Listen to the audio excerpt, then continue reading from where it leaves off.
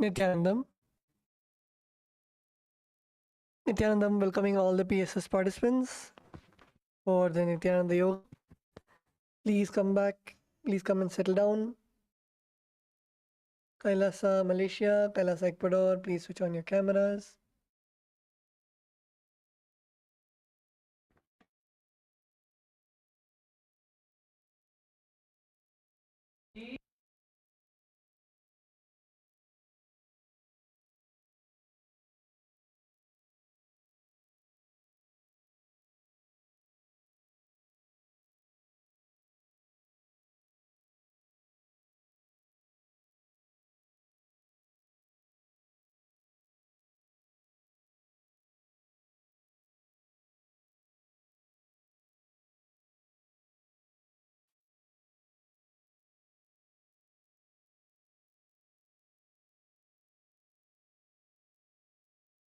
Let's all settle down. Please make sure that you have your Panchapatra Menudharani, the water cup and the spoon. Make sure that you have applied Aushadha, the kumkum and vibha on your forehead.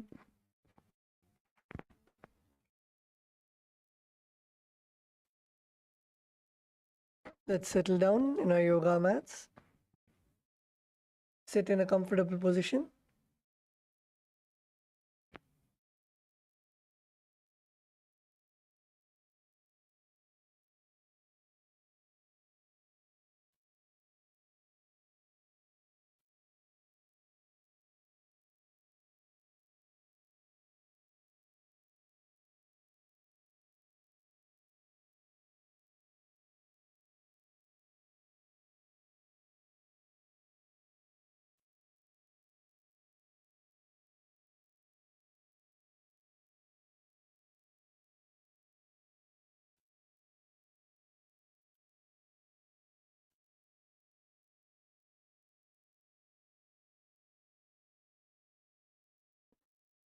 Begin the session.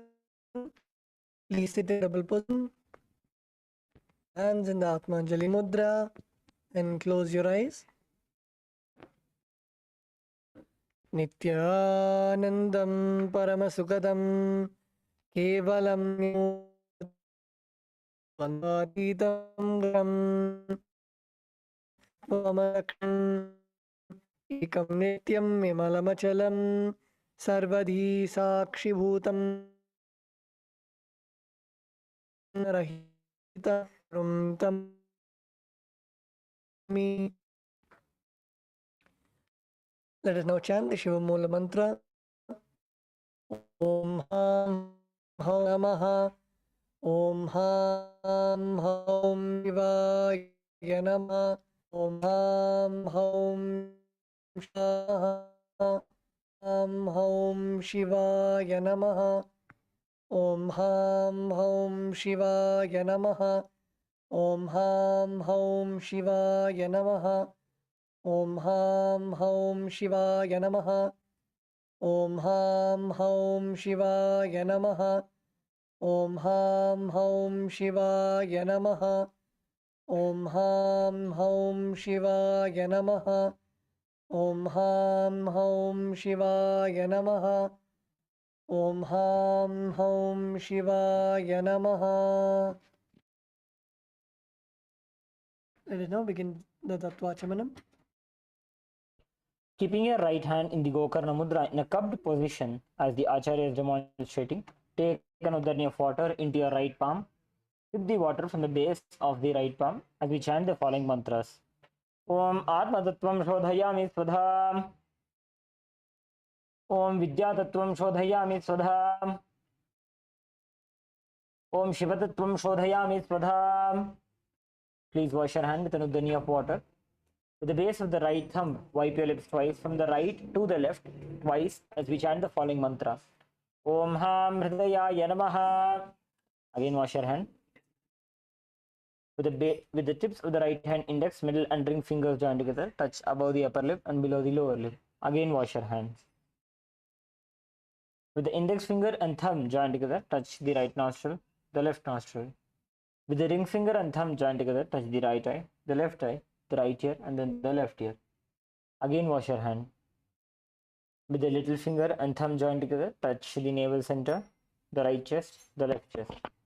With tips of all 5 fingers joined together, touch the top of the head, the right shoulder, left shoulder, and then the heart center. Again, wash your hand.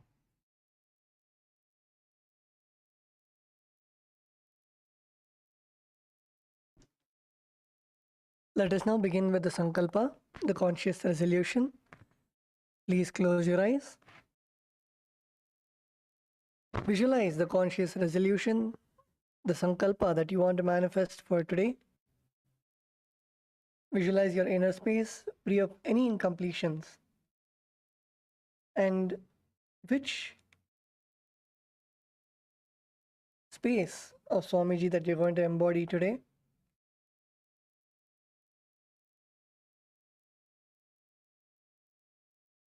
As Swamiji was saying, visualize the Pratyaksha Pramana, the physical evidence of you being in the space of complete completion.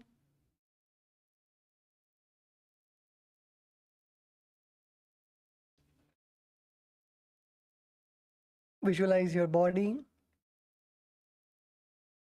completely healthy without any diseases, discomforts, ailments. Visualize all your internal systems working in the most optimum way. Embody the space of being immortal.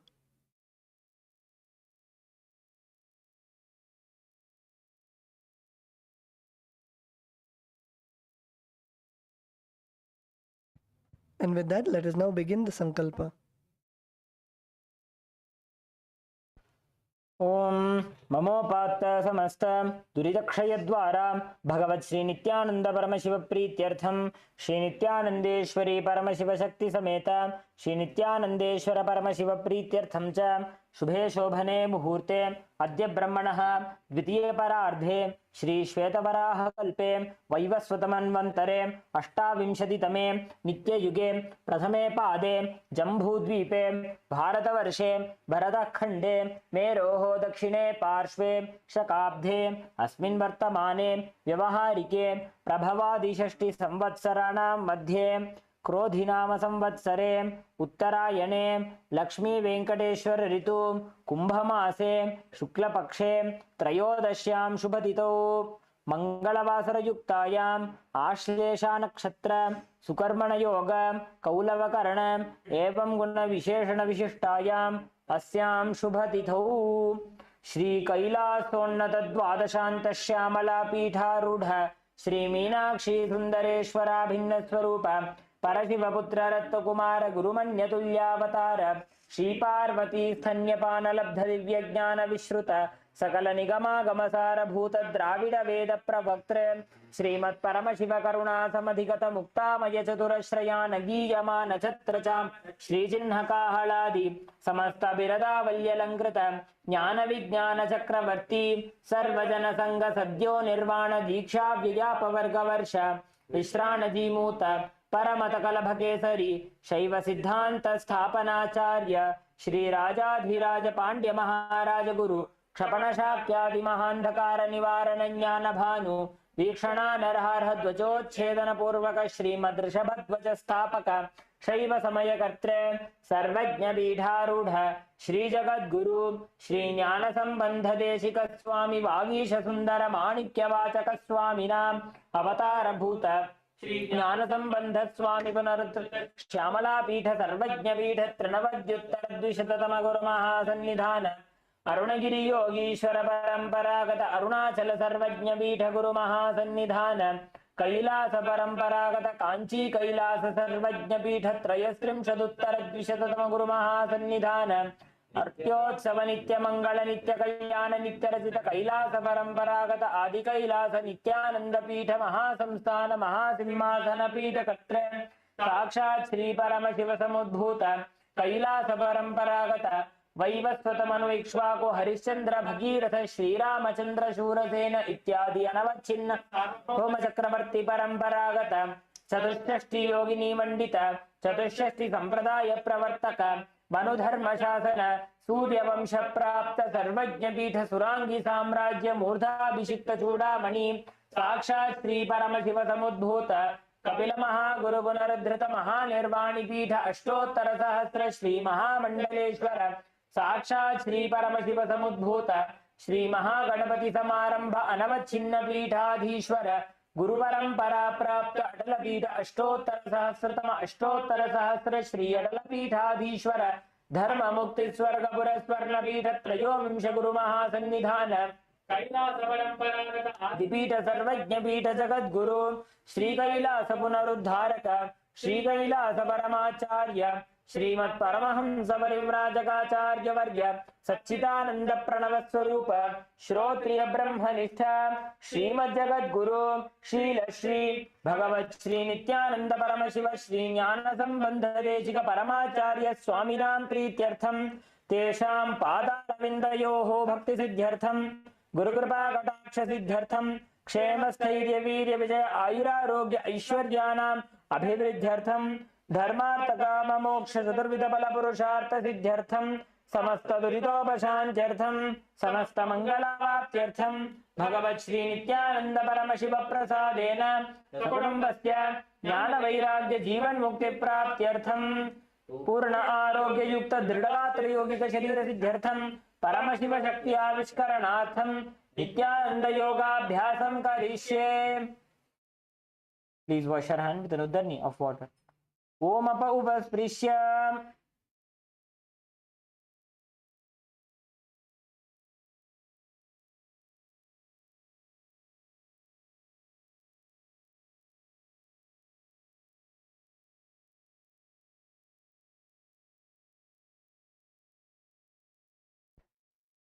Nityanandam. Let us now put our Panchapatram and Udranis to the side and let's all stand up. Let's stand up for the skeleton dance.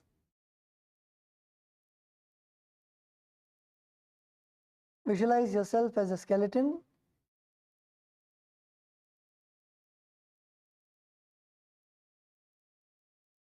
Only having bones, no muscles, flesh. And start shaking all of your joints. Your knees, your elbows, your shoulders, your neck. Start shaking intensely.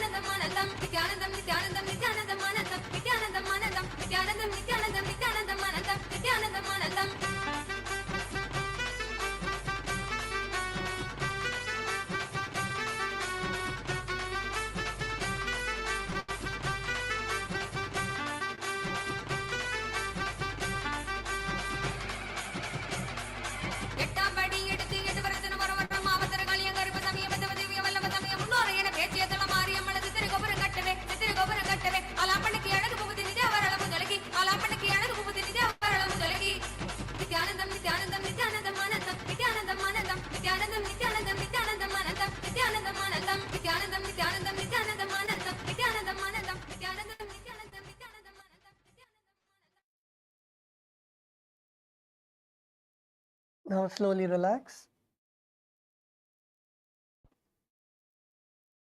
Relax. Completely stand still. Bring your awareness to your breathing. Inhale deeply and exhale deeply.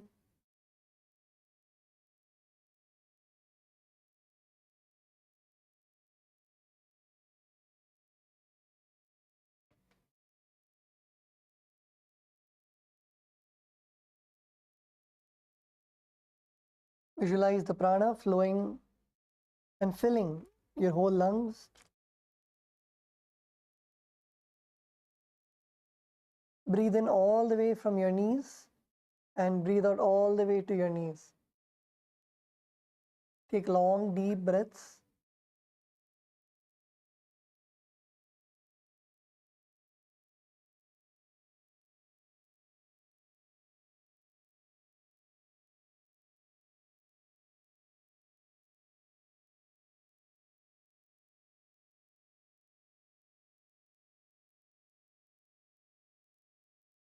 You can now open your eyes. So we'll be continuing with the asanas from the Dvitiya Vinyasa Krama, the sequence of 308 asanas. The first asana that we are going to perform today is Varahasana. So in Varahasana, you can come to a seated position and squat all the way to the ground. Squat all the way to the ground. Keep your feet together, your toes apart, and keep your elbows close to your head, your palms joined, and take your hands all the way behind your head.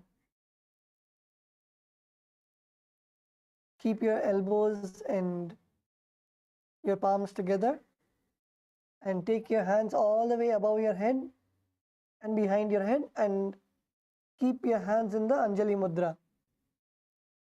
Anjali Mudra is your palms together and gaze to the nose. In this asana, balance, make sure that you're not falling down. Balance, balance.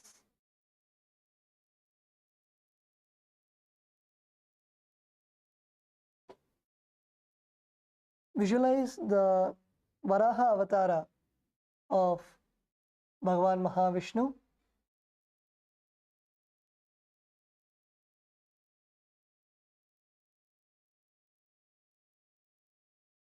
Visualize yourself as the Varaha avatara, the boar avatar of Bhagavan Mahavishnu. Perform the Jiva Chala Kumbhaka.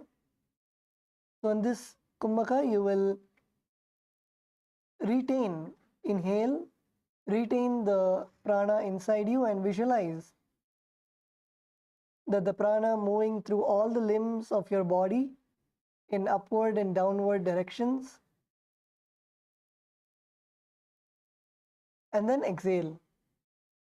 Inhale, visualize the prana moving through all the limbs of your body and exhale.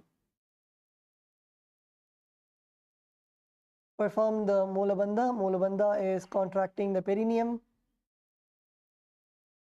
And the japa Om Nityananda Paramashivoham. पागथली की माहिली कोरमिलादी फना पानी उकड़ बैसे एड़ी मूल द्वार नीचे राशे जंगा छिद्र अंगुलिया चारि अंतर हाथ दो वो कंधा परि आनी मोरा हथेली अंगुली काठी लगावे हाथ जोड़ी लगे राशे दृष्टि नासा अग्र आसन को गुण अधित बन आदि दे गुदबा जाई.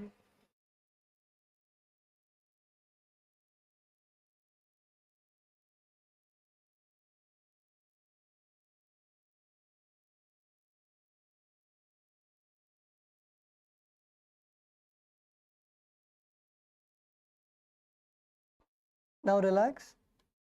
The next asana is Pripithasana. So in this asana, you're going to continue to remain in a squatted position and you're going to raise your hips to bring your hips to the same level as your knees.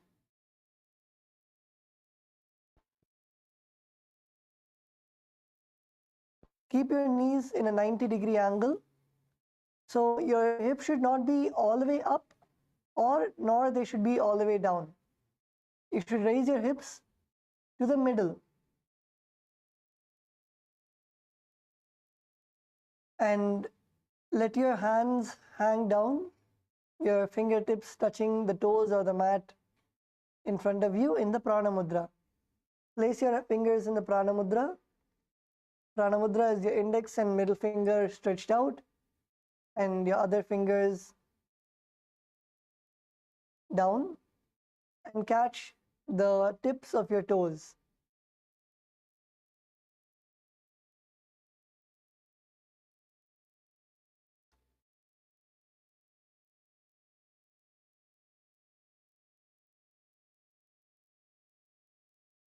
Yes, stay in this asana.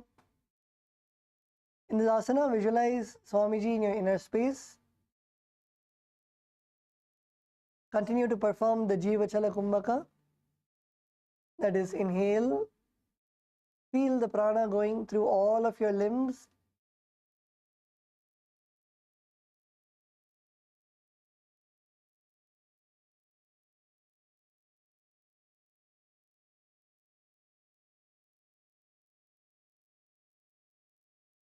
Kailasa, Bolivia, yes, good.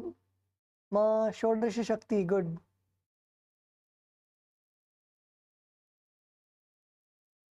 Yes, continue to hold in the asana.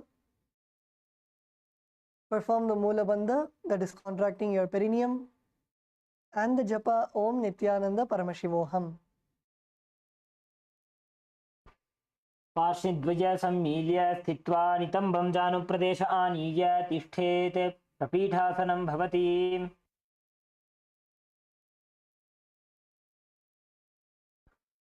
Okay, now you can relax. Relax your thighs. How many of you felt a nice burning sensation in your thighs? Raise your hands.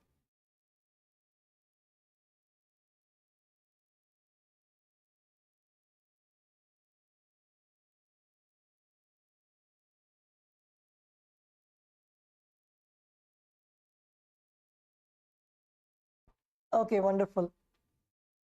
So next, let's move on to the next asana. The next asana is Bakasana. So in this asana, again, you're going to come to a squatting position and place your hands on the mat with your fingers wide. Place your hands on the mat, and now place your knees on the back of your arms. So you're going to place your knees on your triceps. All of you can look at the screen. So you're going to comfortably bring your knees to the back of your hands. So your knees can rest nicely on your hands. And then slowly you're going to push your body weight forward and put all the body weight on your hands. And then you can slowly lift your legs up. This is Bakasana. So come on, let's all get into the asana. Let's do it together. So first, place your hands nicely on the ground. Make sure that your fingers are wide. And now place your knees on the back of your arms. Place your knees on the back of your arms. And now slowly lean forward. Lean forward as much as you can. And then slowly lift one leg. Lean forward and lift one leg. Come on to your toes. Come on to your toes, lift one leg. And then when you have the balance, lift the other leg.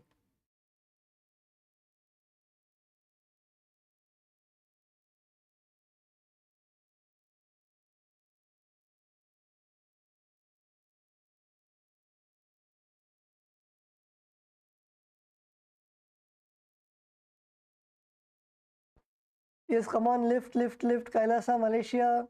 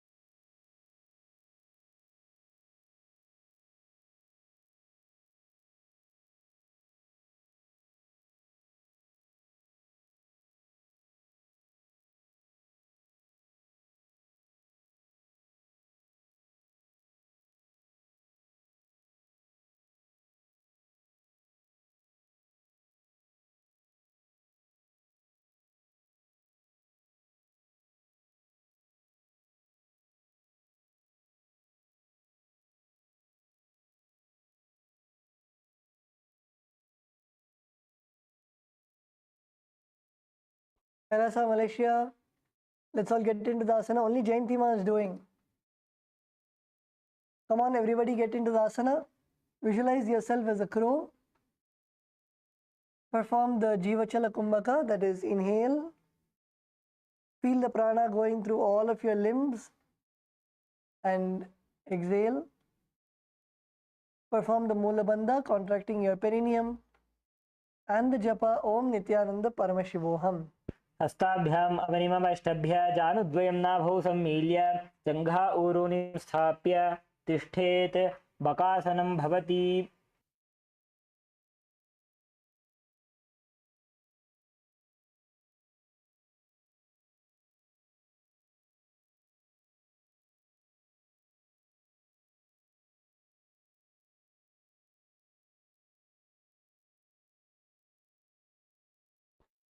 Okay, let's all relax. Now, the next asana is Shushtanga Kapali Asana. So, this asana you're going to continue, you're going to begin from the last asana that we did. So, from Bakasana, you're going to slowly put your head on the ground. From Bakasana, place your head on the ground. And then slowly lift your legs all the way up. Lift your legs all the way up. And then place your legs in Padmasana. So bring your left leg to your right thigh and your right leg to your left thigh and balance.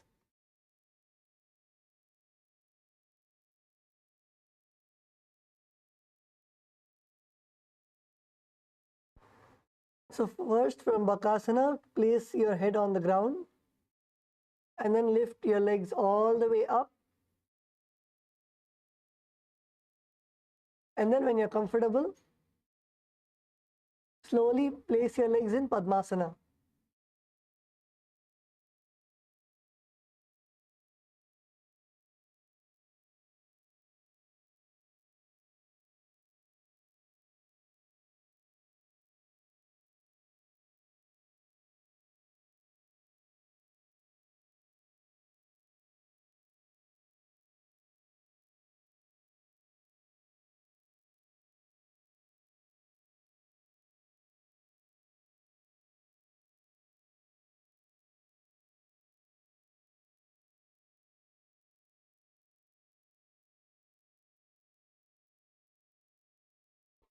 Yes, all of you can come together as partners. Please come together as partners. You can support each other. Let's all get into the Kapali Asana. So place your head on the ground and slowly first raise your hips. Raise your hips all the way up. raise your hips all the way up, and then when you're comfortable, then your partner can raise your legs also.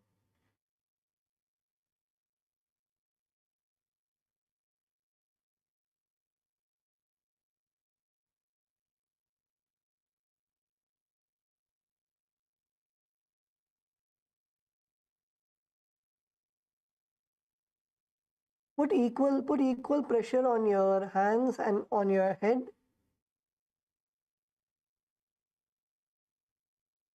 and lift your legs all the way up to the sky.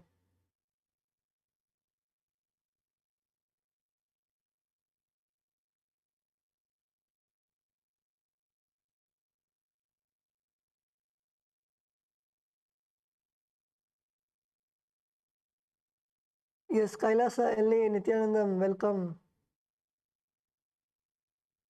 Let's all quickly settle down.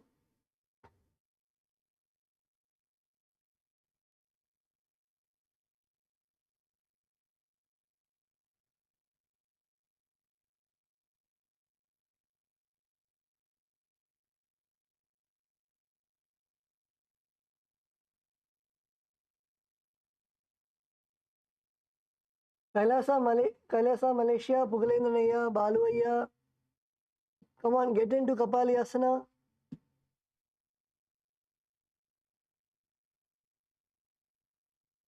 Yes, first let Baluaya do and let Pugalendanaya help.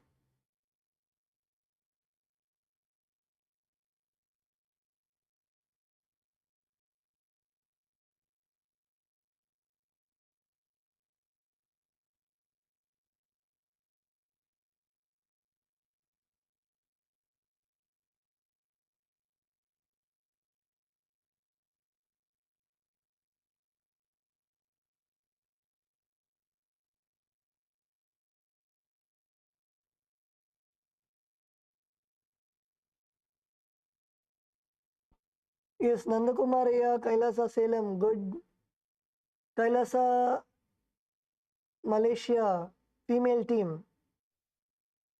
Kailasa, Malaysia, female team, at least put your head on the ground. Put your head on the ground and slowly lift your hips all the way up to the sky. Place your leg on the ground. Sorry, place your head on the ground and lift your legs all the way up to the sky. Lift one leg at a time. You can help each other.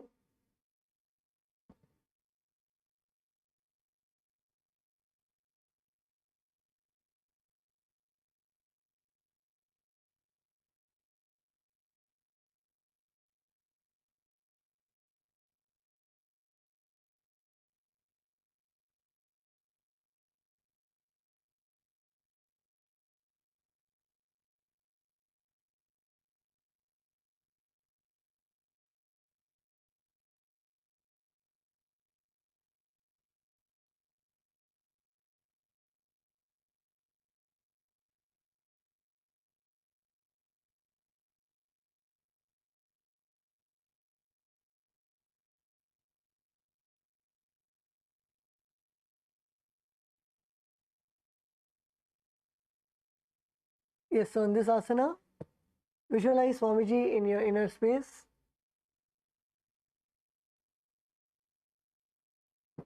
Perform the Jiva Chala Kumbhaka, that is, inhale, hold your breath, visualize the prana going all over your body, and then exhale.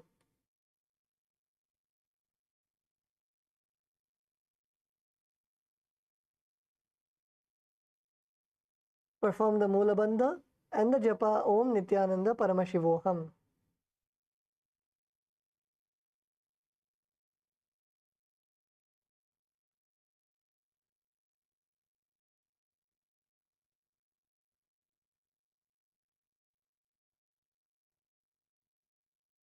आसन को गुण कपाल आछो होई।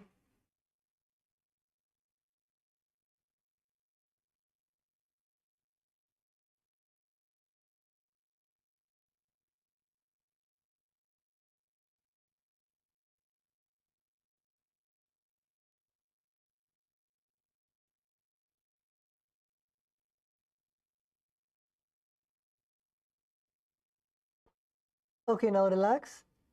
Next, let's all come to Gupta Asana. So in Gupta Asana, sit on your knees and keep your toes flat. Sit between your feet. Let your heels come outside your hips. Sit on your heels. Let your heels come outside your hips. Keep your hands on your knees and sit straight and gaze to the nose.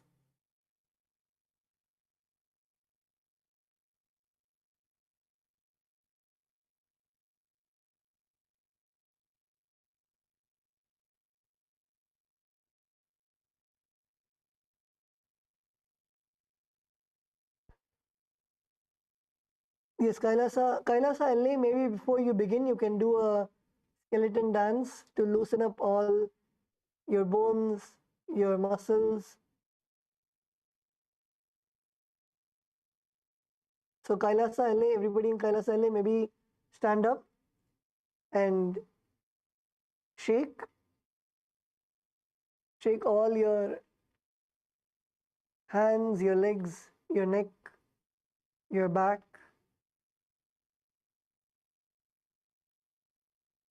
Yes, rest of the Kailasas. Let's all come into Guptasana. Sit down on your knees. Keep your toes flat. Sit between your feet. Let your heels come outside your hips. Sit straight with your head, neck, and spine in a straight line. Visualize Bhagavan Paramashiva that you are seated in a intimate way, receiving the initiation from the Guru. Perform the Jivachala Kumbhaka. The Jivachala Kumbhaka is inhale.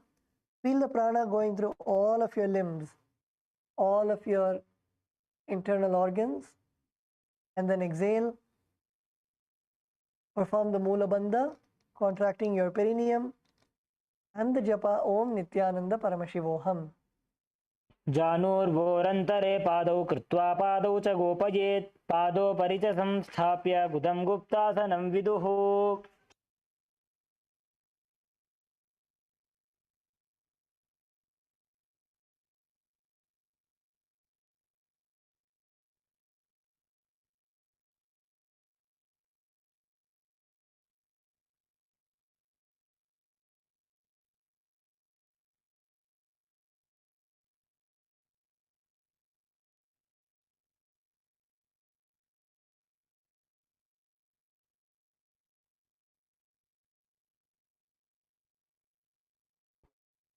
Yes, now relax. The next asana is Vrikshasana 2. So in this asana, first you can come together as partners and you can look at your screen. Requesting all the participants to look at your screen. Is Kailasa LA.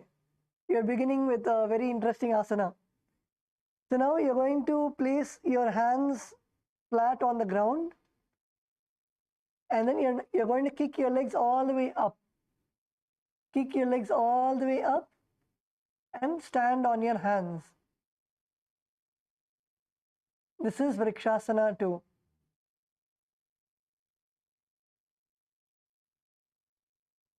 In this asana, visualize you are a tree with deep roots into the ground.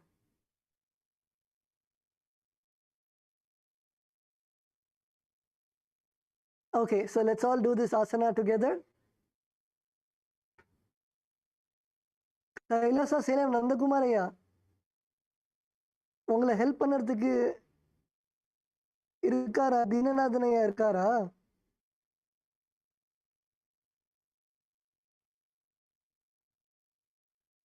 Yes, Kailasa Selam Nandakumaraya.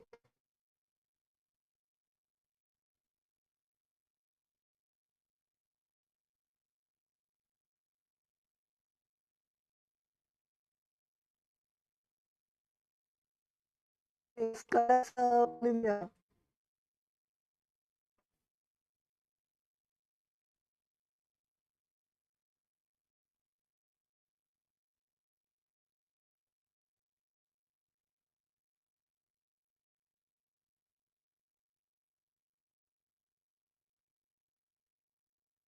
Is Kailasa, Malaysia? Come on, come on.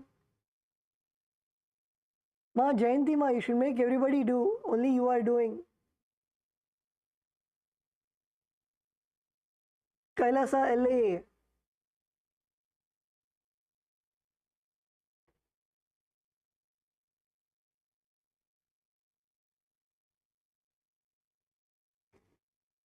Yes, Kailasa, LA. Male bodies. Not sure who that Aya is, but good. The Aya next to Alex Aya. Good. Kailasa, LA. Kailasa, Bolivia. The Ma doing against the wall on the green mat. Good.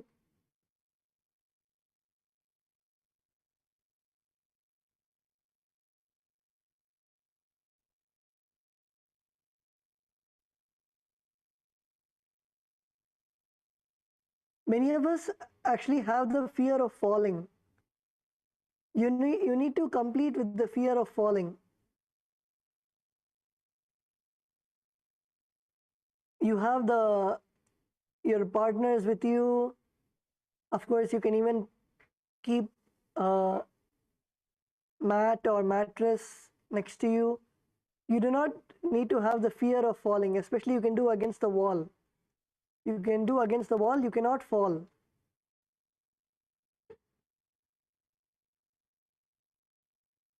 And even if you fall, nothing will happen.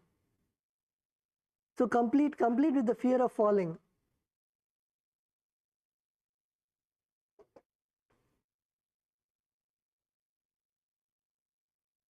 You need to complete with the fear of falling.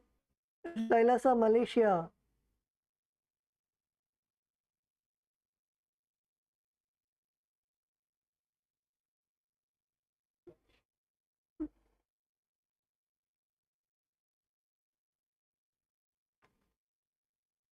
Is Kailasa, Malaysia? Come on, try. Balu Ayya, did you do?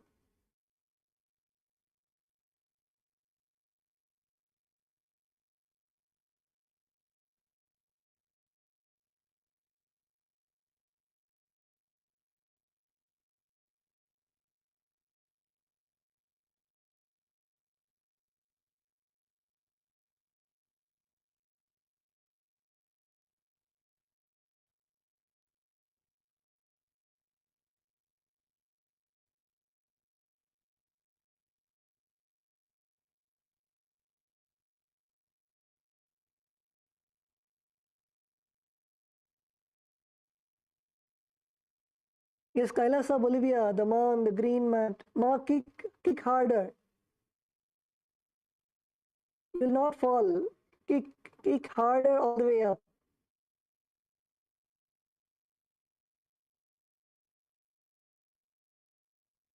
Kailasa, LA. Kailasa, LA. Ma, Jnana Lakshmi, did you do?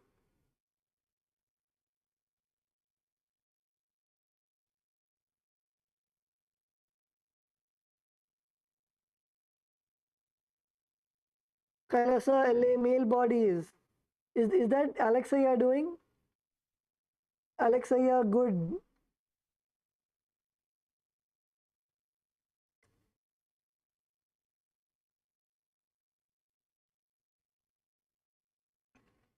So in this asana, visualize yourself as a tree. Perform the Sahaja Kumbhaka. Sahaja Kumbhaka is inhale and exhale comfortably. Perform the Mula Bandha, contract your perineum, and the Japa Om Nityananda Paramashivoham. सप्तचक्रक्षालनाय वृक्षासनविशेषकान् जननेन्द्रियदादाढ्य कोणभेदान् समभ्यसेत्.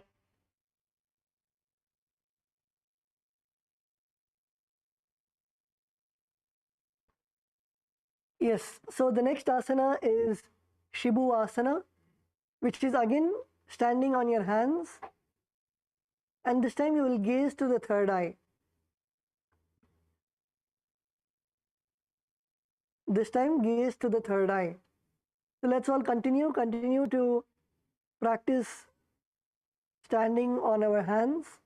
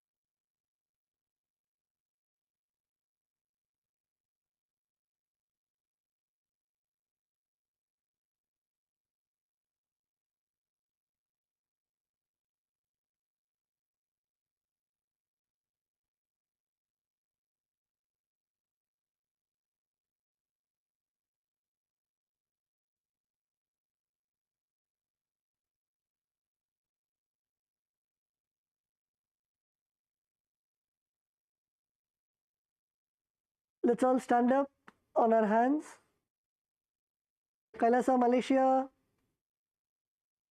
Kailasa Malaysia, you can do it even with the wall. You can take the support of the wall. Kailasa LA.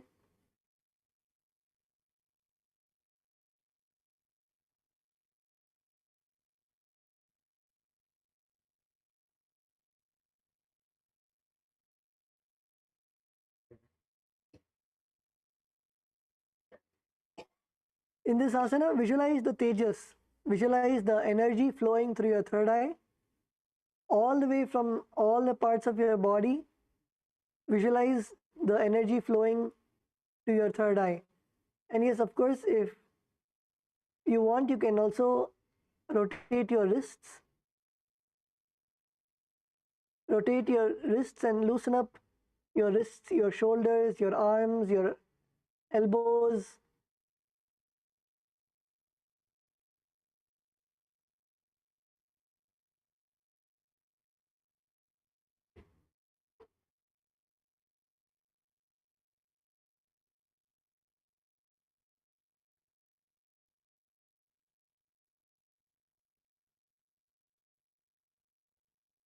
Continue to do this asana. Did everybody do Kailasa Malaysia? Did everybody do the asana?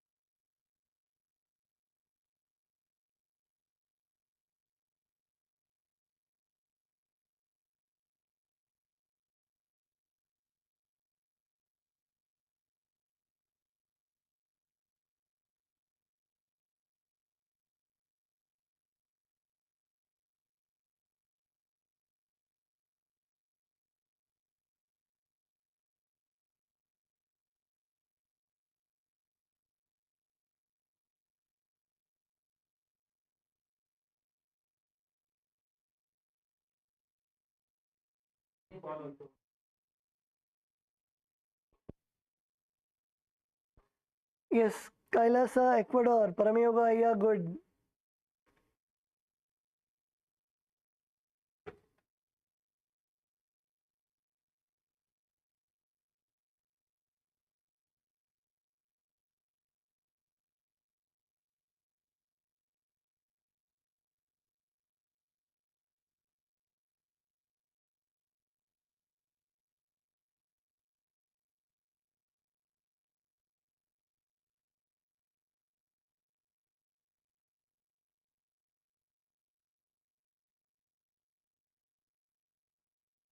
Yes, so in this asana, perform the Sahasrara Kumbhaka. Inhale and exhale comfortably. Perform the Mula Bandha. Mula Bandha is contracting your perineum. And the japa Om Nityananda Paramashivoham.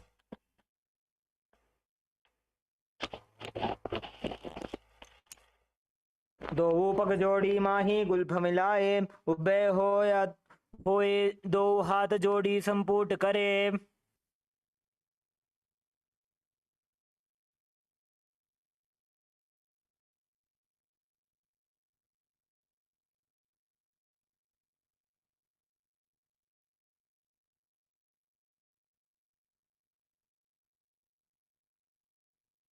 Yes, let's now go to the next asana.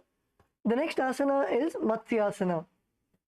So in this asana, we're going to come to Tarakshvasana, which is having our hands right below our shoulders and our legs all the way back. And now you're going to place your palms by your chest and body pressed off the mat and push the body up and down again and again.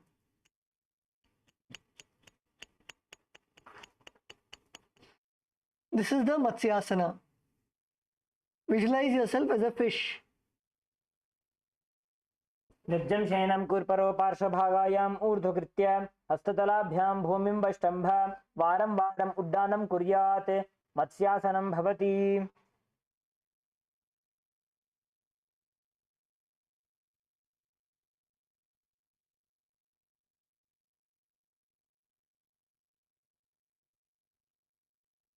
Yes, so let's do the asana now. Matsyasana. So place your palms next to your chest and then push your body all the way up. And then bring your body all the way down.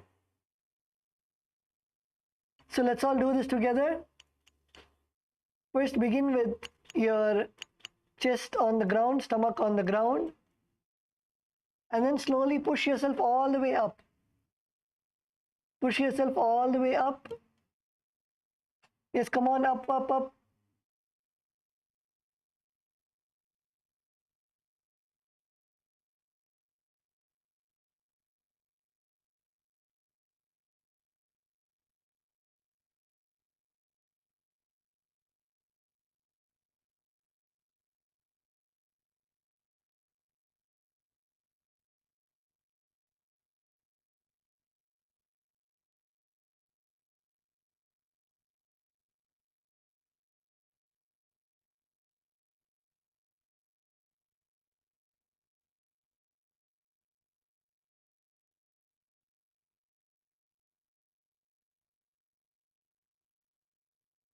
Yes, Kailasa, Malaysia female team.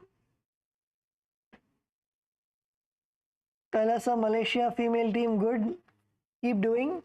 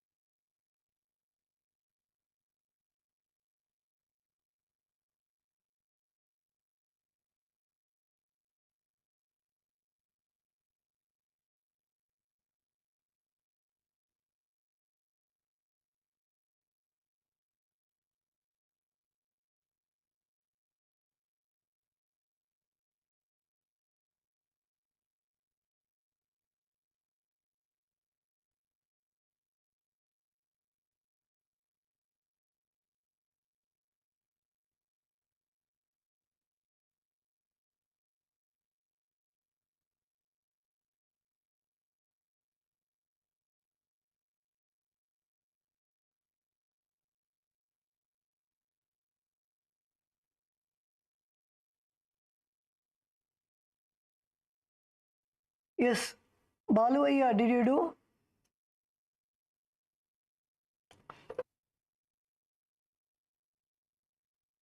Yes, Baluaya, Pugalendranaya, good. Kailasa, Malaysia, good. Kailasa, Ecuador, Antoinaya, good. Kailasa, LA, male bodies, good. So in this asana, perform the Sahaja Kumbhaka.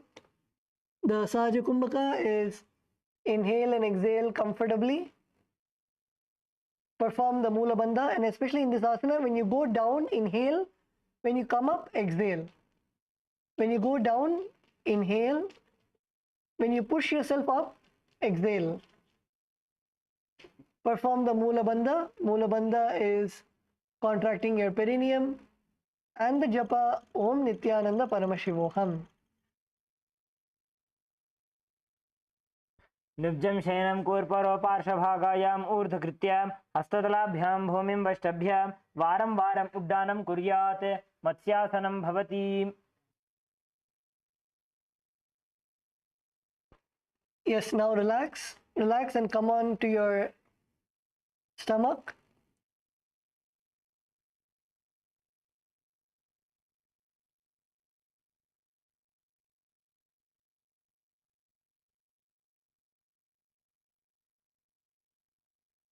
Come on to your stomach. Lay down on your stomach. And now bring your hands on your hips. The next asana is Sarpasana 2. So lay down on your stomach. Bring your hands on your hips. Extend your legs. And now slowly lift your chest. Lift your chest up and move to the left and right. Move to the left and right. Visualize and move your body like a snake.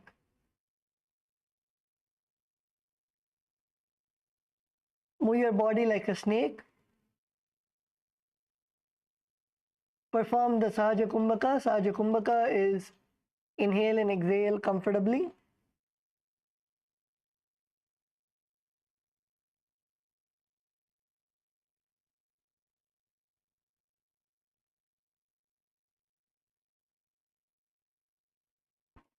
Yes, Kailasa, Malaysia, Masuguna, move left and right.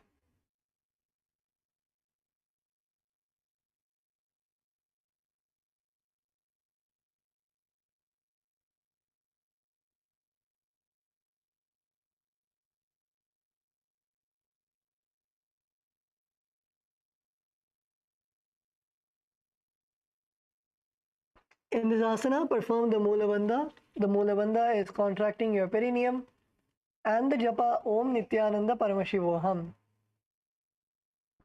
नुब्जं शयनं कृत्वा हस्तौ नितम्बं संस्थाप्य पादोदीघीकृत्य सम्मीलयन् पुरसगन्तव्यं सर्पासनं भवति.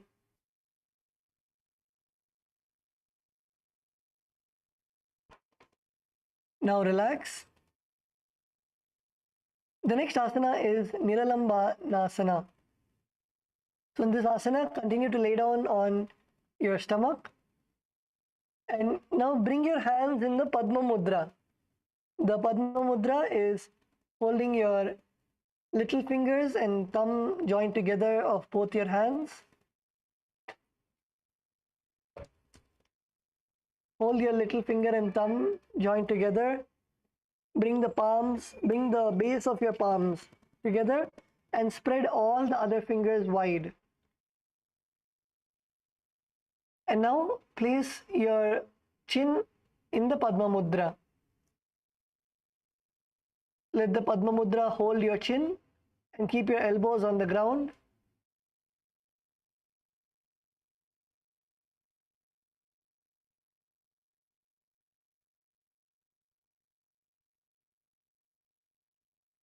Keep your legs straight, your toes pointed outwards, your elbows on the ground.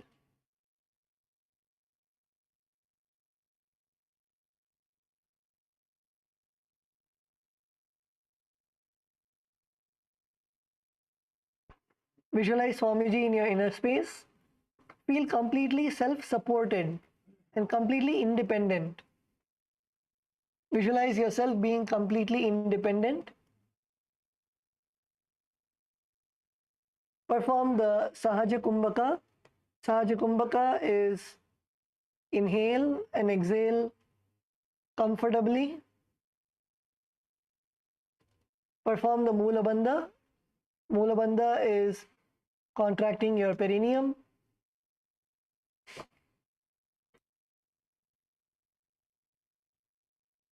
and the japa Om Nityananda Paramashivoham.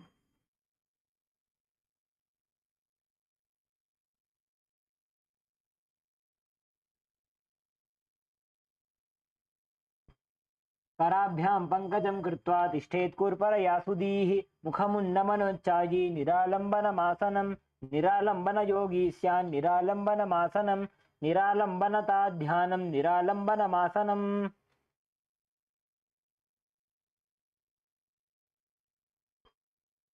Now relax. The next asana is Chhatra Asana. So in this asana, first requesting all the participants to look at the screen in front of you.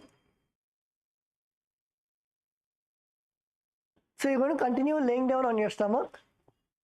And now what you're going to do is first place your palms on next to your chest and push yourself all the way up.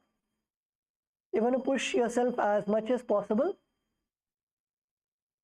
And then your legs, you're going to bend your knees. Bend your knees and bring your knees as close as possible to your buttocks. And then bend your head, bend your back, and try to touch your legs to your head. This is the Chhatra Asana.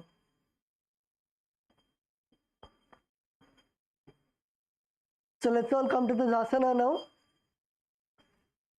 First, lay down on your stomach. Place your hands next to your chest and lift your body up. First, lift your body up.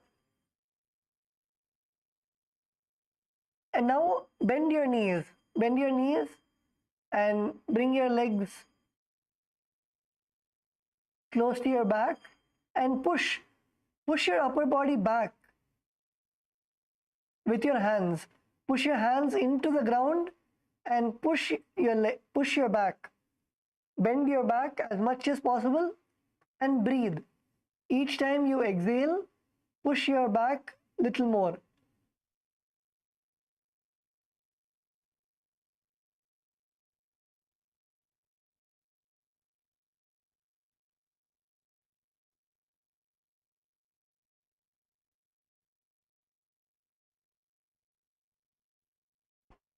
Your partner can help you also.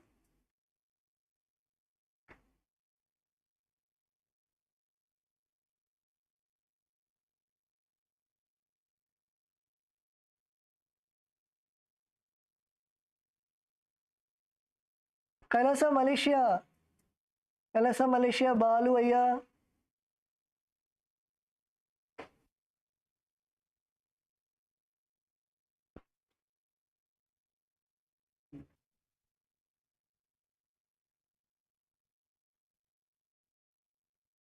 Kailasa LA Ma Jnanalakshmi. Good. Ma Jnanalakshmi, little more. Push yourself little more.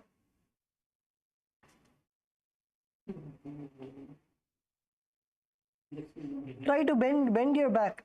Push your hips to the ground and push your chest back. Push your upper body with your hands.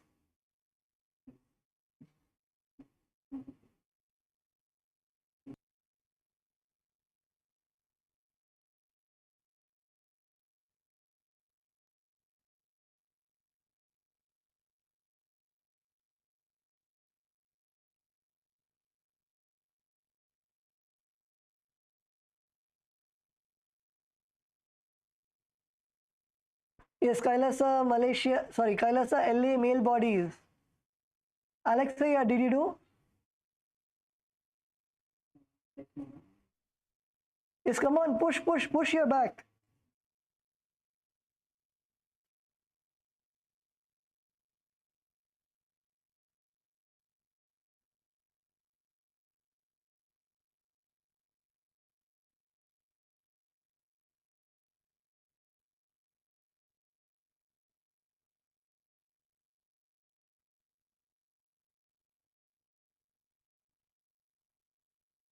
Visualize yourself as an umbrella. protecting your guru from the sun's rays. Perform the Saja Kumbhaka. Saja Kumbhaka is inhale and exhale comfortably. Perform the Mula Bandha. Mula Bandha is contracting your perineum. And the Japa Om Nityananda Paramashivoham. अर्ध्यासनवस्थित्वा हस्ततलाभ्यां भूमिं वष्टभ्य उन्नयात् छत्रासनं भवति. Please relax. Now what we are going to be doing is we are going to be countering this asana. So this time we bent our back, pulling ourselves backward. Now we are going to bend forward. So all of you come to Vajrasana, which is sit down on top of your knees. Sit on top of your knees. And you're going to now bend down, stretch your hands forward nicely and bend forward and bend forward.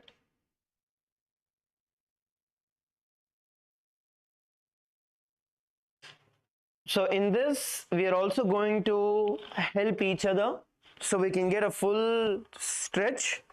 So while one of the partners, you're going to partner up and you're going to do, while one person is down, the other person slightly just push them down onto the ground, push to the ground. And what you can also do when you're down is open your legs, okay? Open your knees so that your back goes down and the person who's pushing can push you down towards the ground. So gently push down towards the ground and hold there for a few seconds.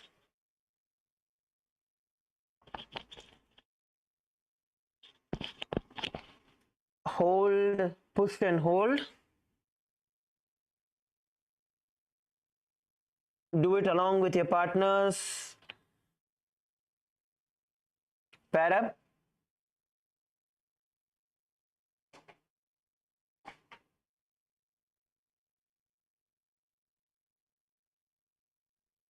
Yes, now switch partners.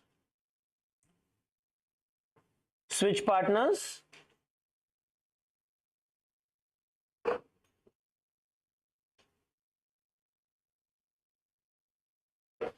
Let us switch partners and do it now. Have a slight gap between your knees so your body goes down all the way to the ground.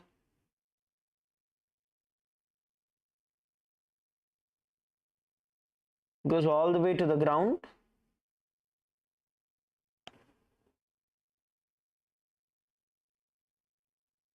Kailasa Malaysia, yeah, support each other. Kailasa Malaysia female team, please support each other so you get a full stretch.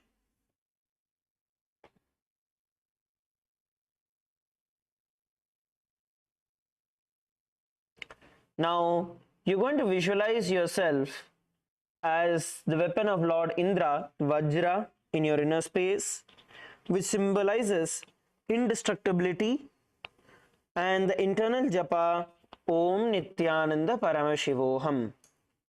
इदानीं गर्भिणीनां योगाभ्यासो यथा लघु सुखप्रसवलाभाय प्रोच्यते प्राप्तने पथि दण्डपद्मभरद्वाज वीरवज्रसमानितो आसनानि सदा कुर्यात् सुदीर्घैरे च पूरकैः. Okay, good. So the next asana we are going to be performing is going to be Mesha Asana. So in Mesha Asana, what we are now going to be doing is from this position you're going to enter into Gajasana, which means place your hands forward and place your feet on the ground. Raise your hips all the way to the sky.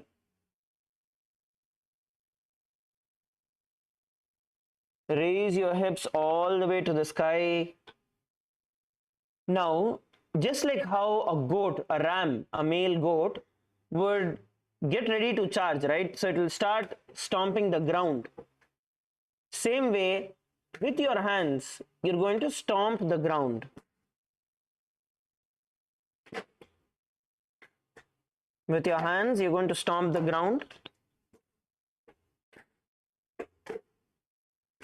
Let's perform the Meshasana.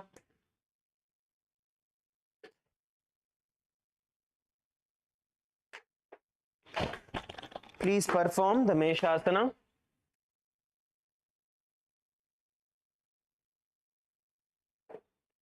Now visualize yourself as a powerful ram when you're doing this, and the internal japa Om Nityananda Paramashivoham. गजासन संस्थितौ एकैकं बाहुं भूमौ ताडयेत् मेषासनं भवति. Relax. Stand up. You can relax now. The next asana we are going to be performing is going to be Ajasana. We are now going to be performing Ajasana. So we are going to do this along with our partners. We're going to support each other and we are going to do this. So from Gajasana, so basically from the previous pose, right? Now from the previous pose, you're going to kick your feet up and forward. Kick your feet up and forward. You can do it along with your partner. Then from there, you're going to slowly bend your elbows down to the ground, bringing your forehead closer to the ground, and go up again. Okay, this is Ajasana. Let's do it together. Relax. First, all of you get yourself partners. Get yourself your partners. We're going to do this together. First, get ready to support each other. Now, get into Gajasana. And from this position, you're going to kick your feet up towards the sky as your partner supports you. And then slowly drop your elbows to the ground. And then try to push yourself back up. The partner who is supporting can pull your feet up. Okay, let's first do the kicking part of it and going into handstand. Practice that. Let's practice that first. If we are able to do that, then we can bring our elbows to the ground. So kick your feet up into handstand. Yes, LA team, you guys are doing a good job. Kailasa, Malaysia. Come on, all of you also try. Support each other and try. And switch partners and try. See, if you feel your shoulders are paining, hands are paining, right? Switch partners and try again.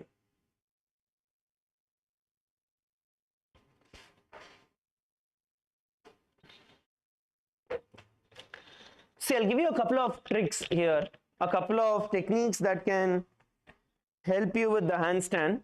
So when you are doing the asana, first thing you want to make sure that your palms are open. Okay, stretch out your palms fully. So all your fingers are fully stretched. So not like this. You want to stretch it out fully. Okay, having it completely stretched, you then want to place your hand as strong as possible onto the ground. So already in this position, you are ready. Your palms are planted into the ground. Only after your palms are planted into the ground, then you will kick your legs up. Okay, so let's make sure that our palms are planted into the ground. Yes, female team LA, let's try. Kailasa, Malaysia, Kailasa, LA males. All of you on your mats, pair up, pair up, pair up. I want to see one person down, one person getting ready to push yourself up.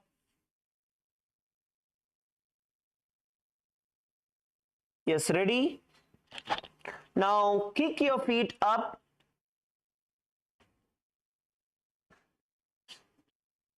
Kick your feet up, supported by the other partner. Yes, LA team, you guys are doing good. People at the back, behind in LA, all of you are standing and watching. Come on, every one of you do. So from there, if you're able to balance, then you're going to try and drop your elbow to the ground.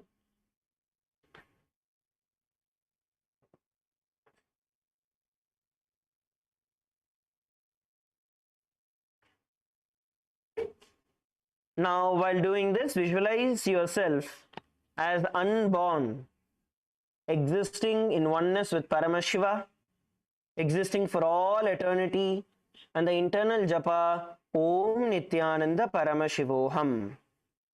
गजासनसंस्थितो पादद्वयमन्तराळे कृत्या मस्तकेन भूमिं स्पृशेत् अजासनं भवति. Okay, relax.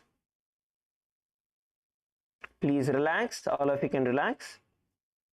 Now rotate your shoulders. Rotate your shoulders. Your shoulders actually take up a good amount of strength. So if you have strong shoulders and if you have strong core, which is your stomach, you'll be able to do. Rotate your hands.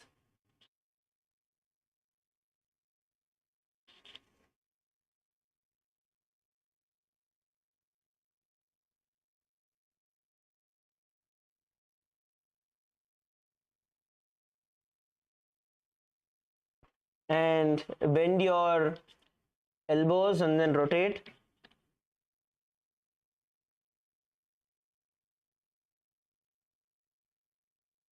Yes, good. Now shake out your hands.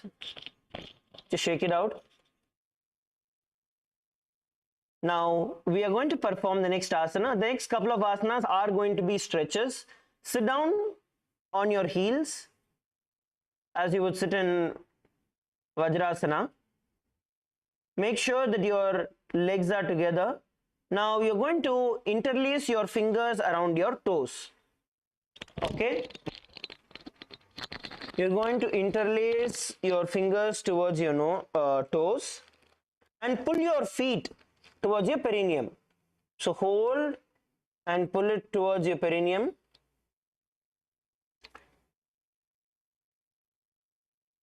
And then bring your hands on top of your knees. And then bring your hands on top of your knees. Sit straight. Bring your gaze to the nose. So you're going to use your hands to pull your feet in. Pull your feet in.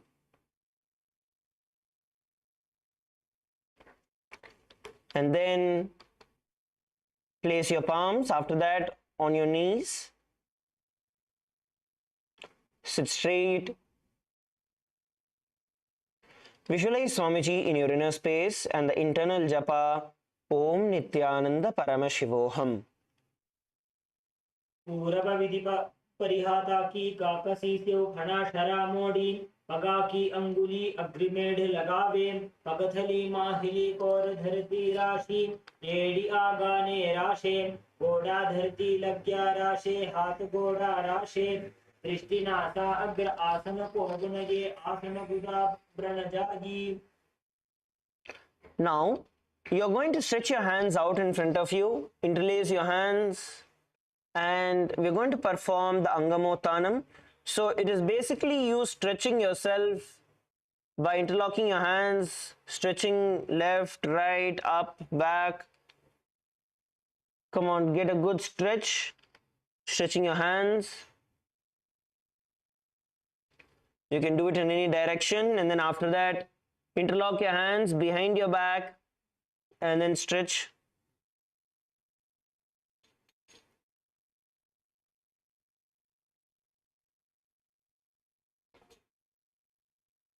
Keep doing it. Perform it a couple of more times and get yourself stretched.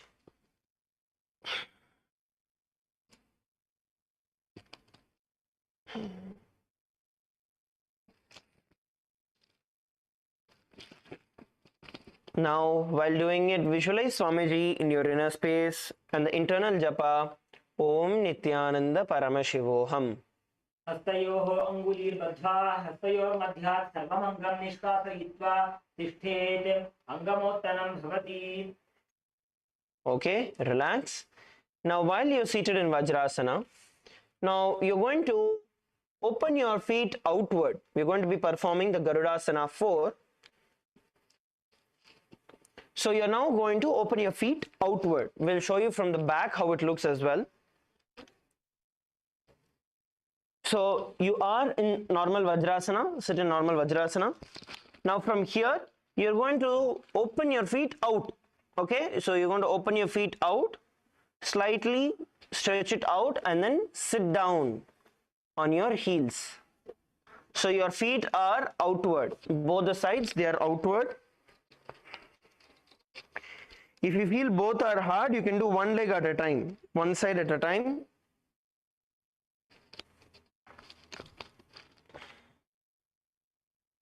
Do one leg at a time.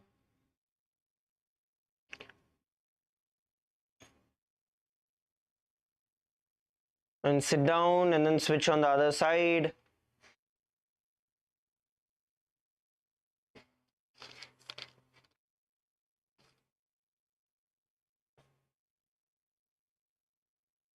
And then do it on the other side. Keep switching sides. But please perform. These are things that will help you stretch out your ankle joints and give that required strength and flexibility.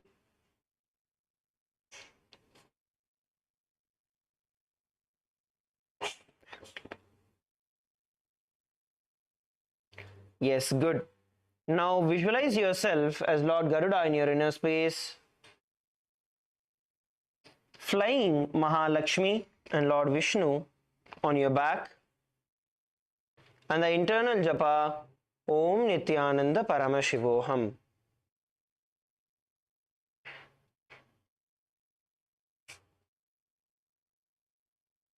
जंघोरुभ्यां धरां पीड्य स्थिरकायो द्विजानुनां जानु परिकरद्वन्द्व गरुडासनमुच्यते. Okay, relax. Now we are going to be performing Ananda Mandirasana. While you are seated in Vajrasana, now you're going to open your knees wide. Open your knees nice and wide. And bring your buttocks onto the ground. Okay. So not sitting on your heels, but you're going to bring it onto the ground. As you can see, bring your buttocks onto the ground. Kailasa Malaysia, let's do. Come on, all of you, follow along. Open your knees wide. Salem Nandakumaraya, that's good. Open, innu wide venga. Mutti innu nalla viringa. Innu nalla virichu venga. And sit down on the ground. Sit down on the ground. Now, hold the back of your calves near the ankles. Hold it with your respective hands. And open your chest out, straightening your hands. Okay, open your chest. Kai and straight panikonga, elbows straight, make your elbows straight. And open your chest out. We'll show it from the front. Once you place your hands under the ankle, open your chest out, rotate your shoulder blade backward, and straighten your elbows. Visualize yourself residing blissfully inside our temple. And the internal japa Om Nityananda Paramashivoham. अथ वक्षे वीरनाथ आनन्दमन्दिरासनं यत्कृत्वा अमरो धीरो भवत्येवेह साधकः हस्तयुग्मं पाददेशे पादयुग्मं प्रदापयेत्. Now relax. We are now going to be performing Manduka Asana 2. While we are in the same position where our knees are nice and wide and you're sitting on the butt, from there you're going to cross your feet, bring your feet together, one on top of the other, the soles, yes, and sit on top of your ankles. Sit on top of your ankles.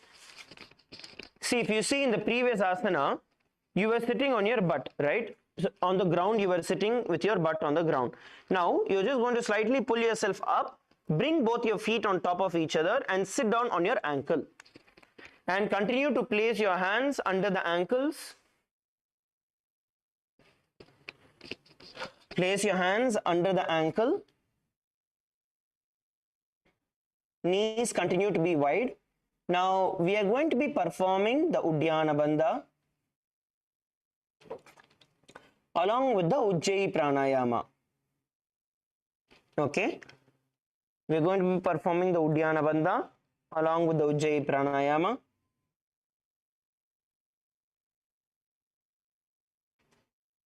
Let us now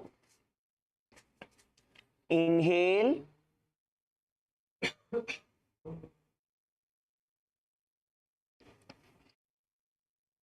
and exhale completely,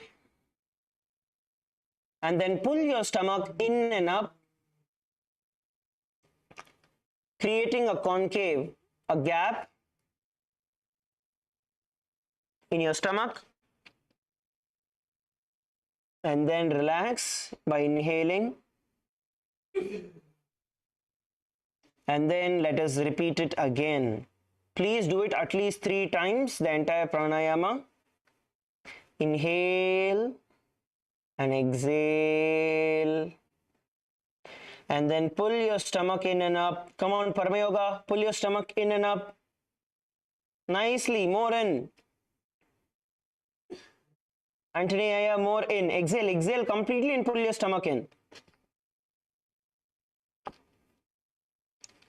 Now visualize yourself as a frog in your inner space, and the internal japa Om Nityananda Paramashivoham. पृष्ठं संपीड्य गुल्भाभ्यां जान्भङ्गे सबलयाकृतिः हस्तो पादतले क्षिप्तो मण्डूकं पाददोषहृत्. Okay, relax. All of you relax. The next asana we are going to be performing is going to be the Narasimhasana. Now, you're going to keep your toes on the mat, heels up, toes on the mat, heels up, and you're going to sit on top of your heels. Okay, sit on top of your heels. All of you enter into this posture, sit on top of your heels. Now, you're going to place your hands on the ground, spreading the fingers wide in front of you. Spreading the fingers wide in front of you. Knees nice and wide. Fingers all fully stretched out. Okay, you're going to stretch out your fingers completely. Have enough space between each of your finger. And then from here, you're going to bring your gaze towards your nose, and you're going to stick your tongue out and exhale forcefully. Don't create, the point is not to create a sound, but able to exhale completely, forcefully and completely.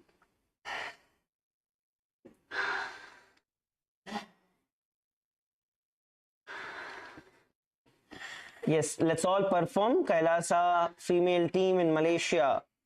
Female team in Kailasa, Malaysia. Visualize yourself as Lord Narasimha, who is one of the 10 avatars of Mahavishnu. And exhale forcefully. While doing it, keep exhaling.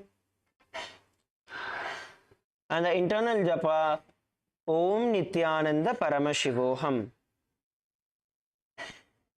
दो फणा पानी होए वैसे AD Mailer गुदानी वैसे समशरीरनी काठ हरावे NASA अग्रदृष्टि को ल्यावे. Okay, relax. Now, from this same position, we are going to enter into Bisraka Asana. Okay, we are continuing to be seated in the same position. Your feet is on the ground, heels up, you're sitting on your knees. Okay, now from this position, you are going to make a hollow in your palms. Okay, so cup your palms, form a cup with your palms. Now keep it together and bringing your index fingers together, bringing your thumbs together. Okay, bringing your thumbs together. Now you're going to bring the palms close to your mouth, place it on top of your mouth, and you're going to keep the thumb under the teeth and close the lips. Okay, place the thumb under the teeth and close the lips. You're going to bring your gaze to your nose. You're going to bring your gaze to the nose.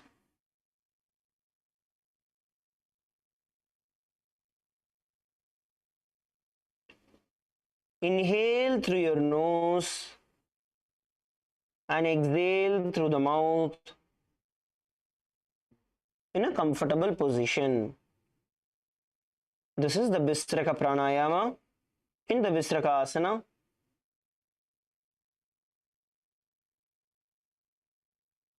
Visualize yourself as Devi Parashakti presiding over your entire life and removing any fears that you have in your life. And the internal japa, Om Nityananda Paramashivoham.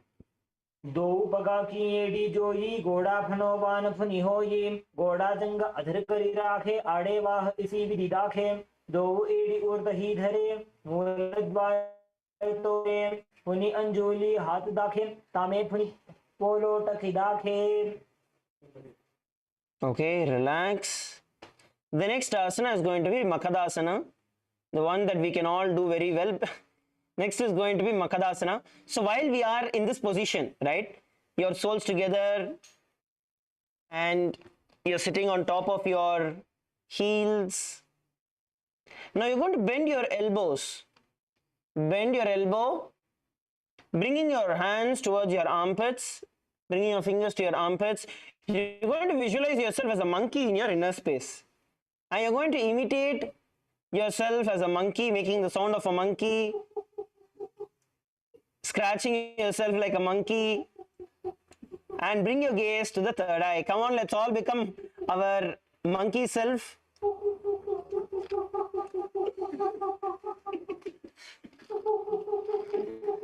Don't disturb others, only scratch yourself and make that sound.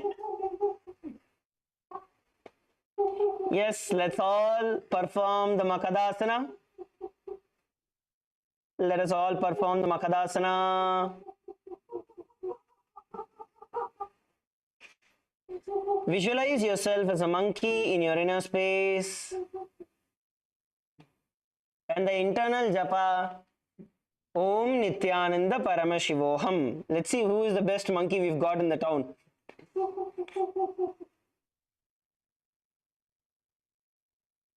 दो पगथले संपुट आने तिनकी विष्टि भूमि पर इठाने मूलद्वार एडियां पर लियावे मुड़ा हाथ ऊंचा टहरावे. Relax. Relax, relax, relax. Yes, this is one asana everyone we did with so much activism. Okay, yes, let's enter into the next asana. The next asana is going to be Vajra Sangarasana. Now, as our feet are together in the same position, make sure that you are sitting on your heels. Heels are together, sit down on your heels. And you are now going to hold the opposite elbows behind your back. Hold the opposite elbows behind your back. Your knees are nice and wide in front of you.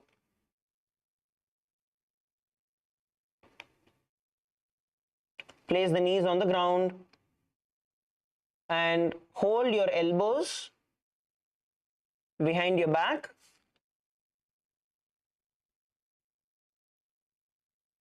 And bring your gaze to the nose.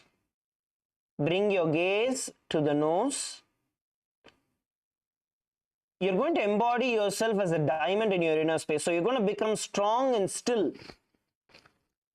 Just like a diamond, become strong, become still. Arrest any movement in your body. Stay still.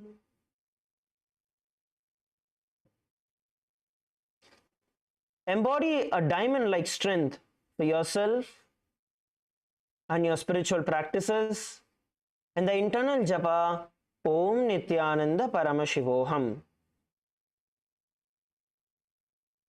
प्रथम फणा पानी होए वैसे धोवो एड़ी गुदानी वैसे ओढ़ा उभा राखे धीर आड़े वायु पसारे धीर. Relax. Next, we are going to be entering into Kanjana Asana. In Kanjana Asana, you are now going to be placing your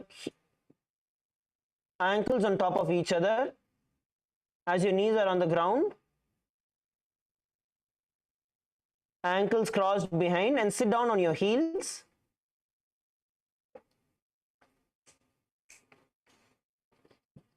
Okay, we can do it together. We'll show it to you clearly. See, from this position, from the kneeling position, you're going to bring the ankles crossing on each other. It can be right or left or right. It is up to you, whichever you're comfortable with. And you're going to sit down on your heels. Okay? You're going to sit down on your heels and place your hands by the side of your mat. Place your hands by the side of the mat.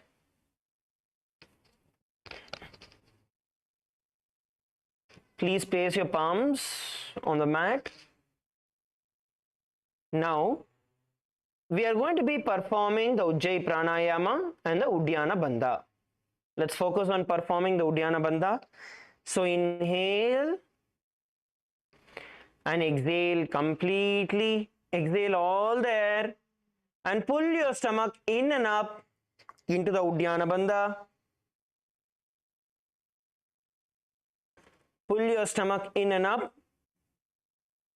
Come on, all of you, pull your stomach in and up. And relax. And repeat it again. Let's repeat it 2 more times. The pranayama. Inhale through your nose. Exhale. Exhale all the air out and pull your stomach in and up into the Uddiyana Bandha. And relax. Inhale again. And exhale completely. Forcefully exhale. And pull your stomach in and up. And hold there. Hold. Hold. And slowly relax by inhaling. Visualize perfect health beyond any mental and physical ailments and problems, and the internal japa Om Nityananda Paramashivoham. खञ्जनासन मा वक्षे यत्कृत्वा सुस्थिरो भवेत् पृष्ठे पादद्वयं बद्ध्वा हस्तो भूमौ प्रधारयेत् भूमौ हस्तद्वयं नाथ पातयित्वा नीलं पिबेत् पृष्ठे पादद्वयं बद्ध्वा खञ्जनेन जयी भवेत्. Okay, relax. Relax. The next asana is going to be Kurma Asana. In Kurma Asana, in the same position that you are sitting, right? Because your ankles are crossed, you're sitting on top of your ankles. You are now going to place your arms on your knees. There's a good amount of gap between your knees. Knees are not together. So have enough gap between your knees. Now instead of placing the palms on the ground, you're bringing your palms on top of your knees. Kurma Asana is basically where you visualize yourself as a turtle. Come on, all of us did the monkey pose alone so much. Let us do all other poses also the same energy. Place your hands on the knees, palms on the knees. This is tortoise pose. Why we don't want to be tortoise, only monkeys? Come on, bend your knees. Bend your knees, cross your ankles. Place your palms on your knees.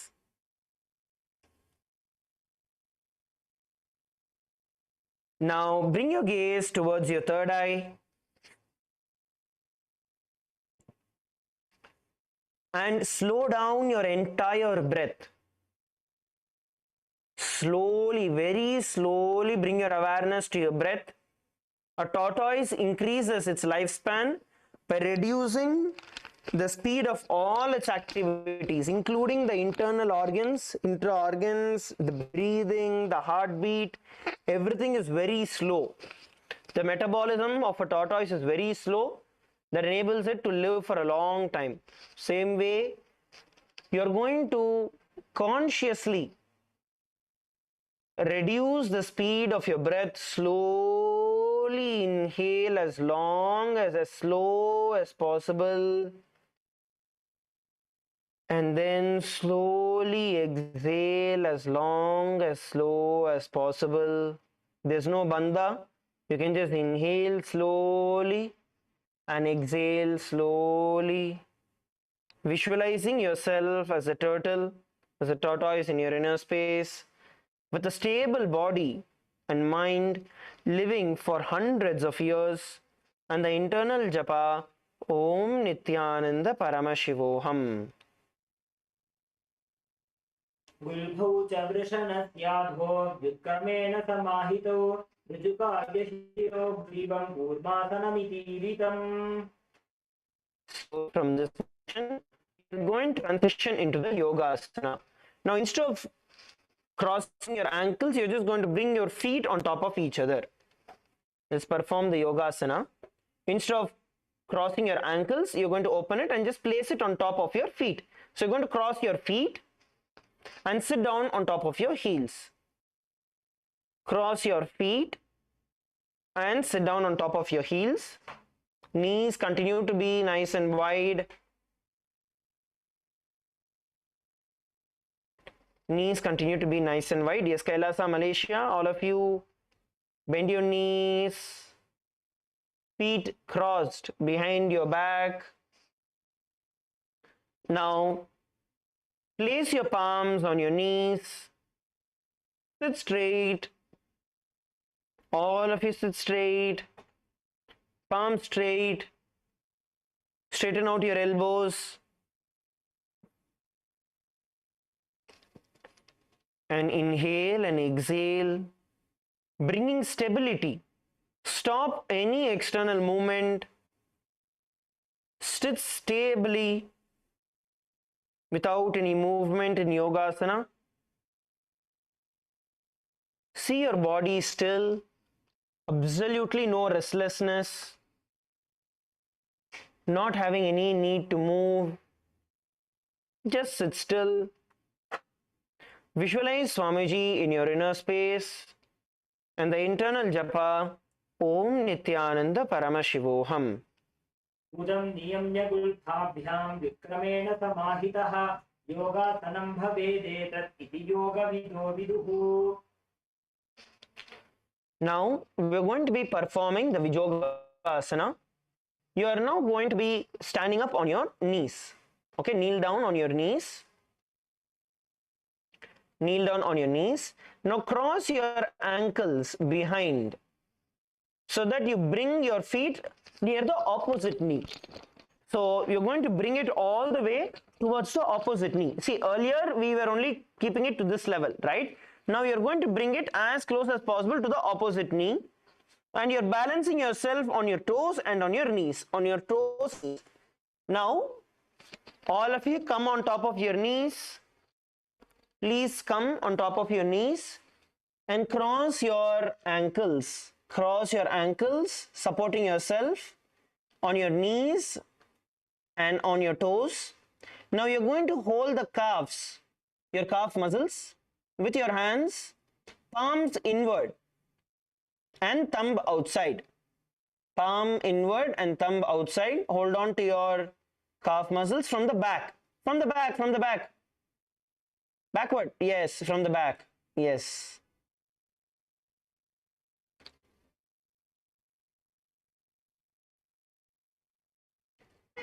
Try to bend a little down, backward, and hold on. Baluvaya, come on, let's do. On your knees. You're finding it a little hard. Try, try, try.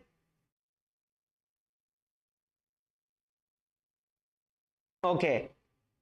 Yes, now visualize space of eternal oneness with Swamiji in your inner space, and the internal japa Om Nityananda Paramashivoham. घोड़ा वाम उभो होई, घोड़ा आड़ा राखे doji, दसिपाद की पानी रहावे, थनवाम घोड़ा ढिल्यावे, कोरवारिली संधि भूटे के, एड़ी वाम पदि संधिवे सेखे, तामा ही करी बाहर आने, वाम पाद को घनो भूठाने. Okay, relax. Now we are going to be performing the Ushtrasana. Now, while we are in a kneeling position, you are now going to bend backward and hold your ankles with your hands. Bend backward, hold your ankles with your hands, keeping your arms straight. Bring your head backward, tilt your head backward. So only while holding, till you hold only, it might be a little trying to figure out where is your leg, how do I turn and all of that. Once you hold, then after that it won't be that difficult. See, alternatively, what we can do is, you're going to just be seated on your knees, place your hands on your calf muscles now. Okay, holding on to your calf muscles. Now get your body up. Okay, and then you can lift. So you already know where to place your hands. You have a position that is there. And then tilt backward. Tilt backward, look up towards the sky, bend back. Do it for a few seconds and relax, and then you can come back to it. Okay? Because this is going to nicely bend your back. So you're going to relax and come back to the asana. Visualize yourself as a camel in your inner space while you perform the Ushtrasana. And the internal japa, Om Nityananda Paramashivoham. मेरुदंड ग्रंथि दाढ़्य विपालयि शुक्कुमान तपोतो अष्टासनाभ्यासं त्रिज्ञान्वित हितासनः. Now we are going to be performing the Jatyasana 2. In Jatyasana 2, there are two variations in which you can do this. So from the Ushtrasana, we're going to show the correct way of doing it, the right way of doing it. So from Ushtrasana, as your hands are placed holding on to your calf muscles, you are now going to slowly bend more back, bringing your elbows onto the ground. You're going to bend your elbows onto the ground and bring your head onto the ground and curve your back. As you can see, you're going to curve your back. This is Jatyasana 2. The right way of doing it is progressing from Ushtrasana. Relax, we'll show it to you how to do it. What you can also do is, while you are in a seated position on your knees, right? Hold on to your ankles. From here, slowly lie down on the back, on your elbows, and bring your head to the ground. Bring your head to the ground. Let's perform LA female team. All of you lie down on your back, hold on to your ankles, bring your head to the ground.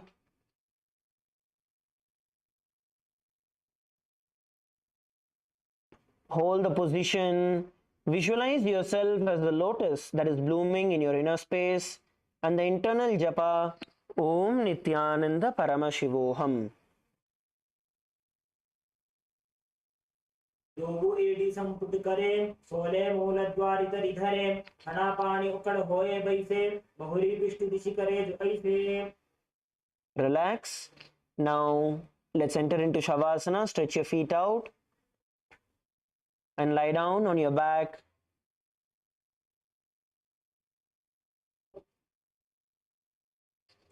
Lay down on your back. Have enough space between each other. Don't touch each other. Have a slight gap between your feet. Place your palms by the side of your hips. Place your palms by the side of your hips. Palms facing upward towards the sky.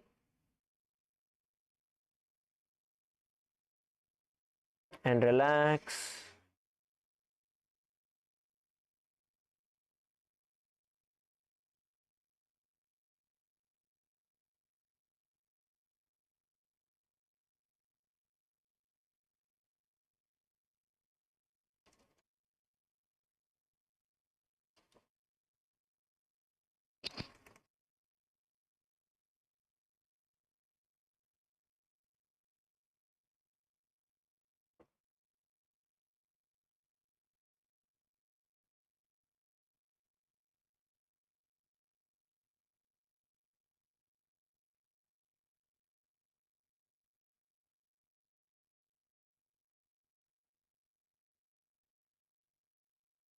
Inhale and exhale.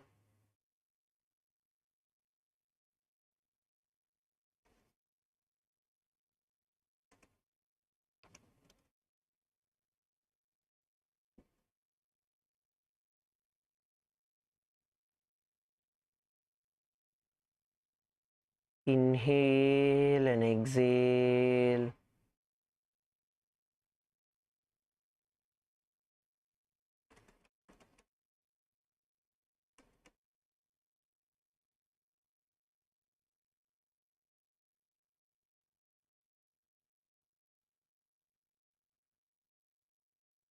Inhale and exhale.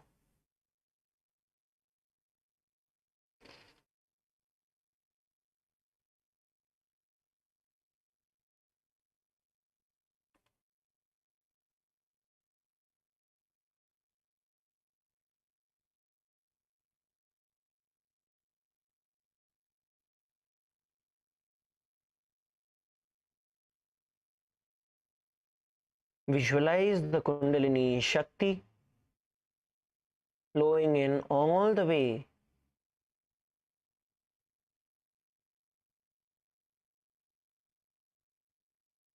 from your base of the spine, the Mooladhara chakra, all the way to your Sahasrara chakra.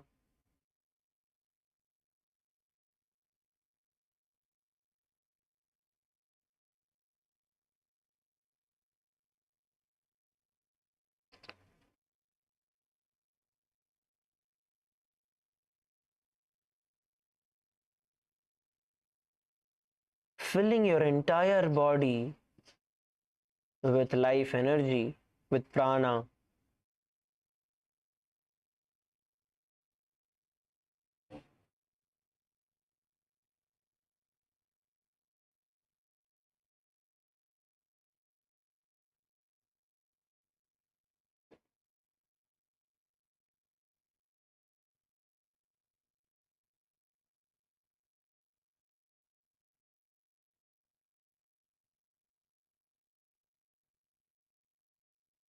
Bring your awareness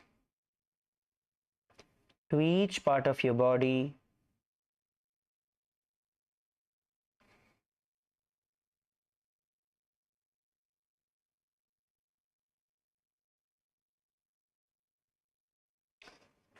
See that body, each individual part being completely healed.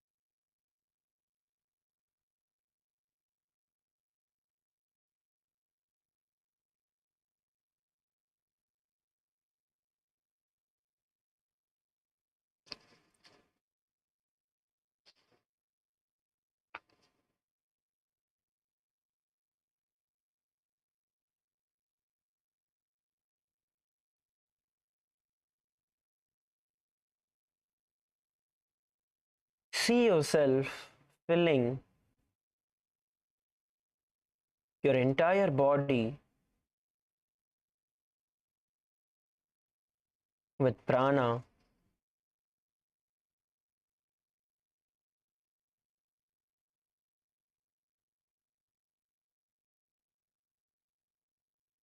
The life energy soaking into each and every part of your body.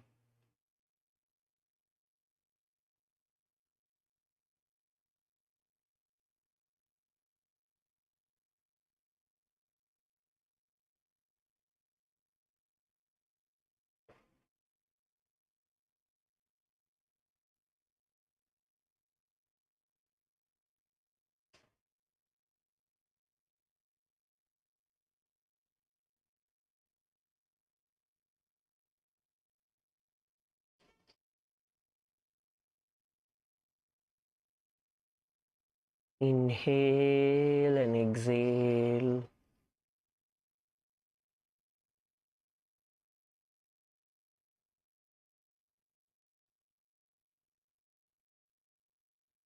Inhale and exhale.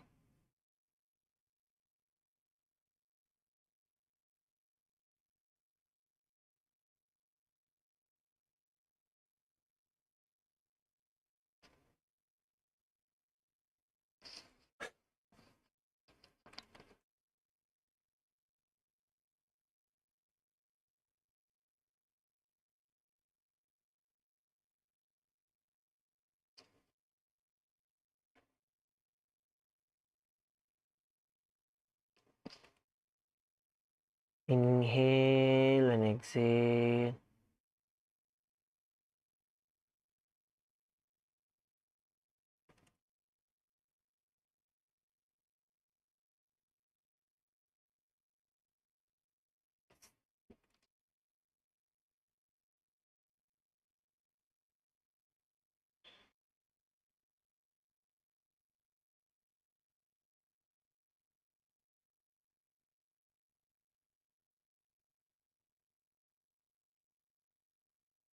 Now, bring your awareness to your feet, to the tips of your fingers.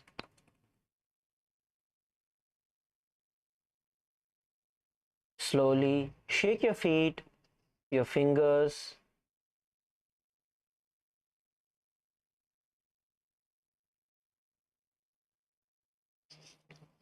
Slowly bend your knees.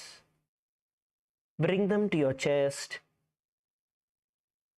Hug your knees and roll to the left and right.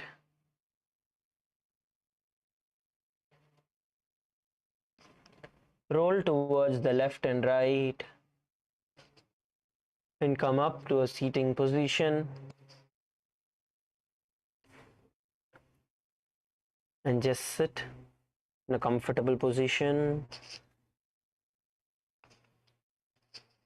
Keep your eyes closed.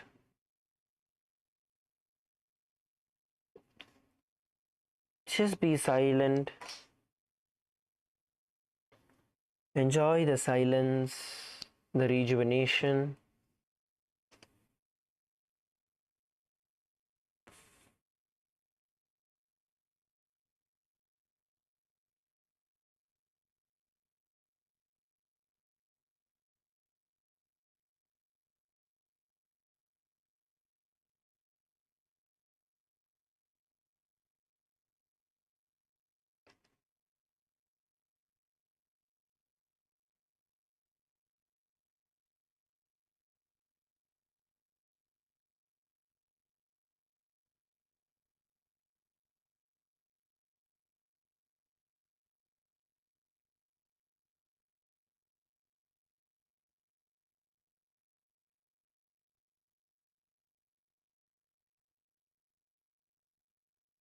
Sit unclutched.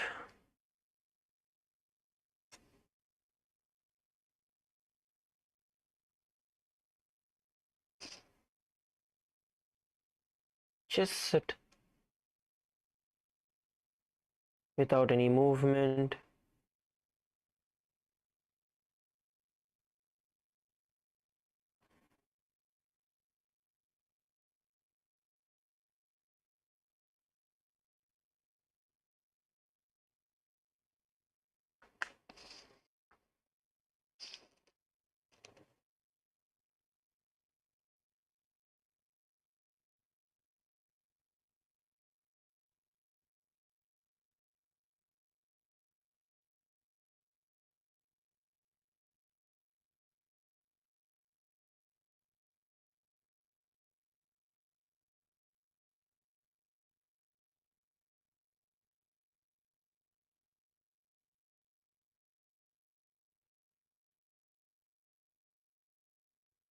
Now, bring your hands in front of your heart.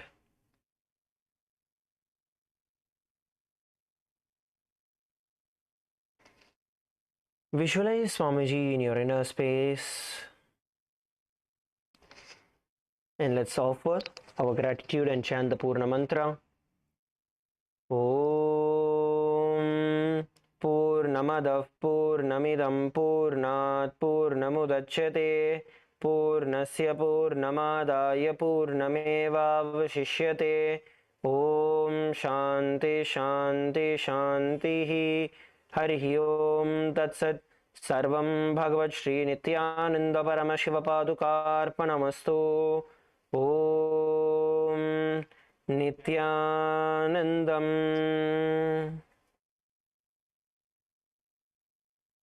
Thank you, everyone.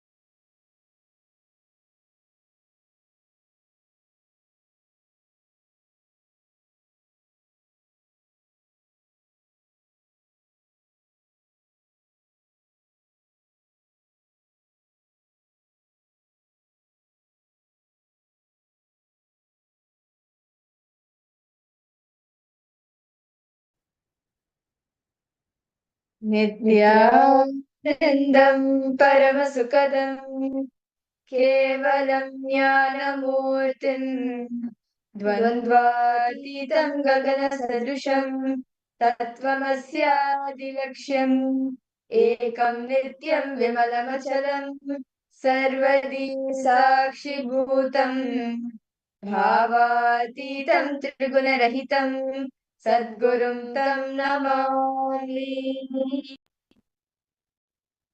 Nitin, we will come new participants, become all the participants for another new day of the Paramashivoham program. Participants all will be entering into a very interesting topic today. No, it's about the scientist named Albert Einstein, right? Well, he's the one who discovered, like, he is known for the formula which he has created, E is equal to mc square. But he also shares something. Where science ends, there starts spirituality.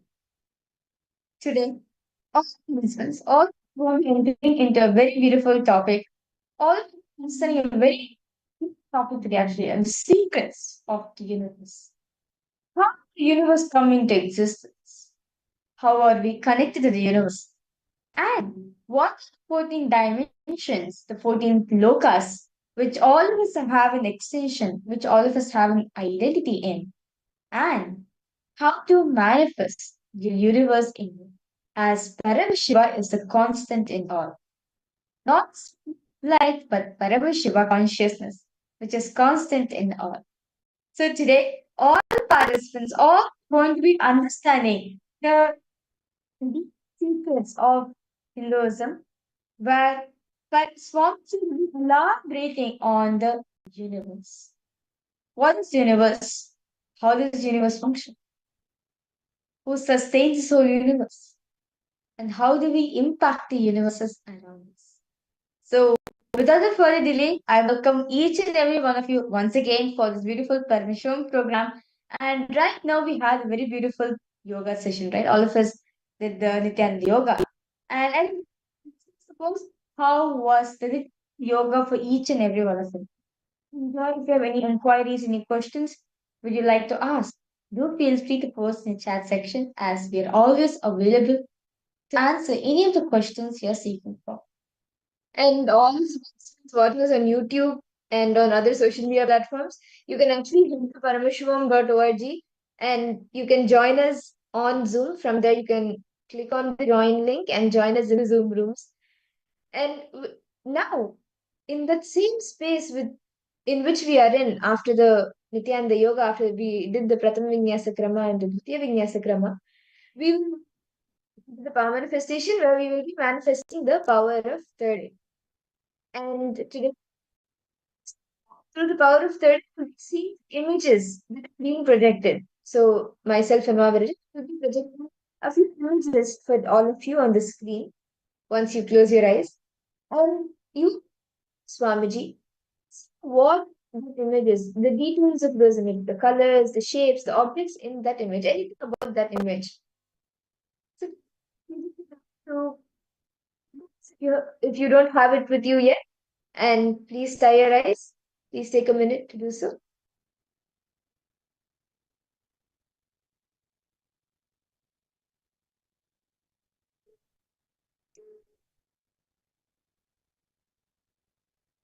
As we are getting ready for this beautiful power manifestation, let's now listen to the Paramashiva's own words, the Shastra Pramana, on how the Paramashiva says to manifest his power. Very beautiful in Vijnana Bhairava Tantra. Paramashiva says, Kapalantar Manonisat Tishtan Nini Talochanaha. Kramim Manasdadhyad Lakshet Lakshamuttamam. He says very beautifully. By on the inner space within the crown center and sitting stably with having the eyes closed in succession.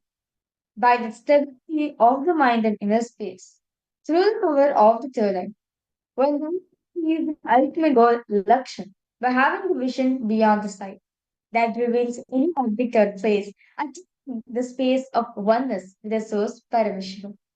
And even Bhagavan Sri Krishna spoke in the Bhagavad Gita, chapter 11, verse 8, where it says, Divyadam Chakshubhu Pachame Yogameshwaram. He's saying to Arjuna, the two things which you carry, Natumam Shakti se drashtum, na tu ma. You can't see my cosmic form with the two physical which you're having. Anil Chakshusha, meaning with the eyes seeing, you cannot see my cosmic form. Divyada Chakshuhu. Let the one third idea. Div Chakshu. Pach Yoga Meshwaram. So that you can behold my cosmic form. So Arjuna therefore gets initiated in the power of third eye to behold Bhagavan Shri Krishna's cosmic form.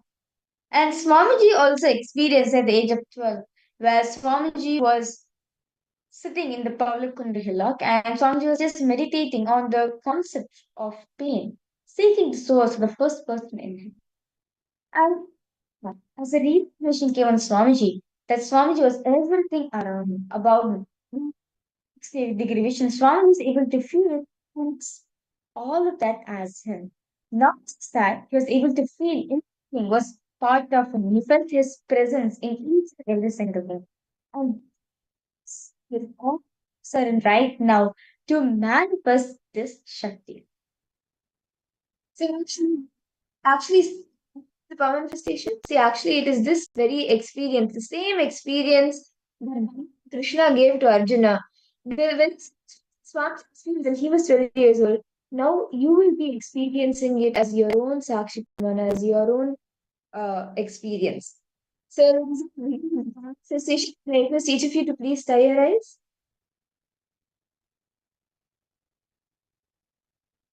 Sit straight. Chant Mahavakya intensely, connect with Swamiji. Bring your awareness to the third eye.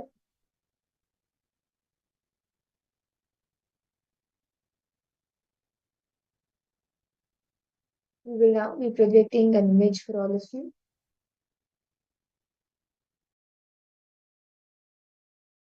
The image has now been projected. Start seeing through your third eye. What's the image that is being projected? What are the details Swami is revealing to you? The colors, objects, the size, the shape, anything? Please start revealing it. Chant the Mahavakya intensely.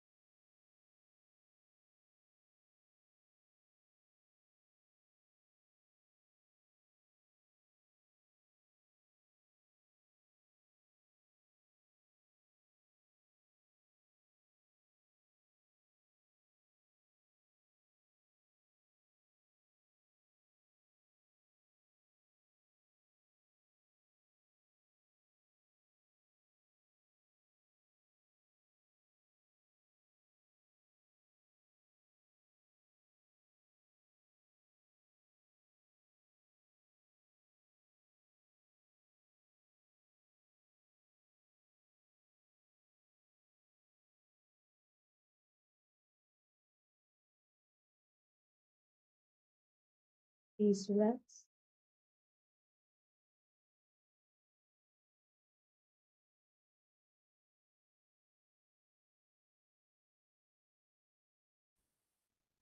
Now, open your eyes.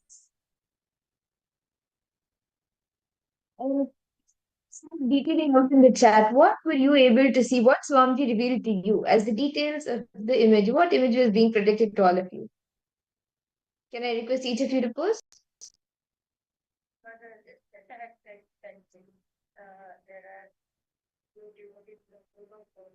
No. Sir, please post. Ma Shukrendra, Nityanandama, Ma Ananda Lakshmi.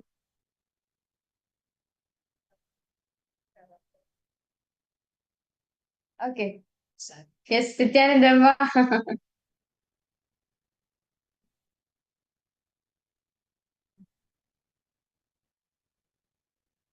Okay. So as I revealed the answers for all the participants,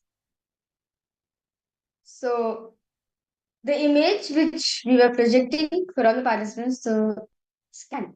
So see, there was actually a picture of was a plane which is taking off, like, which is above the runway. So you can see the runway lights are on, and it's a very beautiful thing to see that because it's the sun is set, like can say sunset, and it's on the runway, and it's a very beautiful scene to capture. Okay.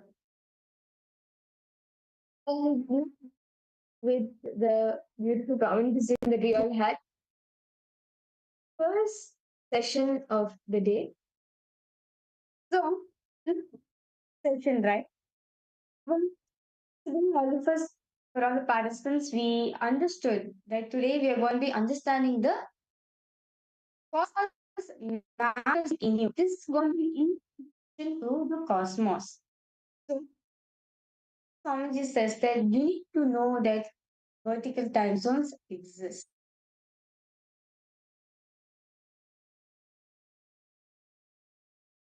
Next time, us the manifestation of you, and you change. You can understand the universe the way you want it to be. So you're going to be understanding, knowing your identity, knowing your identity in the in the vertical time zone. Let us listen to this story directly revealed by Swamiji himself.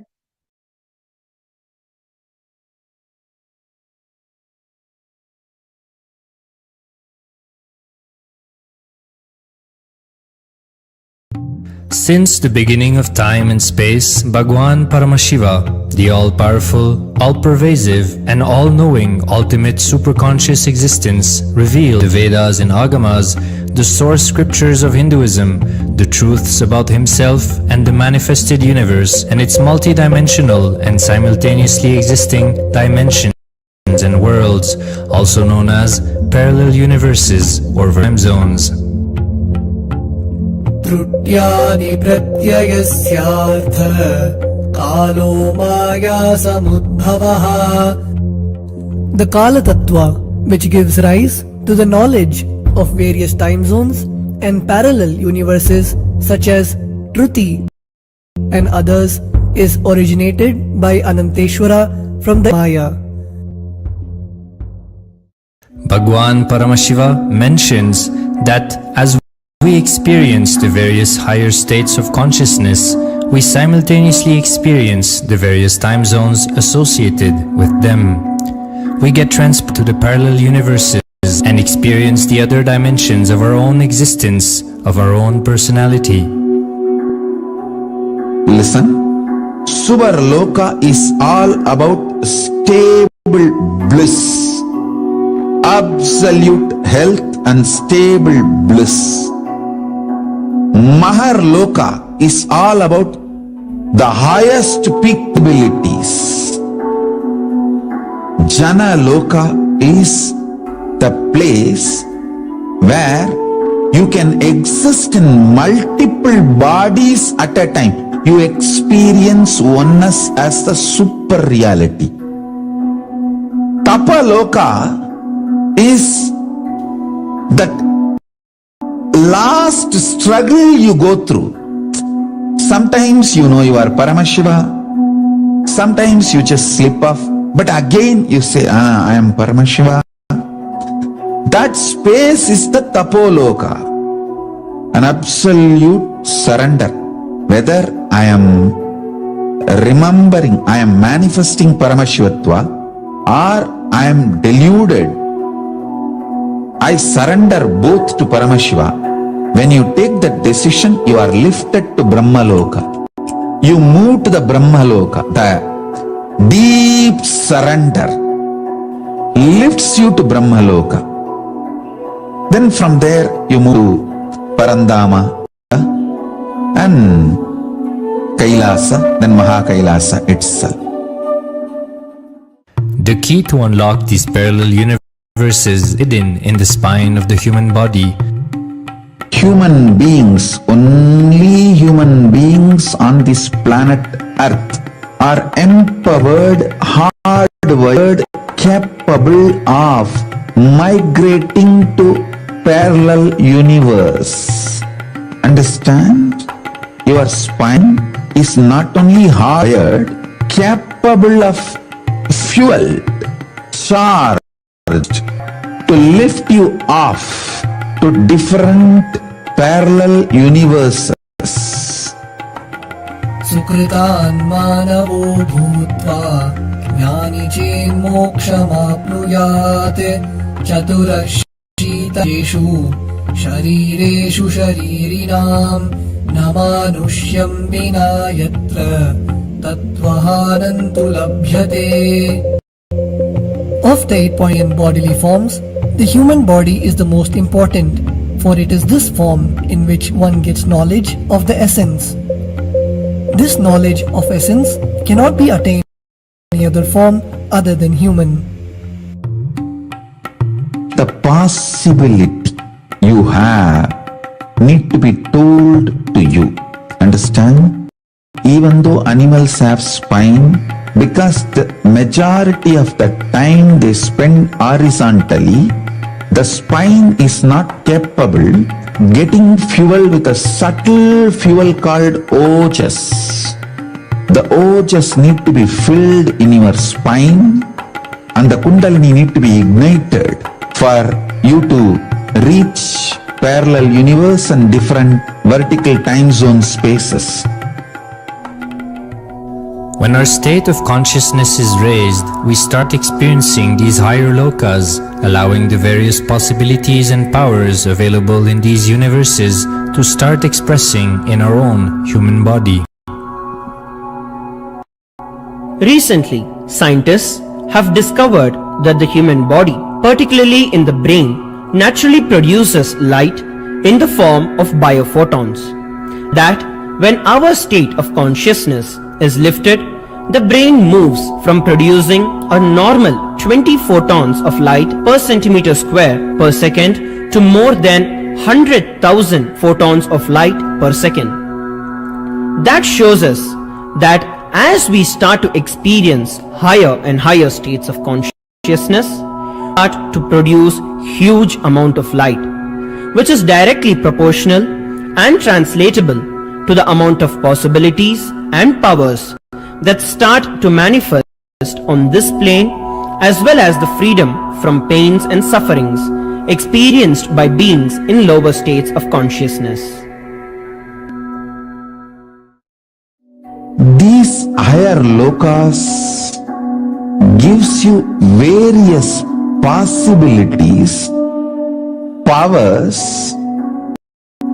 For example, imagine, visualize you going to a different country where the electronic gadgets are easily available. So naturally everything you can gain through the electronic gadgets will be available to you freely. Same way, Kamadhenu, Karpaga Vriksha, Parijata, all these are like different jets. Possibilities available in different lokas. Please understand, a permanent, irreversible power manifestation from the upper lokas is possible. Once these possibilities and powers start to express in the human body on the Bhuloka, our present plane, we reach a point of no return, where the cognitive shift which happens in us about who we are and what is the reality hidden behind this perceivable world frees us from the deluded ideas we have about ourselves and the life in the cosmos. The moment your consciousness is empowered to access and to exist in the parallel universe, no force in this Bhuloka planet Earth can torture you, abuse you, suffocate you. It is irreversible permanent enlightenment, irreversible permanent empowerment. In the source scriptures of Hinduism, the Vedas and Agamas, Bhagwan Paramashiva reveals about the importance of being initiated by a guru who is fit of giving initiation for us to raise into the various states of consciousness and experience the higher time zones.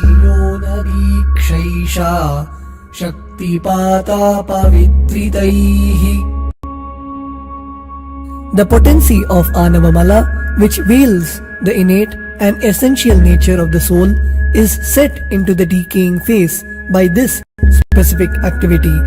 Such specific activity is characteristically called Diksha. The intimate communion between the one and the blessing one is very rare and difficult to occur. The Supreme Pontiff of Hinduism, Jagat Guru Maha His Holiness Bhagwan Nityananda Paramashivam, is the 1008th incarnation of Paramashiva as per Hinduism, living amidst us today. Starting out at a young age and enduring years of intense, he persevered with the single-pointed vision of experiencing the ultimate oneness with Paramashiva, known as Paramadvaita. He traversed the length and breadth of India, led by his gurus into yoga, tantra, and other Eastern metaphysical sciences. After having many profound spiritual experiences, he finally received the ultimate experience of Paramashivoham, I am Paramashiva, from his guru Arunagiri Yogeshwara, an incarnation of Paramashiva himself in the holy town of Tiruvannamalai in South India.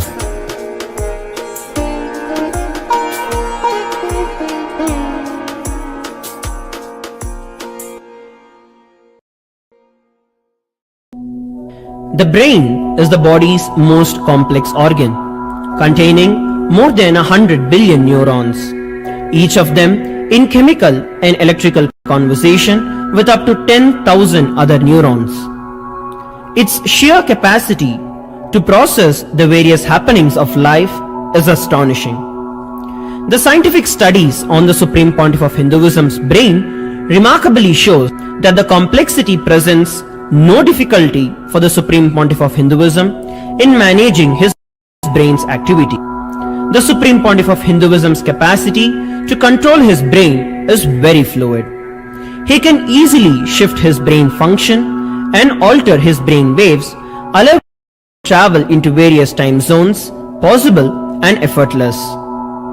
The results from the scientific studies conducted on the Supreme Pontiff of Hinduism showed that the human and brain is able to choose to alter the body and to travel to other dimensions at will. The possibility for people to experience the healing capabilities as well as the higher states of consciousness is an event of immense benefit for humankind.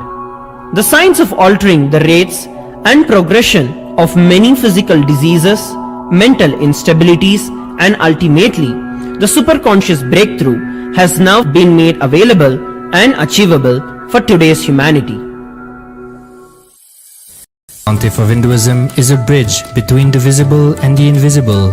He is also a bridge between the age-old world of mysticism and the modern world of science and discovery. As brain research continues on a widespread basis, and as we appropriately bring the phenomena of mysticism into the realm of science for further study, we are taking strides on the path of physical and mental health as well as superconsciousness. I'm going to enlighten each and every one of you with the fuel and energy of the parallel universe. It can make you tireless forever. It can just kill the boredom once and for all in your life. It can just make you manifest third eye power right now. You may experience intense levitation right now. You may experience absolute flexibility of the body and complete detoxification, a complete healing right now. There can be multi possibilities. I'll infuse this intense supernal effulgence DNA, Tejas, Ojas, Kundalini Shakti into your spine to consciously lift you to Maha Kailasa.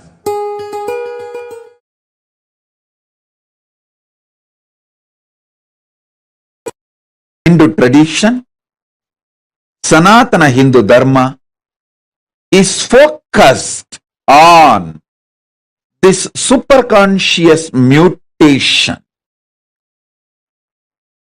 ultimate oneness.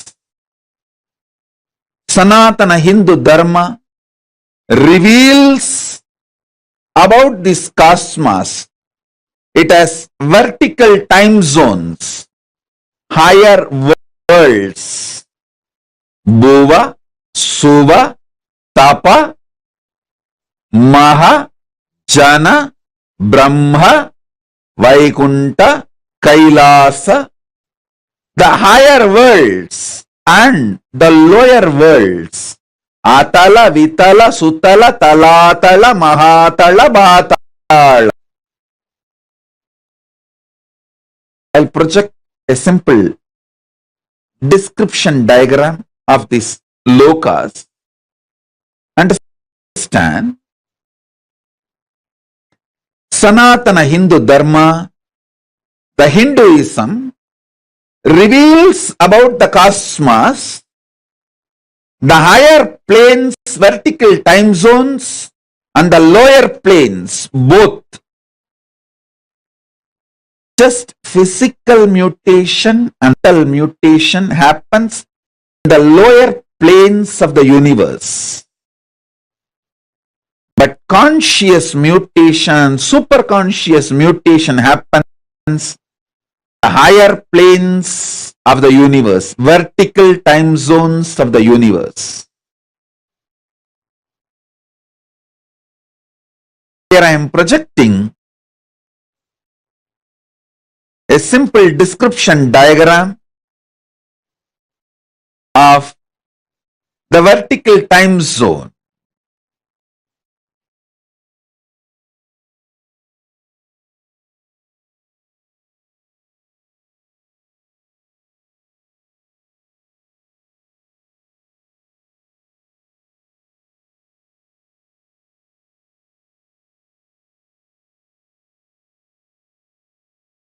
To understand, this is the rough description of revealed by Hinduism, vertical time zones, Suvarloka, Maharloka, Janaloka, Tapaloka, Brahmaloka, is where conscious and superconscious mutations happen. The lower worlds, Atala, Vitala, Sutala, Talatala, Mahatala, Bhatala, Rasatala, in these worlds, just physical and mental mutations happen. So understand, this Brahmanda, cosmos, is focused on giving superconscious mutation to all beings and ultimate oneness, Paramadvaita Anubhuti. What I mean by the word vertical time zone? what I mean by the word vertical time zone. For us, 1 year is 1 day for the higher time zone, Swargaloka. That is why Nataraja, God of Swargaloka, receives 6 Abhishekam in a year. Because for Devatas in Swargaloka, the 1 year of Bhumandala, Bhuloka, 1 year of planet Earth is 1 day in Swargaloka. There are vertical time zones, Bhur, Bhuva, Suva, Tapa, Satya. The Satya Brahma resides there. 1 day of Brahmaloka is 4.32 billion human years. Understand? 1 day of Swargaloka means the vertical time zones, Bhur, Bhuva, Suva, Tapa. It goes and Satya, then beyond Satya is Vaikunta, beyond Vaikunta is Kailasa.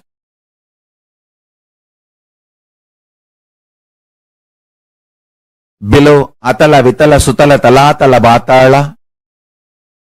Understand? I am not giving you some superstitious theories. No. I'll give you precise understanding and experience of these vertical time zones. And understanding about these vertical time zones as a direct utility for your day-to-day life. It can bring tremendous physical health, mental health, psychological wellness, a very powerful way of existing, and above all, life of Paramashivoham. You can exist embodying the space of Paramashiva, state space of Paramashiva, and manifest powers of Paramashiva. Understand? The idea you carry about you is very important because that is the foundation from your life. Knowledge about the vertical time zone, especially experientially,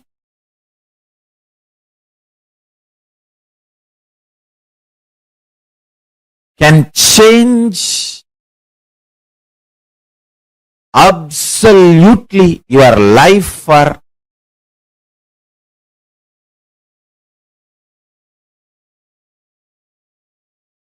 best, highest, supreme form of existence. The Paramashivoham makes you experience the state space powers of Paramashiva.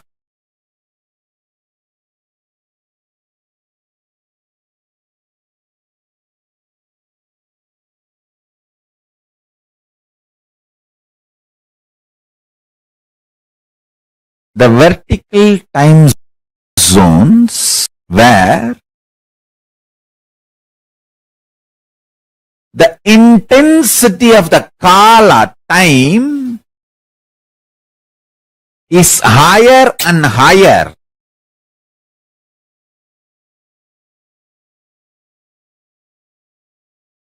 Understand, last few satsangs I was explaining about these minds. Matter, mind which experiences matter, intelligence, buddhi which makes decision, consciousness, pure space of Paramashiva. This four component put together is your reality. In horizontal time, all these four are equally felt. I can roughly compare like a 25%, 25%, 25%, 25%. 25% matter, 25%. That's the way you experience the.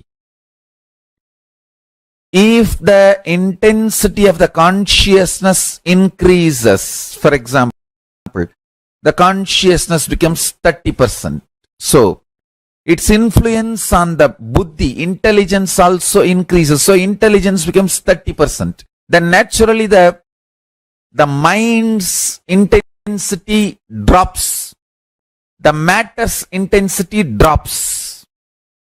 So, this two becomes 20-20 and this two becomes 30-30. So the whole thing tilts, means you enter into the vertical time zones. 100% only pure consciousness and zero intelligence and zero mind and zero matter. That is Kailasa. Because you don't need buddhi, you don't need mind, you don't need matter for your existence. You exist as a pure space, pure consciousness. That is Kailasa. And same way, you neither feel conscious, almost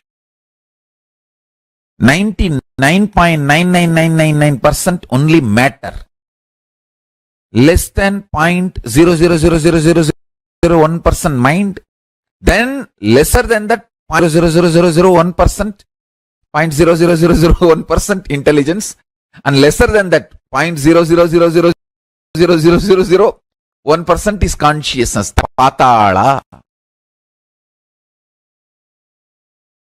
That is what is called eternal hell, lowest in the vertical time zone. Understand? Highest peak point of the vertical time zone is Kailasa, where 100% consciousness, pure consciousness, Paramashivatva. No need for intelligence or mind or matter.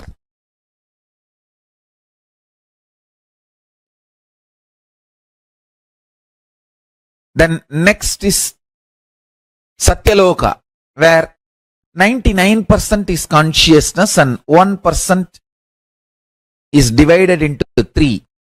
33.33 is intelligence and 0.33 is mind and 0.33 is matter. Like I'm giving you all rough definitions for you to understand.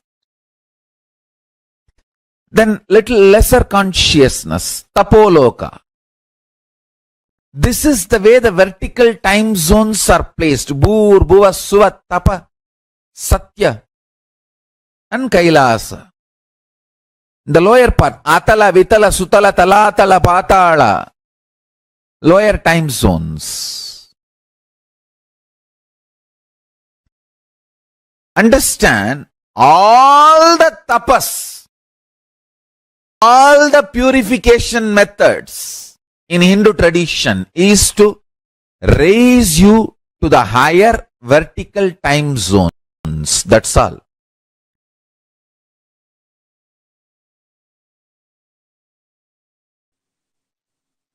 Parallel universes exist multiple time zones. The vertical time zones.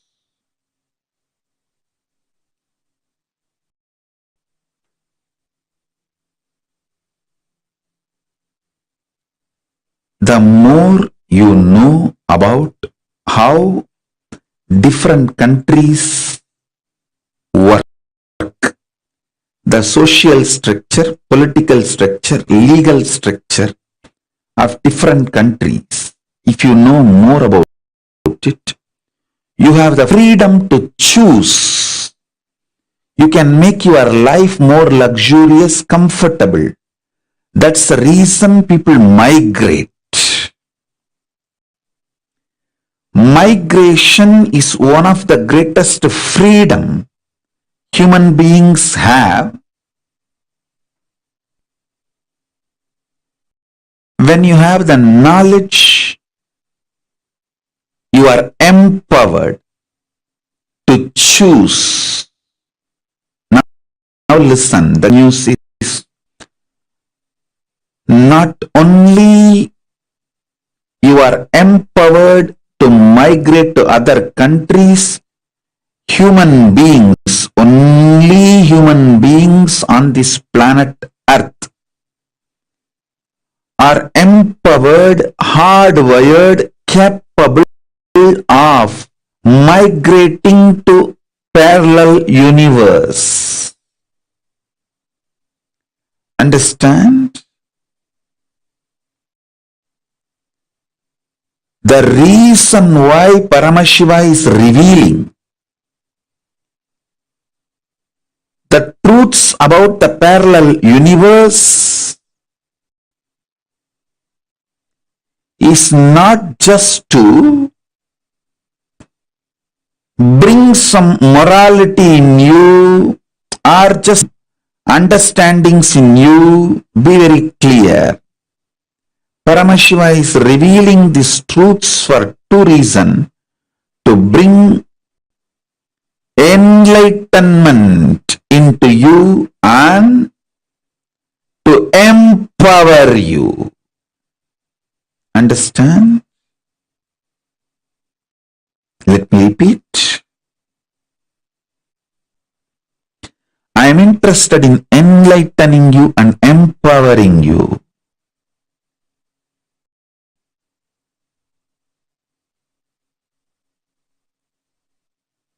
Even if I give you one glimpse of the parallel universe, you will have irreversible enlightenment. You know you have a possibility to exist in the other planes, vertical time zones, parallel universe, other lokas.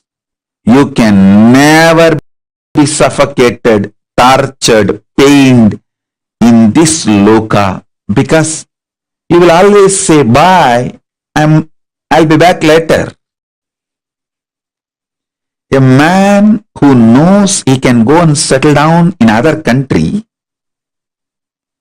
will not go through suffering, torture, abuse, slavery in his homeland. And even others won't dare to abuse him. He will just move to the different country because he has a possibility. Listen. The moment your consciousness is empowered to access and to exist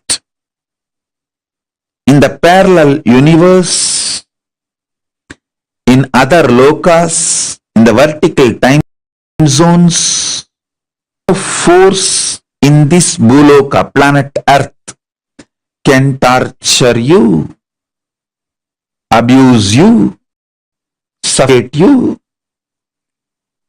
It is irreversible, permanent enlightenment.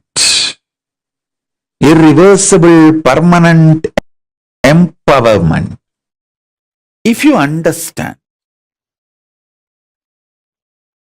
and start facing yourself in the parallel universe, parallel multiverses, first thing will happen to you is you will understand the whole cosmology and cosmos logical.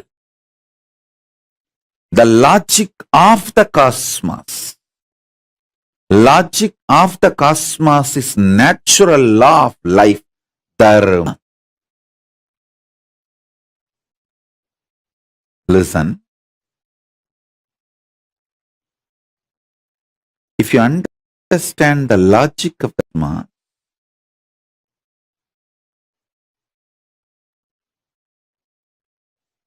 you will have so much power.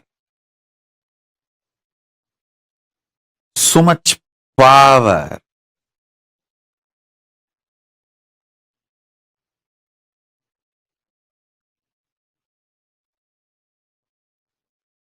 Your DNA will be just empowered, fully awakened. Listen, fully awakened.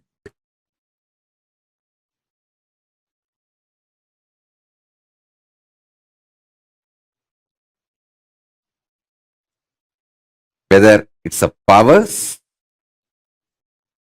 or the states,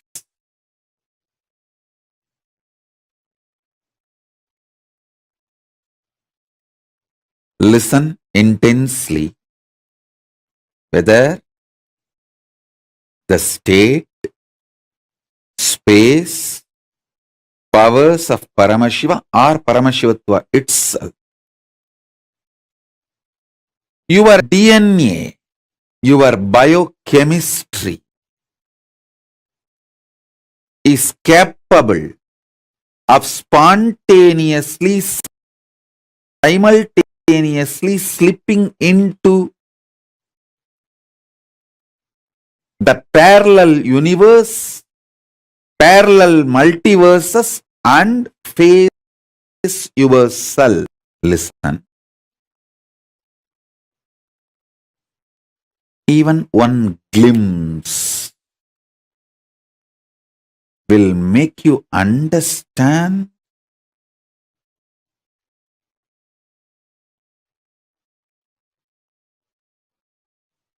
the magnitude of Hinduism. What Hinduism is capable of beings.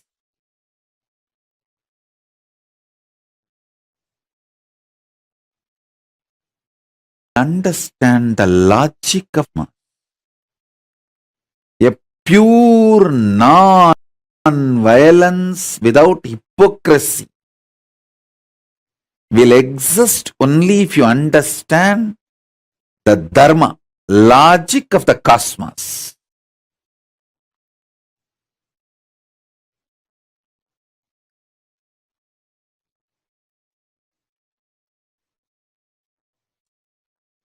You will become so life positive. Not only all competitions will disappear, you will become a powerful being, shares everything.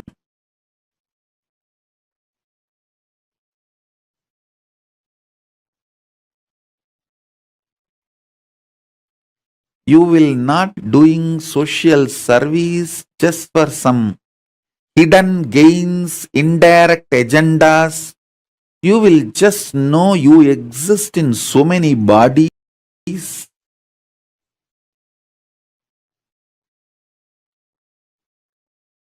You enjoy life in so many ways. It is like spontaneous sharing.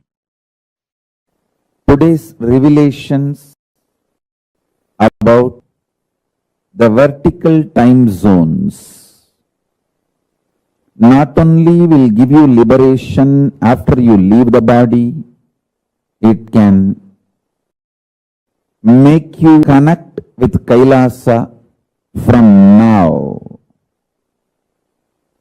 You will start receiving the gifts from Kailasa from now. Listen intensely.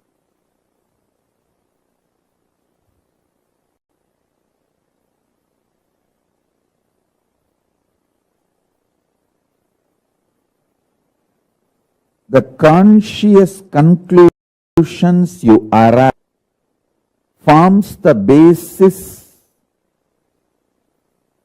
of your life. The conscious conclusions you arrive is the source of your future. From the conscious conclusions you have, your future manifests. Now focus on, because these statements are too important. If you die without this introduction, when you go to the first loka, second time zone, second vertical time zone or third vertical time zone, you will feel shy. You will have a cultural shock. It's like somebody from Indian village comes to New York. Due to a cultural shock, he will not talk to anyone. He will just move to a corner into a shell. He will escape from life. People asked me, when I came to US, that was the first time I got into the flight in my life. I have not even seen the flight from distance. The first time I got into the flight is the flight for US, United States. And as you all know that I am from a village, but I never had a cultural shock.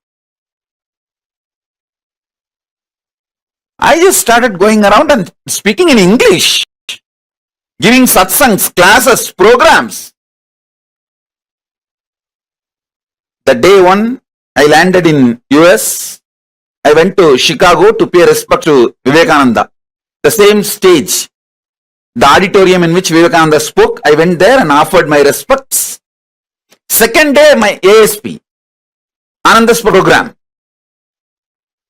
First time I am doing it in English. Before that I have spoken in my own bottled English. But first time in outside India in my own English. People asked me, can we get a translator, Swamiji? I said no. I'll have to learn. Let me learn. All of you listen. Now initiation time. So no movements. Every word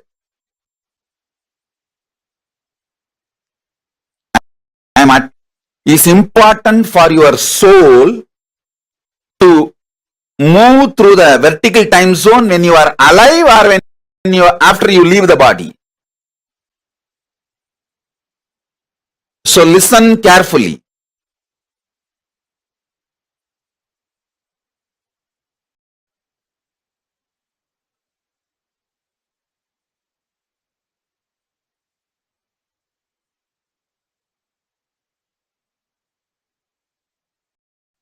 Listen. People asked me, Swamiji, don't you feel a cultural shock? I said no. Because from the young age, in my village, Tiruvannamalai, I have sons of foreigners from all countries coming for seeking enlightenment. My gurus always had people from all over the world coming to them for enlightenment. So I was always near my gurus and saw all of that. Saw many of them. So how my gurus used to teach, I have seen. My gurus have already trained me to teach for the whole world, to be Jagat Guru.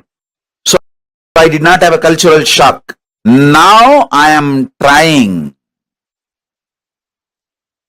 to train you not to have cultural shock when you go to Mahakailasa. See now, whatever I am telling you, if you internalize, you will not have a cultural shock or you won't feel shy, you won't feel inadequate. Not enough when you go to the vertical time zones. With consciousness as a fuel, you can straight shoot up to the different time zones. Move to different time zones. See, if you go to the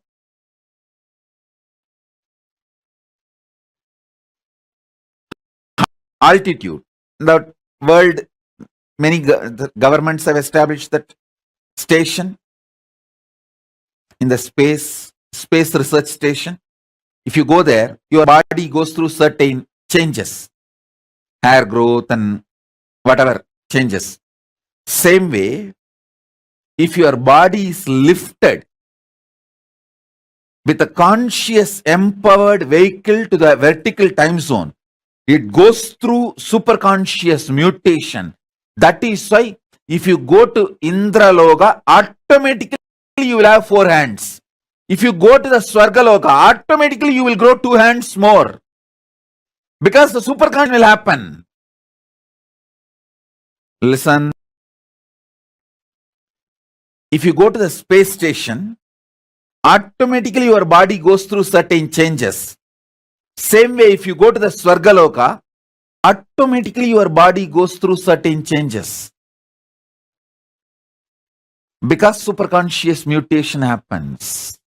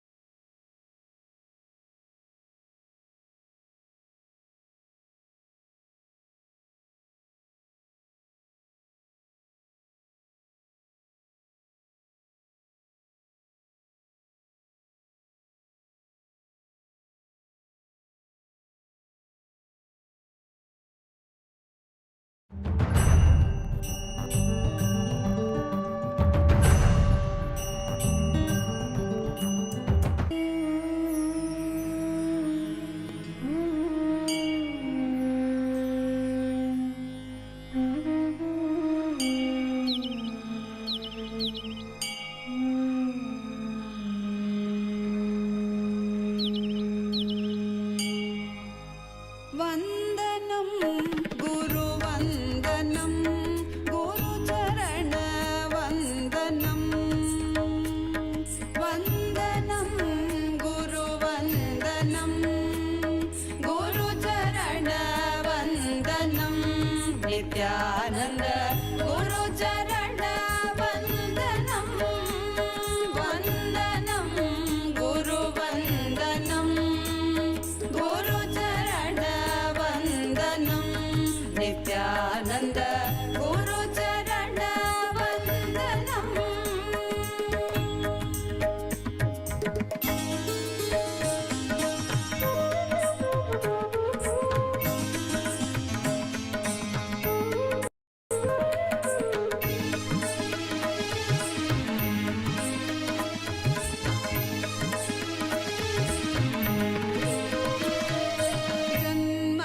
జన్మసార్థకకరం గురుదర్శనం వందనం గురువందనం గురుచరణ వందనం నిత్యానంద గురుచరణ వందనం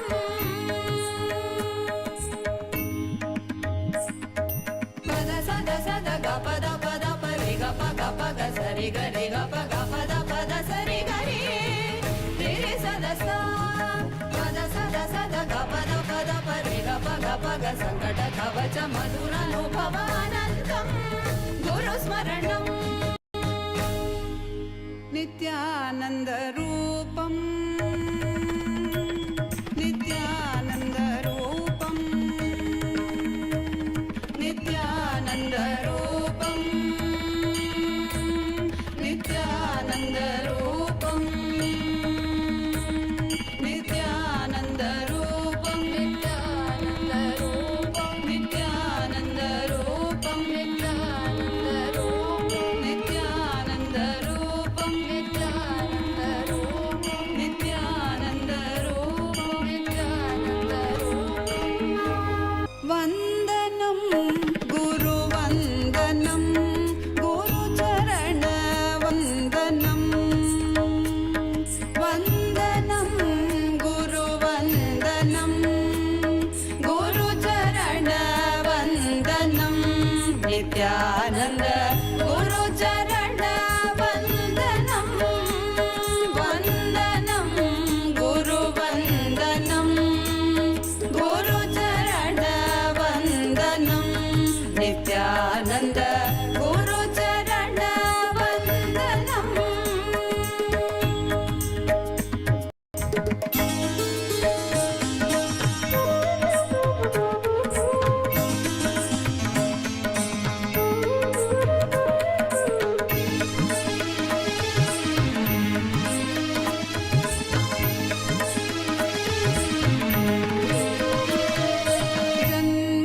జన్మసార్థకకరం గురుదర్శనం వందనం గురువందనం గురుచరణ వందనం నిత్యానంద గురుచరణ వందనం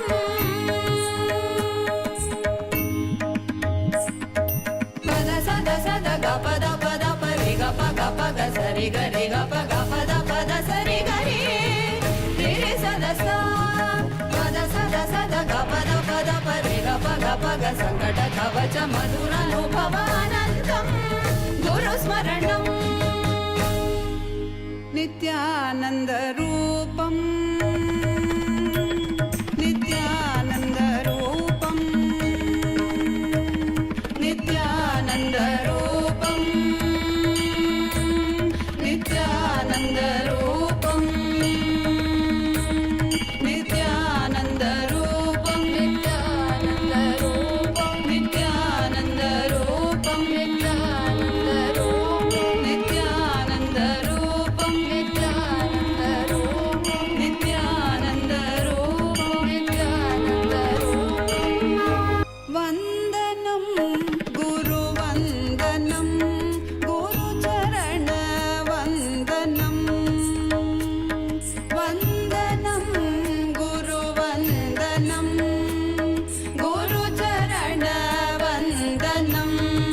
नित्यानन्द गुरुचरण वन्दनं वन्दनं गुरुवन्दनं गुरुचरण वन्दनं नित्यानन्द गुरुचरण वन्दनम्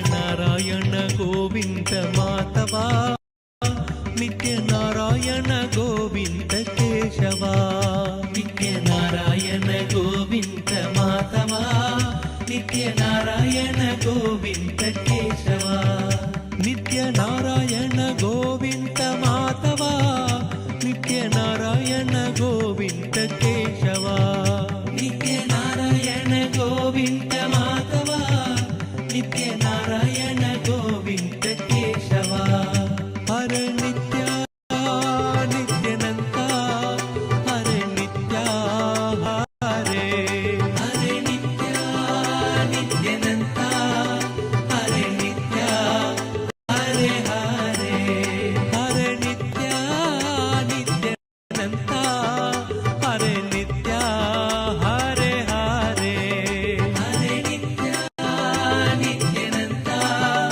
हरे नित्या हरे हरे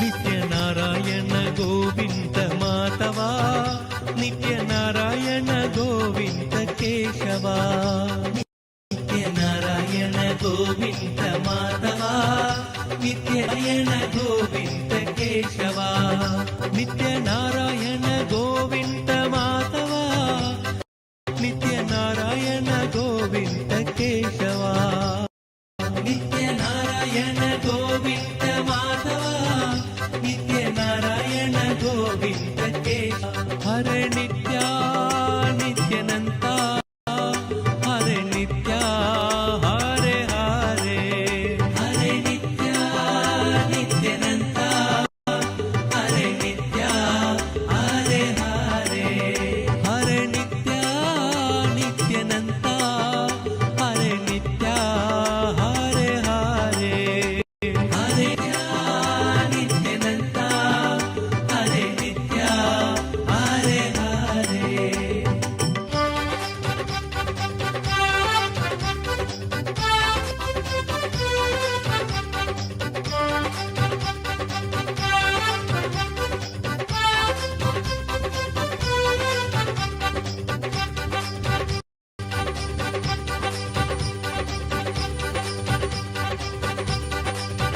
नित्यनारायण गोविन्द माधवा नित्यनारायण गोविन्द केशवा नित्यनारायण गोविन्द माधवा नित्यनारायण गोविन्द केशवा नित्यनारायण गोविन्द माधवा नित्यनारायण गोविन्द केशवा नित्यनारायण Govind Madhava नित्यनारायण Govind Keshav नित्यनारायण Govind Madhava नित्यनारायण Govind Keshav नित्यनारायण Govind Madhava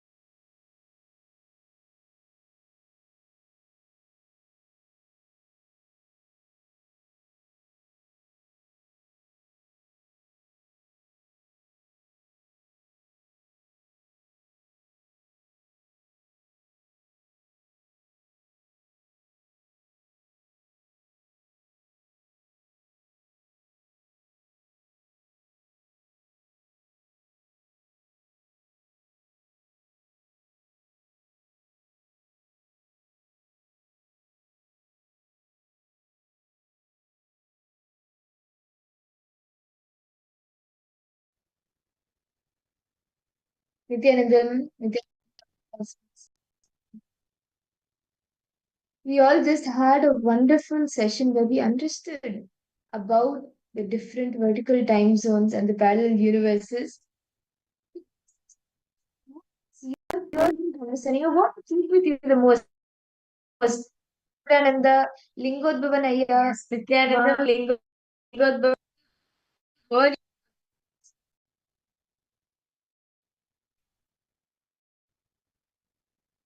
Yes, Nityananda and all participants, how nice to see each and every one of you. Yes, Mashukrendra, Mananda Lakshmi, Lingodbhavanaya. Okay. I I request all, all of you entering into the parallel. All of you going to meeting your, I would say, sorry, because all participants suppose how was the session for each and every one of you? Makari, Nityananda ma, nice to see you. For all the participants who are not on camera, can I request each of you to come on? Yes. In this session, with the few Swamiji spoke, right? The fact universal vertical time zones. Participants. How many parallel universe do we have? How many? How many do we have? Luckily, how, how many would you like?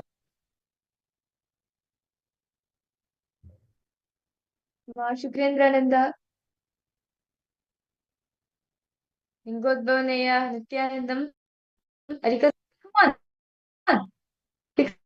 Because how many vertical time zones do we have?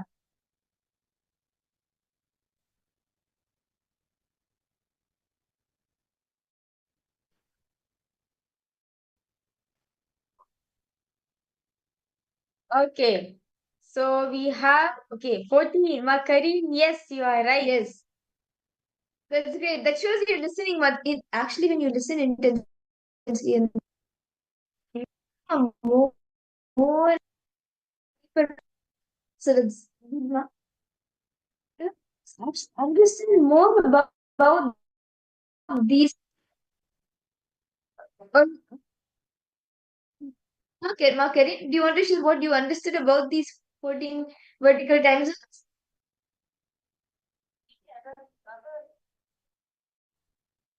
Lingottamanaya, I hope now it is better, yeah?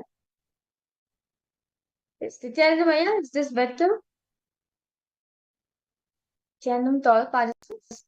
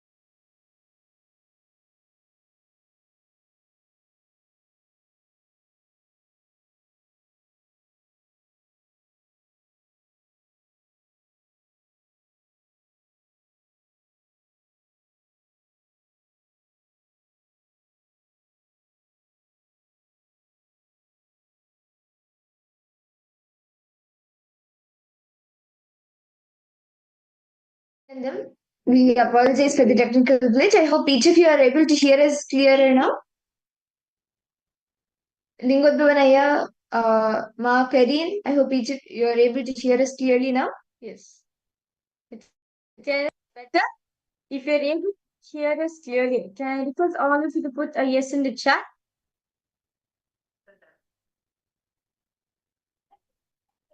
Okay, yes, thank you so much, Aya. Okay. From the 14 lokas, from like the 14 vertical time zones that are there, what's your favorite clip that you got? Actually, now we will be understanding it more deeper also.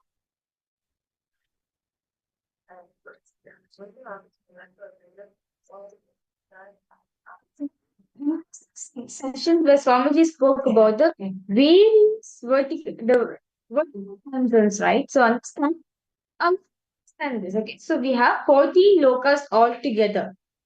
Okay, 7 are upper lokas, the higher lokas. 7 are the below lokas. Okay. Okay, does anyone know getting all participants? Yes. If you're listening, at least give the lokas name.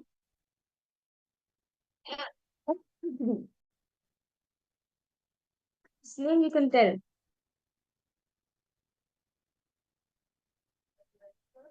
Yes, Lingo this.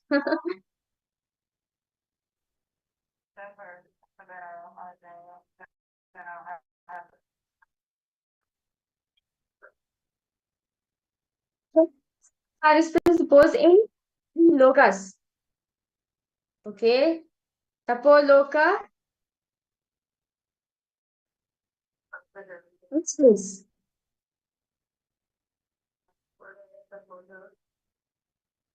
You could come on camera here.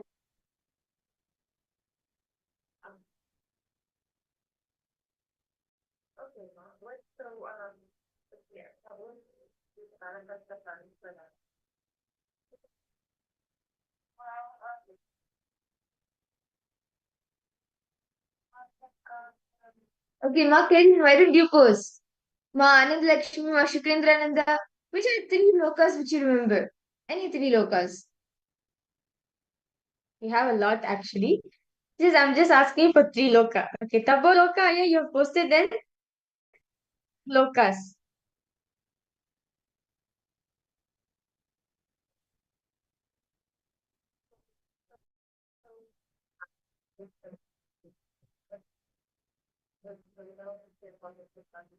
Ma Karin, Ananda Lakshmi, Nityanandamma, Huang Mei, She, Nityanandamma.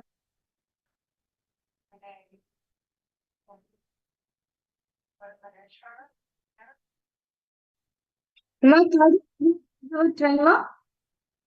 So Ma Karin, how many lokas do we have? Ma Karin?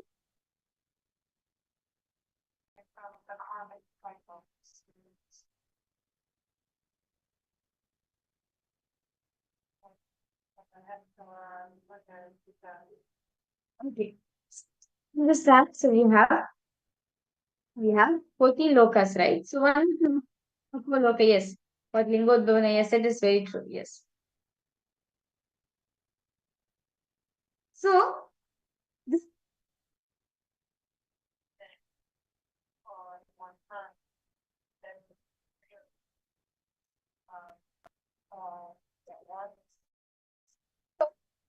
okay, so if you see the 14 lokas, right? So the 7, so totally up above 7, below 7.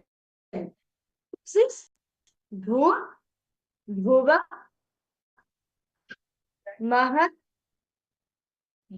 Tapa, Satya, Vaikuntha, Tripura, Kailasa, Maha Kailasa. Okay.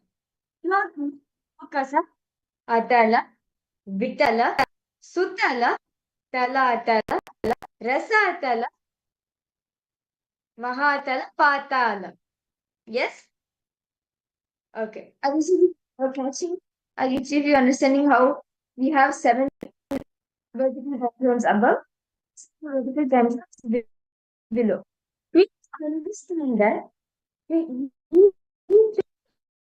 each zone you have an identity. Look at on planet Earth, right? We have an identity. Same way, even these vertical times is also you do have an identity. These identities is what Swamiji, these identities what Swamiji calls have identities which each and every one of us have. Actually, same like in the same exact form, exactly like you, resides in all of these different lokas, the seven lokas above and the seven lokas below.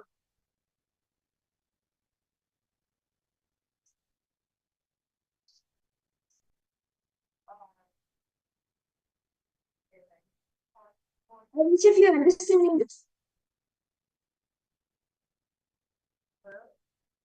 Shukrendra Nandam, Anand Lakshmi, can I request you to come on camera? Okay.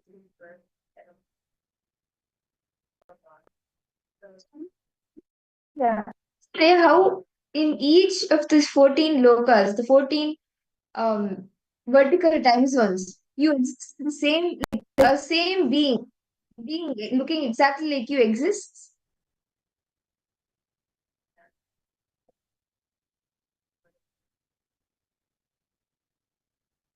Yes. So, see, in each 14, Swamiji says that we have identity. Okay, okay. Bhuloka, Nvodvanaya, supposedly okay. Identity card, right? You have an identity card in Bhuloka, we have. Okay, yes. Nityanand Chandrasekhar, is this better? I hope you're able to hear.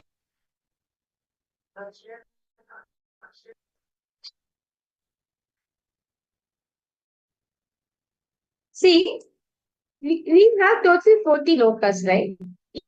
Each lokas, we have a dimension, we have an identity. Let me give an example. In Bhuloka, planet, so I'm again Bhuloka. Let's Swargaloka. So,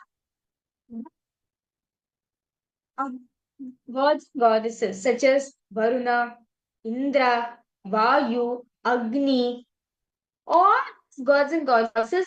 Swami says you do have identity in that loka. You have an identity in each of these loka.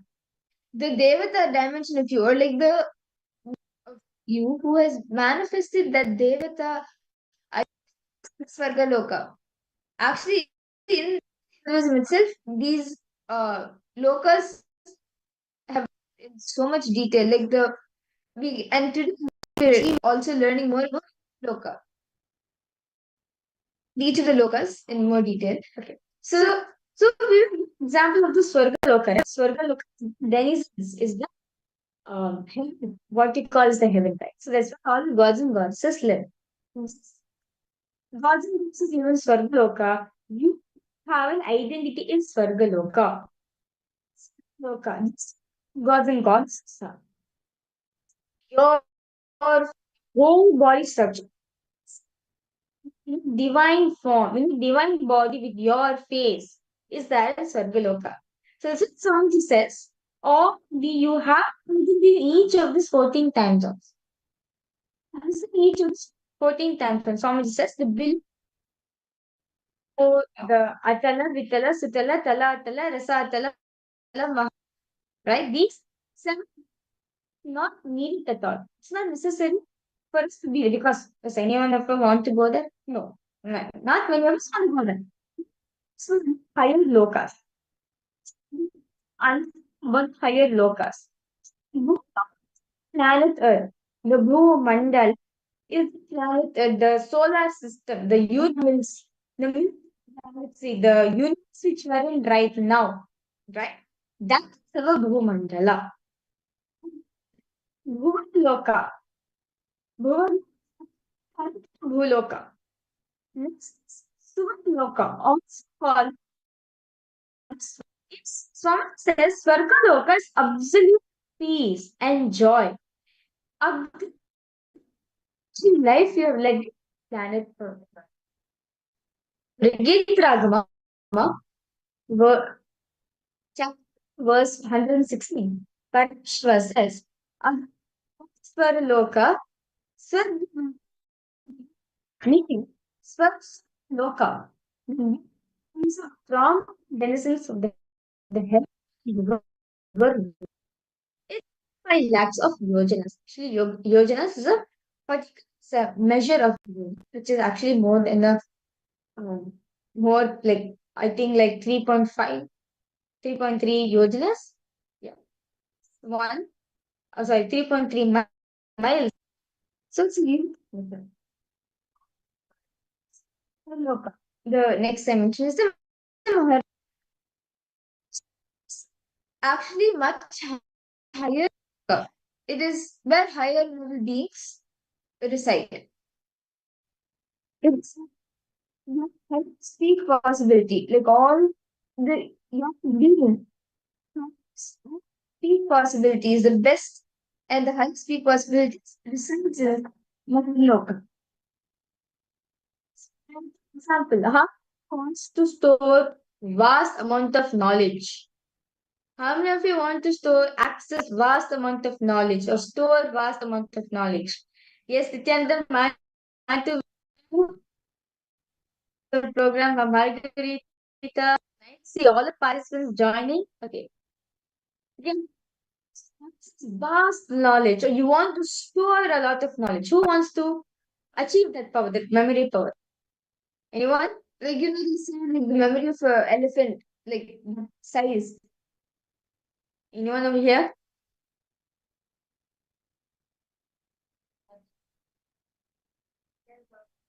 You, you can just post this in the chat too, so that's also fine.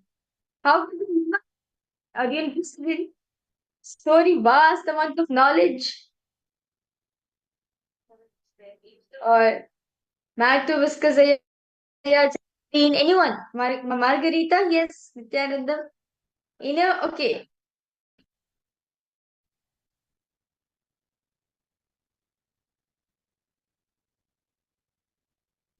This Loka who has experienced the peak possibilities, all your peak possibilities, whatever you can imagine, and beyond that, that being exists in the Maharloka.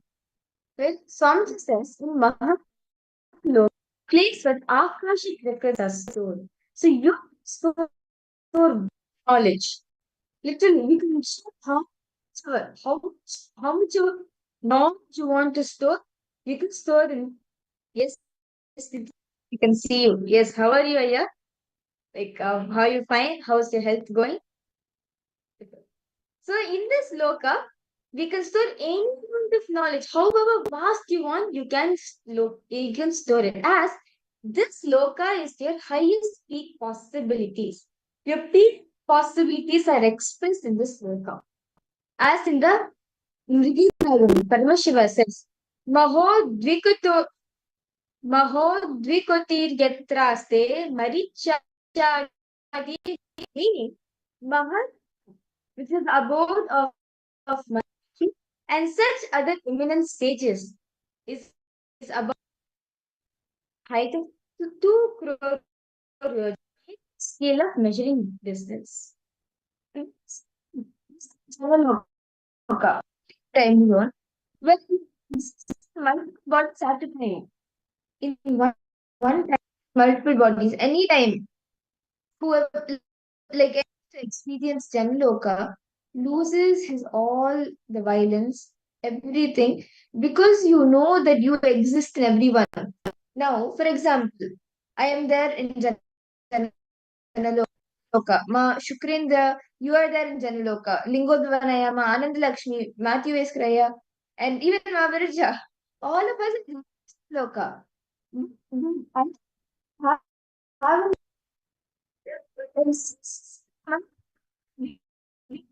how clear because at Paramashiva, each one have the same soul of us have the same consciousness, are bound by the same consciousness. So we exist in multiple bodies. There is no difference. So, how many of you are facing issues with your friends? Like friends, how many of you are facing problem in that? Anyone? Like you want to build a good relationship, but you're not able to build a good relationship.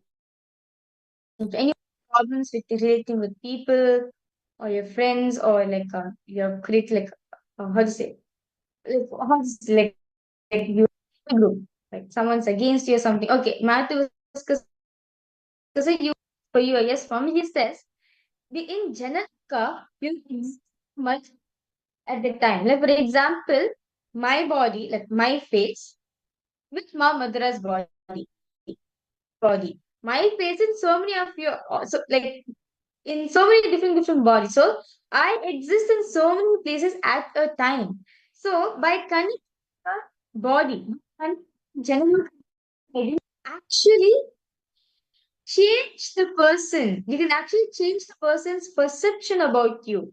For example, you are going for a job interview. Okay, let's say you're going for a job interview and you want to be successful in. You connect to your boss. Okay, connect, and then okay, you can change his mind, change what your direct like, and you can actually see it will be reflected next day morning. It will come. So all these great successes are actually available just for accessing your high identity. See, this only to understand you have to manifest it however you want. It is just these signs are not taught to us. So signs, so just make people right? Like literally general multiple bodies at a time. As Shiva says in the Mrigendragama that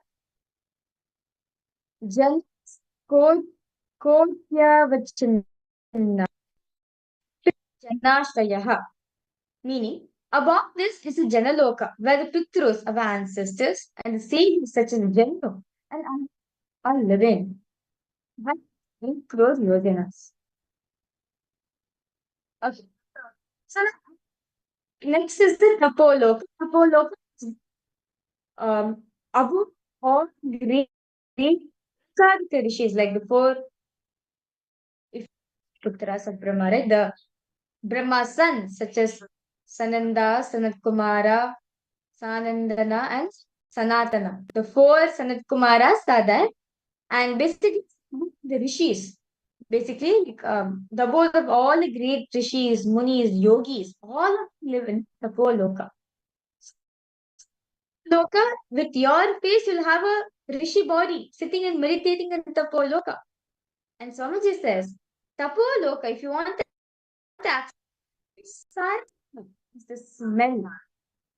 When you're going through the last struggles, right? When you're going through the struggles of your life, directly you do. This space in which you can access your identity in Tapoloka. And about that higher realms, such as the Satyaloka, which is the abode of Lord Brahma. Lokan Paramashiva, just creation through Brahma, along with Devi Saraswati. Then about the Vaikuntha, which is abode of Parandhama, where Paramashiva does the sustenance aspect of the whole universe, along with Mahalakshmi, like the Kshimasagar, the milk ocean, right? As Parandhama sleeps, Parandhama rests, the Vaikuntha is the abode of of above that is Sripuram, which is the abode of Devi Paramashiva Shakti, as Rajarajeshwari is existing there.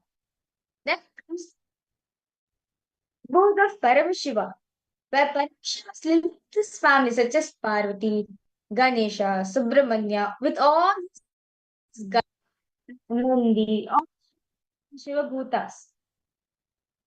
All of them are there in Kailas, and ultimately Maha Kailasa, where Paramashiva exists as he is, the aspect of him, where he is the source of the whole universe. So, any doubts? So far, is all the participants clear of all the 14 lokas? Any questions all of you having? Discussed about the like in little bit more detail about the 7 higher lokas. Questions about these 14 lokas, the 14 vertical time zones? So many times mainly about 14 higher, the 7 higher lokas, because in the beginning it's not much. What causes hell? It's so just much importance is not needed to this, so we not need to learn about lokas from Bhuloka, from planter, how to go to higher lokas. So that's we are going to be talking about. Yes. So some says that understood we have existence each of these 14 lokas. Each of us clear? How will dimension of you? You may have this question. We are we discussed right now. And we also told Swamiji also said Swamiji ultimately said that you have dimensions of you in 14 lokas. You may have the question how, right? How will you this question? How to connect with this dimension of you that exists in the 14 lokas? Understand? Today, all of you are going to be experiencing your identity. All of you are going to be experiencing the astral travel, meaning you're accessing your identities. Okay, I know. So when you die, okay, you asked a very beautiful question. You have asked, okay, so when we die, we use lokas by knowing some information, and the healthier we get when we are parallel universe. Okay, no problem. After you leave the body, you can access. No, Swamiji says what you can experience it. Yes, of course, for you to you have a healthy body. Yes, you're looking for it, but you experience it. That is what we will be doing today. You will be able to that dimension of you will exist in the different lokas. You will be able to access those dimensions. And Swamiji is the opportunity to have here. Yes, but you're asking from because you're going through some health issues, right? But Swami is there with you. He'll keep you 14 lokas, says no problem about it. Okay. So 14 lokas, right? We understood that we have an identity. Now, how what 14 lokas? These 14 lokas are connected to called breathing. See, that Bhuloka come cognitions we carry Swargaloka or in Tapoloka or in Vaikuntha. The scientific pattern which you are currently having different than what you have in the general look in the rest of the lokas. But the only all 14 lokas, the only just same in all 14 dimension is your breathing pattern in lokas. That's why Swamiji says just breathing alone you can experience the loka. How experience these different lokas? Like actually, Swami gives a beautiful example. How in Bhulo culture, on example, goes to like so just in that place and you will not fit. But the same way, if you go to US, in just few days you will become obese.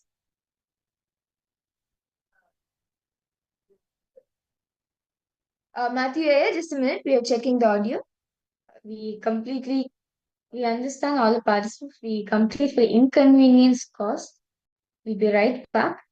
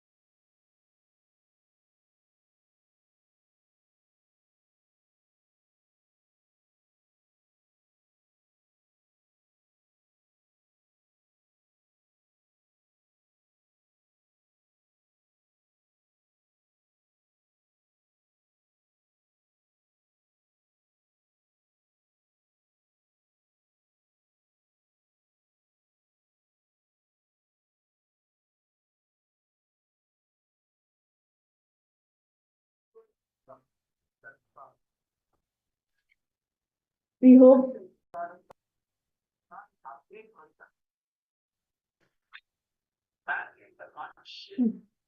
Nityanand, and we are audible to each of the participants.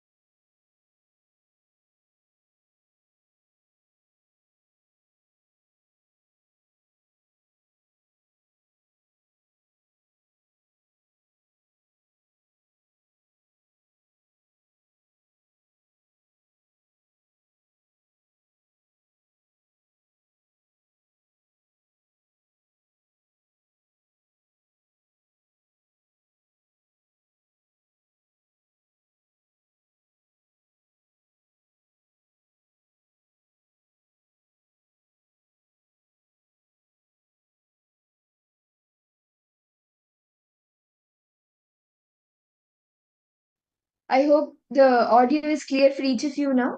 I hope each of you are able to hear us clearer now. Is this better for all the participants? We sincerely apologize for the technical glitch. I hope each of you are able to hear this. Each of you to post a yes, or you can even wave your hands if you're able to hear us clearly. Okay. Thank you, Chandrasekharaya. Yes. So now we understood, right? Each of these 14 lokas, right? All this is one, or a breathing pattern. As what Swami says. It's breathe. Yeah. We powerful cognitions on you, right? Just powerful cognitions. You just by practicing, living them in your life, you will actually access that particular loka in you. Like for example, Swar Loka, the Swarga Loka, which is the abode of the gods and goddesses, right? Sloka. Cognition. Cognition, time does not tire you. This symbolism at all. Understand? In Swarga Loka, there's no tiredness in Bodham. Cognition, that time does not tire you. Open the door that actually allows you to access the portal for you to enter into Swarga Loka. You actually enter, access your Swarga Loka identity. This is all participants understanding. So this is by chewing on them, just by doing conscious snacking on them, will actually help access that particular loka, the identity loka which you have having. So in Suvar Loka, you get to access the dimension of the your deity, like your dimension of you as a god. You get to experience yourself in that space of sage Marichi, or in the Dhanaka. You get to experience all your ancestors, your pitrus. And lokas, time, like in the Suvar Loka, time does not affect you. Time does not tire you. In the Mahaloka, you do not have any self uh, hatred, self doubt. So each lokas have things, um, of yourself that you can access. So, see now, out and write down all previous conclusions that you have made about yourself, and this how they have shaped your experience. What beliefs do I hold about myself? What influences my actions? All of these questions ask yourself now, and how it has affected previous conclusions, whether it is about a job, whether it is self, all previous conclusions reflect on how these have shaped your experiences about life. Can I request each of you to please take a detailed pen down?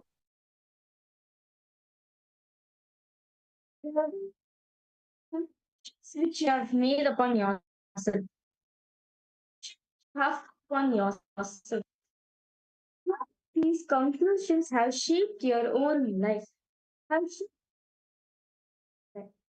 What beliefs do I hold about myself? My action. Is them as detailed as possible.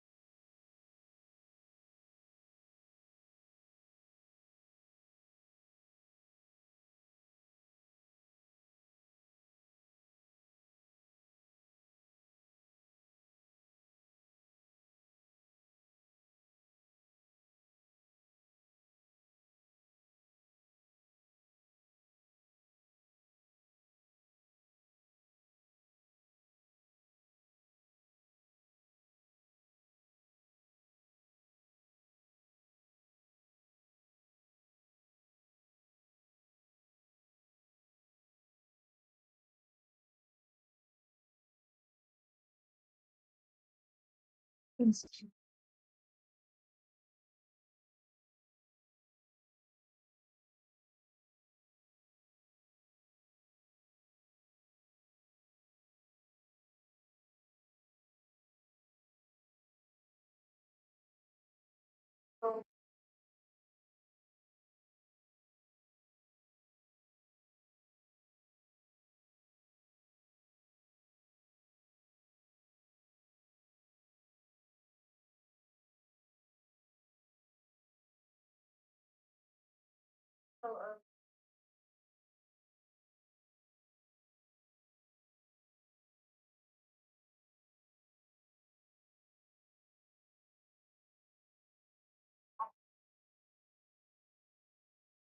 Nityananda, I hope you to complete writing this down. You have been able to think about and write down all the previous conclusions that you have made about yourself and also reflect how emotions have affected you. Yes. So, understand some sense. Man, powerful cognitions, right? Man, powerful cognitions. Cognitions that align you with your aspirations and locales which you wish to access. See, we all saw how our powerful cognitions gives us the ability to access these different dimensions of us, like our beings, our own identities that exist in these different dimensions. And these powerful cognitions that we need to consciously snack on, internalize, understand, and start making it a part of our lifestyle. Nityanandam, while Neetha Seke, Nityanandam to you. A Kiksi Wang, Nityanandam to all of you. Okay, yes. So now, Matt to discuss here. You have any questions that you want to ask? Any doubts? Any questions you are having?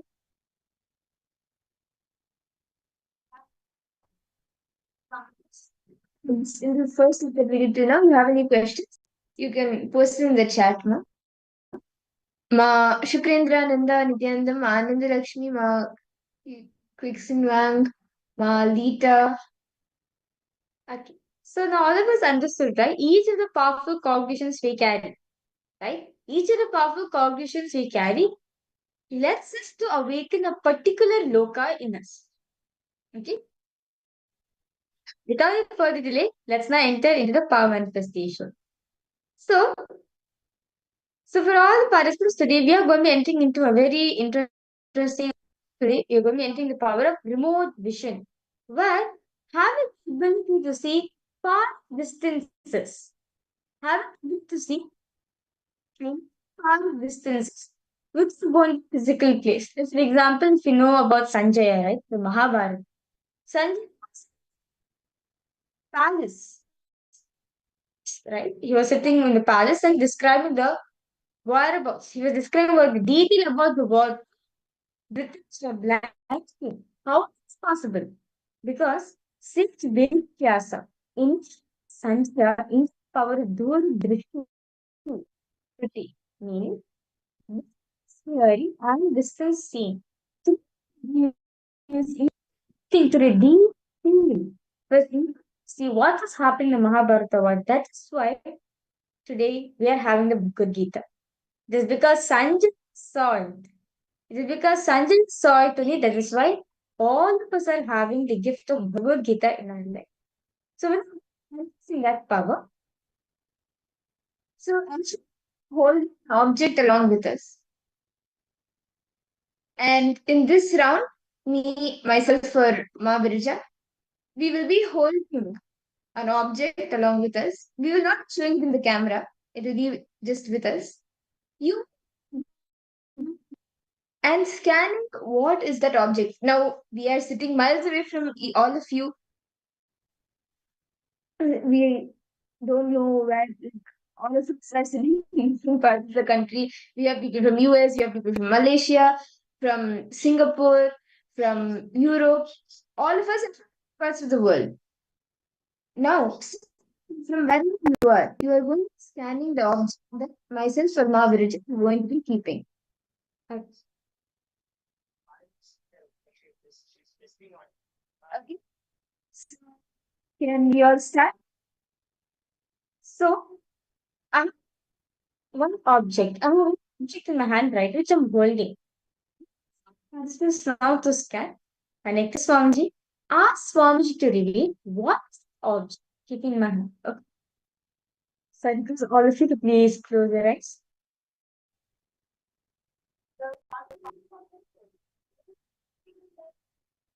Yes. Because all of you please close your eyes. Chant the Mahavakya intensely. And what Swamiji reveals to you, whatever he reveals, just go on. You can post it in the chat. As you see it, you can post it in the chat.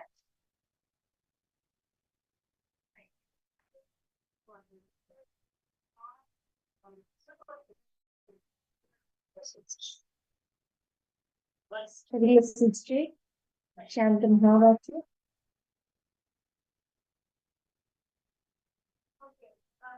I request all of the participants, please settle down. Yeah, start chanting the Mahavakya intensely. Om Nityananda Paramashivoham Om Nityananda Paramashivoham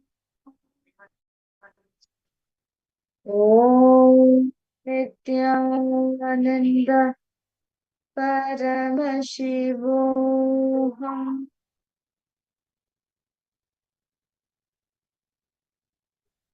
Om Nityananda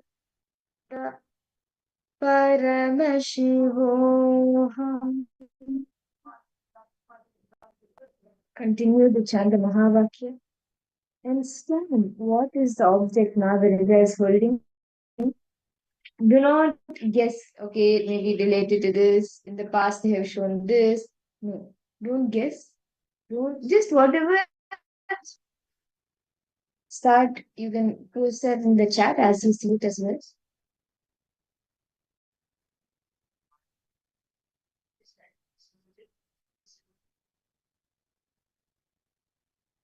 Go on connecting with Swamiji, remembering Swamiji's form, and whatever he reveals to you, just go on verbalizing it.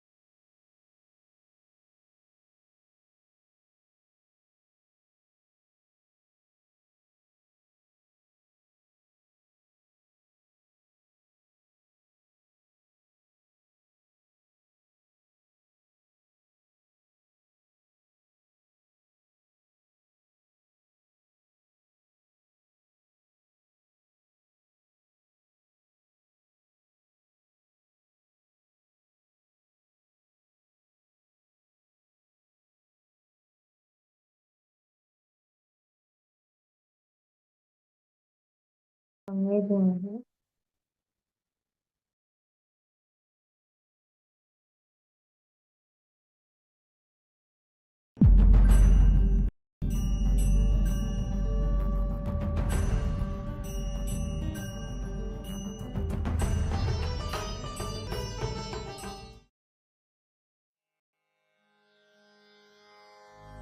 Mm-hmm.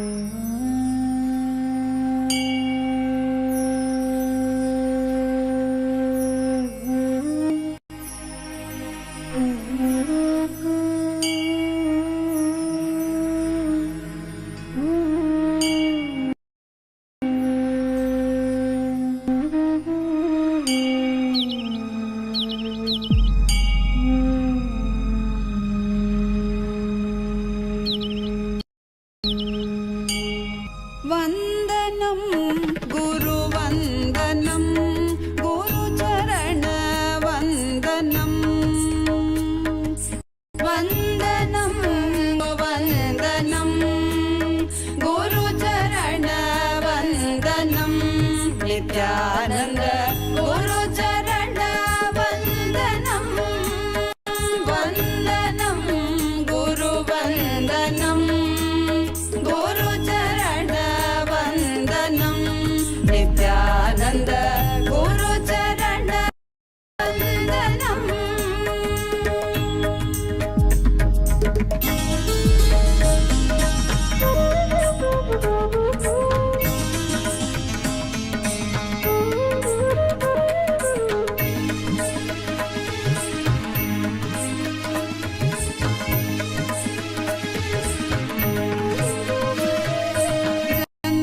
सार्थककरं गुरुदर्शनं वन्दनं गुरुवन्दनं Gurucharan वन्दनं Nityanand Gurucharan वन्दनं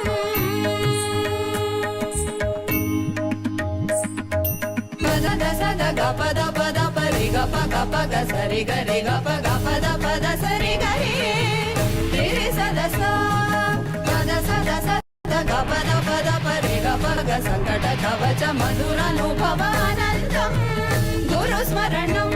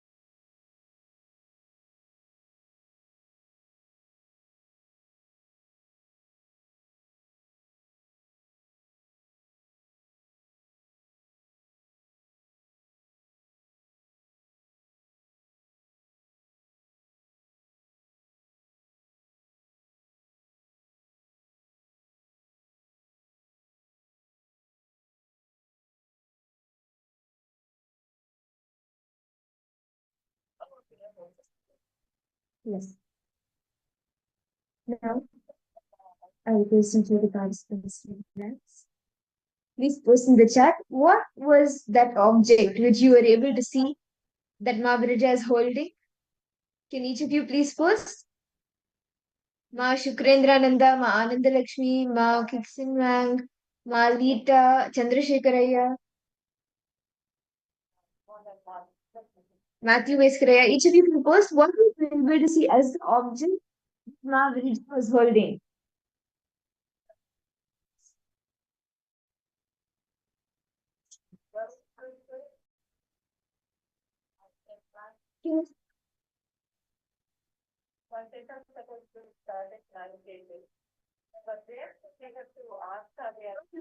Now, what did you see?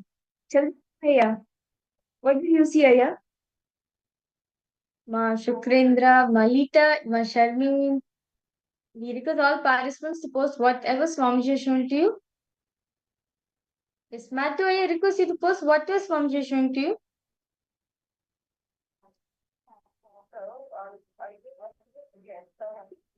If you saw any size, the shape, the color, whatever you saw. Okay, Matthew, this first time I have computer, the audio and video. Okay, no issues there. You can work on fixing it. And if you're able to, you can post what you're able to see in this round. If you're able to.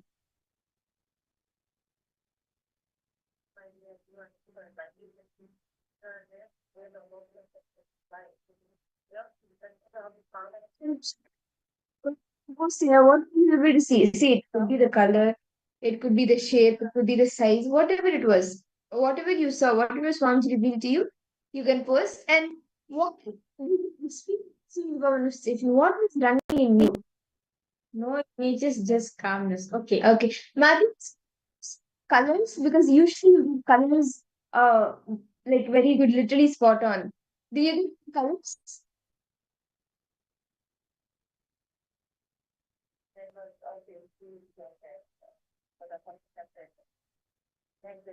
Maybe.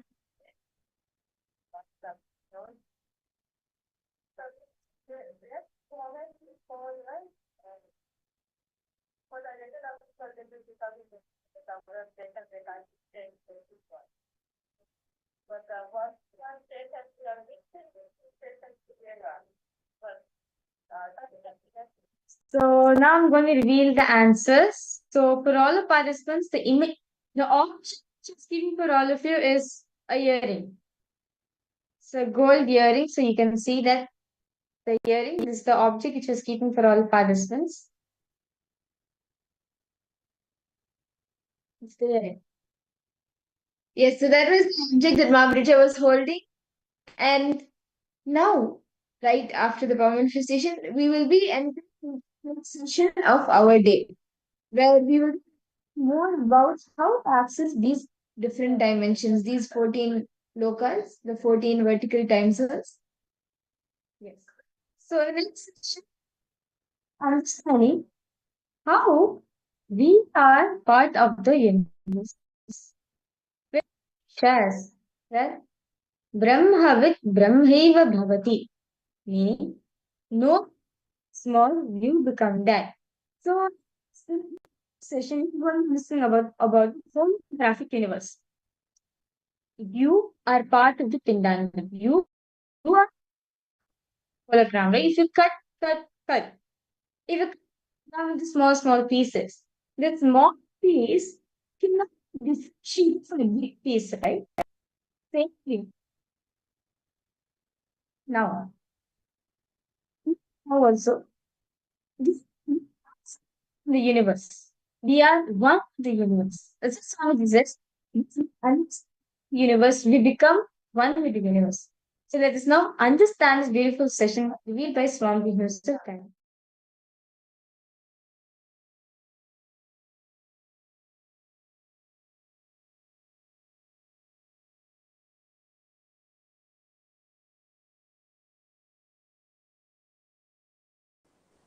I'll give you some of the most beautiful powerful conclusions Paramashiva himself gave me. Paramashiva himself gave me some of the most beautiful, powerful conclusions, cognitions. I will spell out everything. 1. Life has no complication. Second, sometimes you believe people saying Paramashiva is far away in Kailasa. Sometimes you believe, no. Paramashiva is really inside you, not somewhere far away in Kailasa. But listen to the truth. Paramashiva himself gave.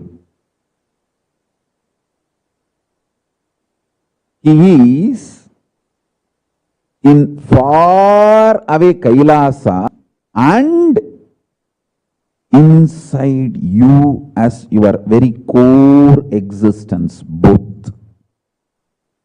Understand? Is far away in Kailasa as the center, core of Brahmanda, macrocosm. Same Paramashiva is inside you, depth, core of your existence, microcosm, Pindanda, center of Pindanda. It's like a time warp. Paramashiva is the superconscious happening in you. Because that superconscious happening in you, you feel you are alive. So the source of your first person, source of the existence of your first person is the superconscious happening called Paramashiva. Let me tell you the exact science. Please understand. See, the other day I was seeing a hologram. Maybe it's a some 2-inch by 2-inch size. On the pyramid, one dolphin is jumping. That's a hologram. So if you cut smaller, whatever size of piece you make it out of it, the full hologram is there as it is. Can you understand what I am saying? See, 2-inch by 2-inch, if you cut as a 4 piece, the full hologram is there. If you cut as 8 piece, the full hologram is there. If you cut as 100 piece, the full hologram is there. Just like that, Master's body is cosmos. Macrocosm in microcosm in its full form is Master's body. That is why the initiation is possible. Anything happens in this system, just one line, anything released in this system can just happen in the other systems. Just happen in the other systems. One understand? The Master's body is like a smallest possible hologram of the cosmos. Even then, even if you cut it as the smallest possible, the whole is there as it is. That is why Krishna in that small body, small mouth, able to show the whole cosmos to Yasoda. He just opened the mouth and Yasoda saw the whole cosmos.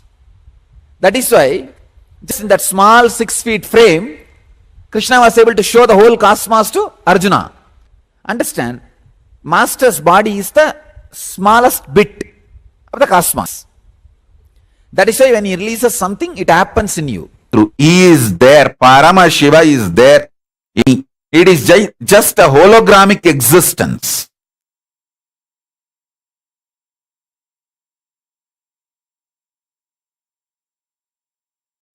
If you cut the hologram, there will be another hologram. If you cut that hologram, there will be another one. If you cut that, there will be another one. Till the end, it is only the same hologram. Same way Paramashiva. From Paramashiva, it is hologramic existence. Listen carefully. From Paramashiva to you, it is hologramic existence. understand this. Doubt everything else, but not this ultimate truth.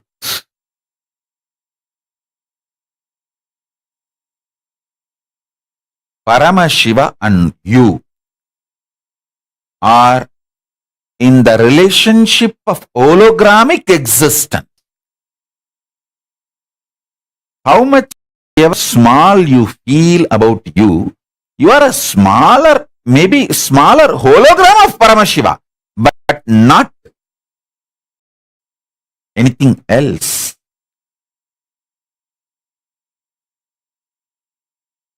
Purnamada Purnamidam Purnat Purnamudachyate Purnasya Purnamadaya Purnamevavasishyate.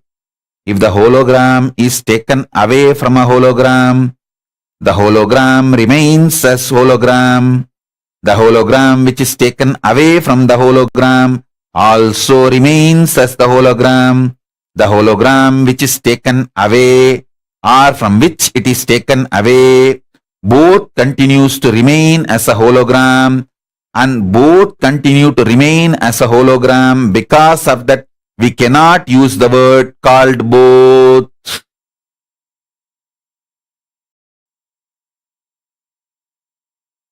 This is the left translation. Purna remains as Purna when Purna is moved from the Purna, because Purna remains as the Purna when the Purna is removed from the Purna. You cannot call that Purna is removed from the Purna, and you cannot call there are two Purnas, one Purna removed from one Purna, both Purnas remain as Purna. No.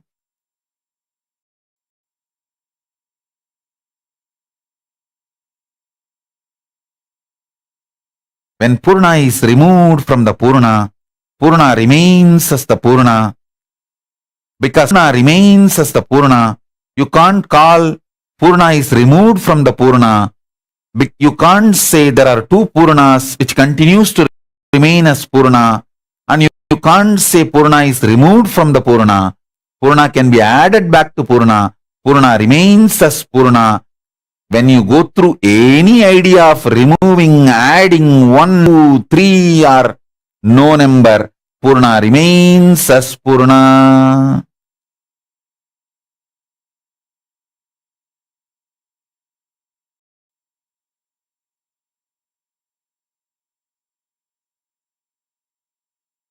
Purnamata Purnamidam Purnat Purnamudachyate Purnasya Purnamadaya Purnamevashyate.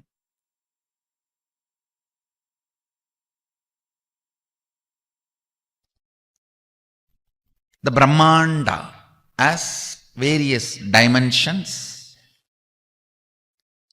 Whatever is in Brahmanda operates in you as Pindanda, the microcosm.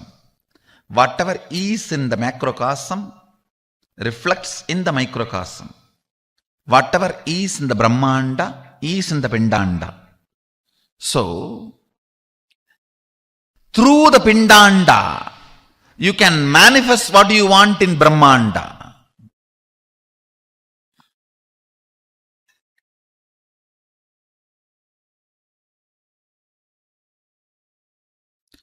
Through the Pindanda. What is the one end of the macrocosm in you? By operating that, the other end of the rope, which is in the macrocosm, can be manipulated, manifested as you want. One long rope, one end of the rope in the microcosm, Pindanda, is verbalization. The same rope is vibrating quantumly in the macrocosm, Brahmanda, as the dimension of length. One end of the rope in the microcosm, Pindanda, is the verbalization dimension. Quantumly the same functions, the other end of the rope. In the Brahmanda, macrocosm, as length dimension. Same way, what functions in the microcosm as visualization, in the Brahmanda, in the macrocosm, that is only is breath. Listen, now third statement is very important. What functions in you as cognition, how you cognize yourself, individual inner image in Pindanda, microcosm. How you feel about you, that same only, that cognition, inner image, vibrates as the dimension of depth in macrocosm. That is why your inner image matters for your life. What you attract, what you manifest, how you live matters. I tell you. Never allow lower inner image in you. There is nobody has a right to judge you. Even your guru has only right to help you, not judge you. Listen. Your guru only has a right to help you, not to judge you. Even guru does not have a right to judge, and who else?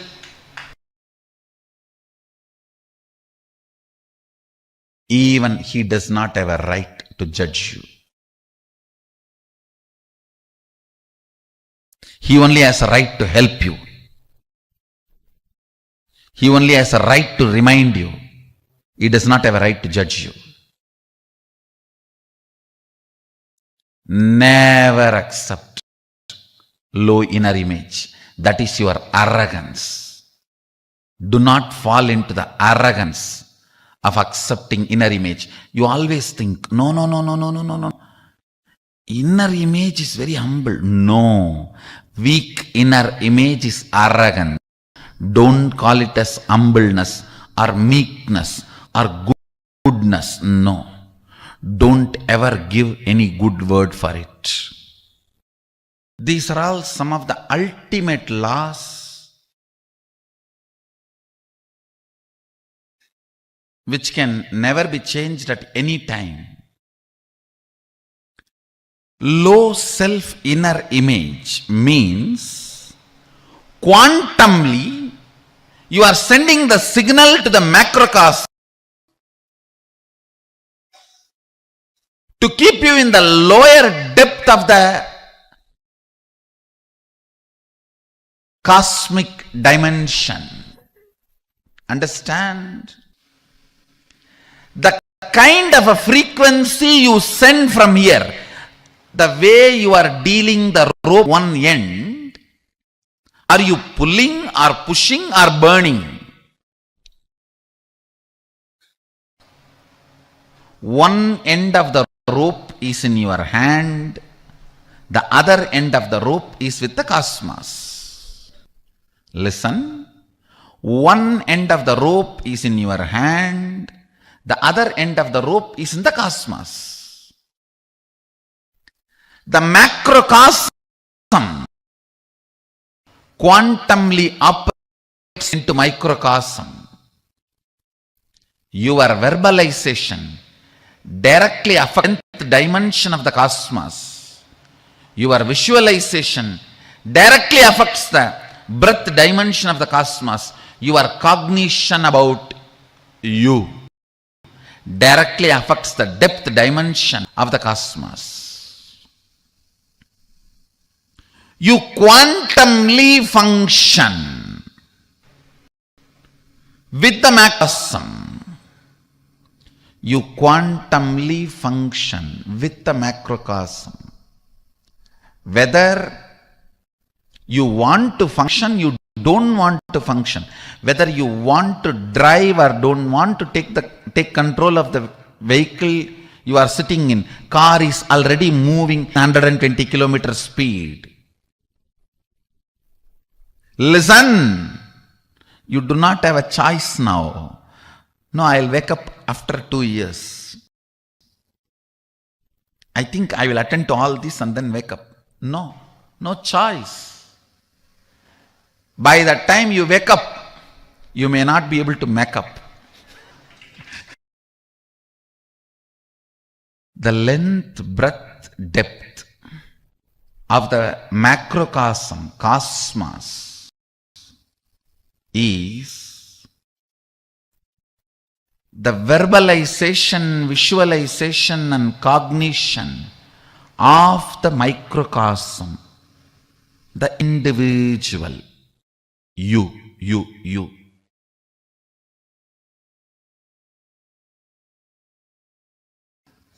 So the higher image and the visualizations and verbalizations triggered by the higher inner image.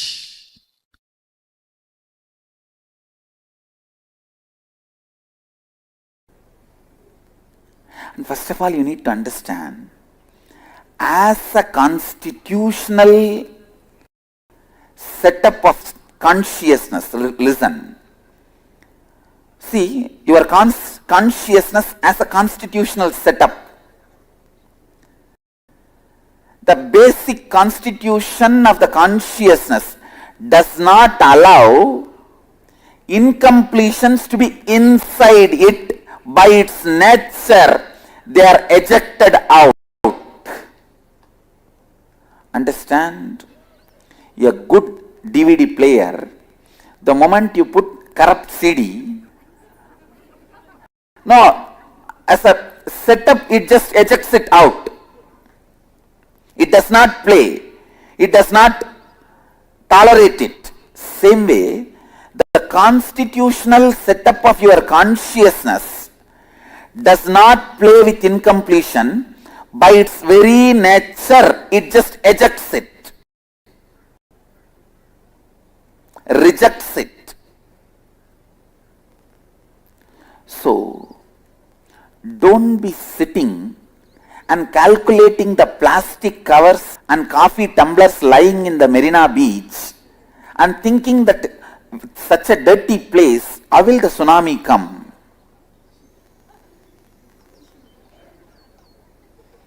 Tsunami cannot be stopped by the plastic covers. Shivoham cannot be stopped by the small incompletions you think you are having. As I said,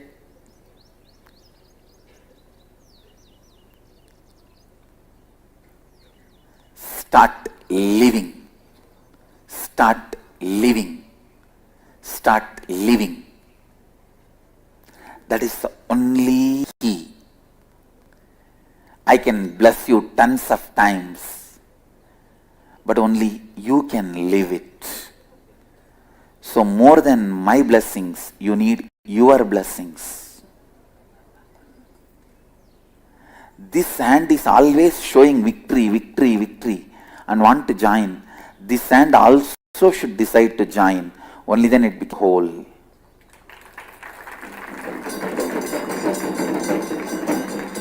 So this will become our new emblem and mudra.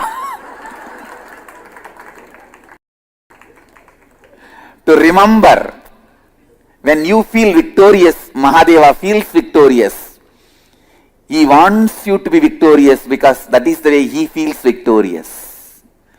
The whole celebrates you feeling as whole because the whole feels fulfilled and you feel you are whole.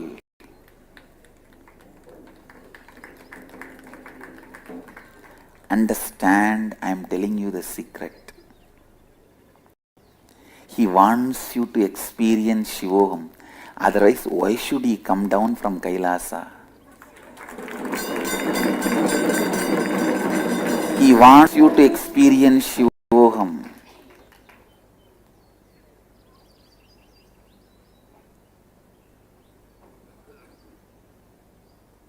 There's no other reason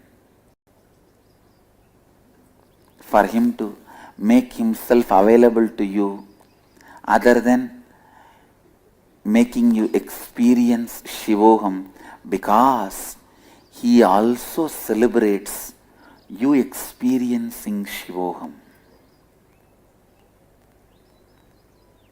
Understand?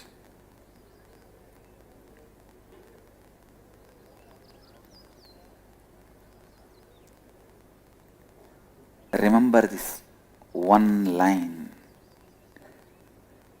He celebrates when he is able to make you celebrate, because Mahadeva loves you.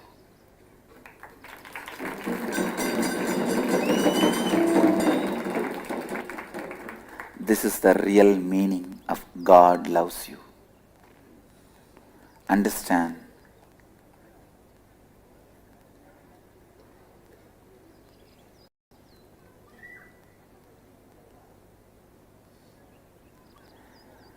The meaning of Bhagavan Ramana Maharshi's line, Enbolungai Inbura Katuni Ennalum Valndarulla Runajala, means the meaning is not Bhagavan is the worst person. He says, in the worst persons are protected, saved, celebrated, lived. O Mahadeva, because doing this, let you live long. If he is a Dina, how can he bless Mahadeva? Just understand.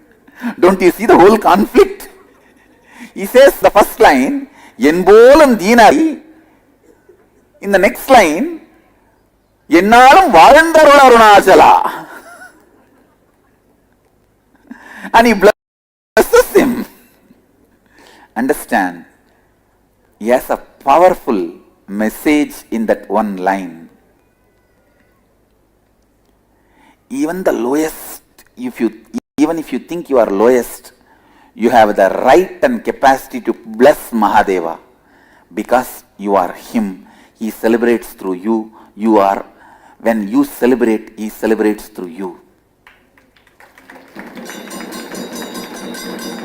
When the microcosm dances, macrocosm joins.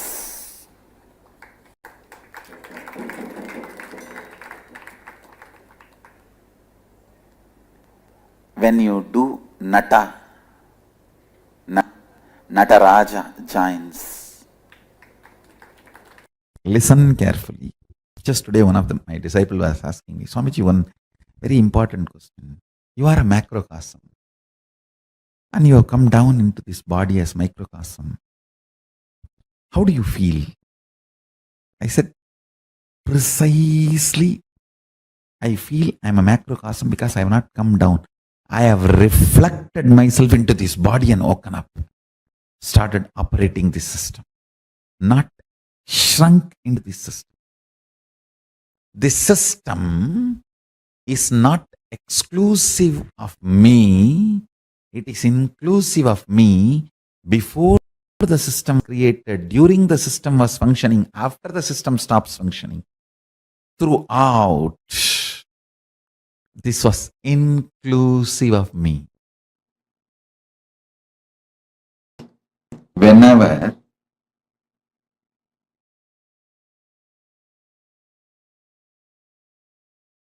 your understanding about you changes, your reality also changes, because your taste becomes different. even the definition, what is good, what is bad, becomes different. What is right, what is wrong, becomes different. Your priorities differ. Your preferences become different. So,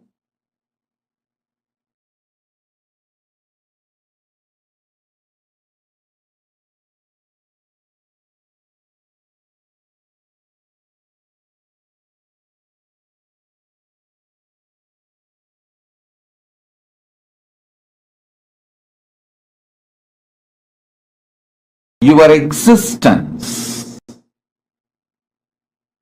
if you feel you are just your body, your desires, your preferences, your good, your idea about bad, your idea about right, your idea about wrong, everything about your life, what you consider as a profit, what you consider as a goal of your life, everything will be focused on the idea, your body, because your core cognition is that you are body. If you are body, your goals and desires and priorities will be different. If you understand your consciousness, your priorities will become different. Your right, wrong will become different. Your ideas about good and bad will become different. Your preferences will become different. Profit, goal, all that will become different.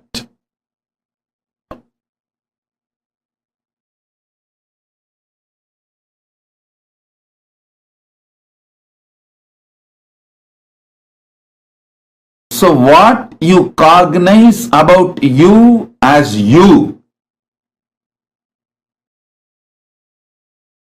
matters most. With this today's blessings, Paramashiva showers the blessing, ultimate blessing, on all of us.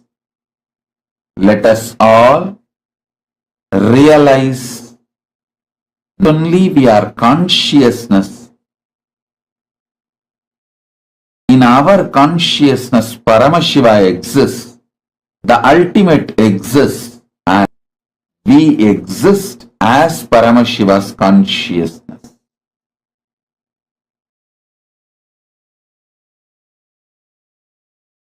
Job of the Guru in Hindu tradition is to make you realize you are Paramashiva. Paramashiva's consciousness exists in your consciousness. You exist in Paramashiva's consciousness. The ultimate consciousness exists in you, making you experience Paramashiva Chit Gana is the job of Guru. In Indian tradition, Paramashiva beautifully explains in Guru Gita, Naguro Radigam, Naguro Radigam, Naguro Radigam, Shivasa Sanataha, Shivasa Sanataha, Shivasa Sanataha. Means there is nothing higher than Guru, there is nothing higher than Guru, there is nothing higher than Guru. This is the constitution, Sasana of Shiva. Thus Shiva declares, thus Shiva as Shiva Sasanataha means this is Shiva's constitution. This is Shiva's constitution. This is Shiva's constitution. In Hindu tradition, you realizing the truth, you are the ultimate, that resides in you. The Parama Advaita Satya, Paramadvaita Satya,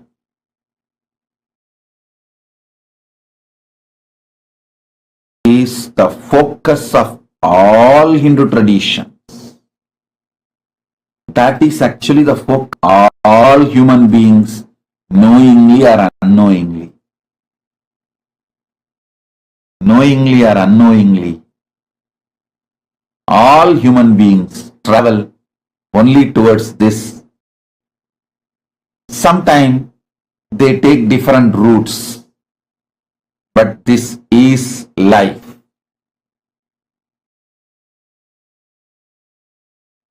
Listen, the more you turn towards consciousness,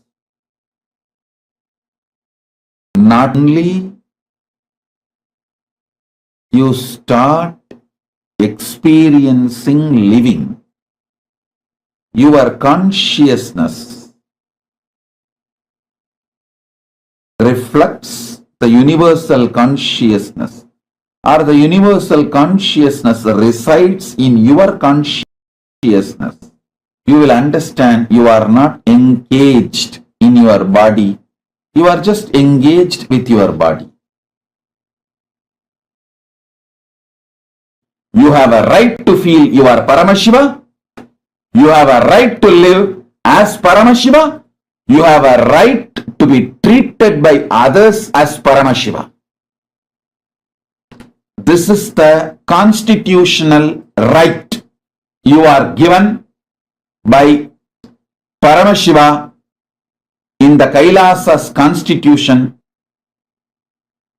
for every being, every living being. Kailasa's constitution guarantees conscious sovereignty. Listen. Free will, which can change, manipulate, alter, destroy patterns and rhythms, is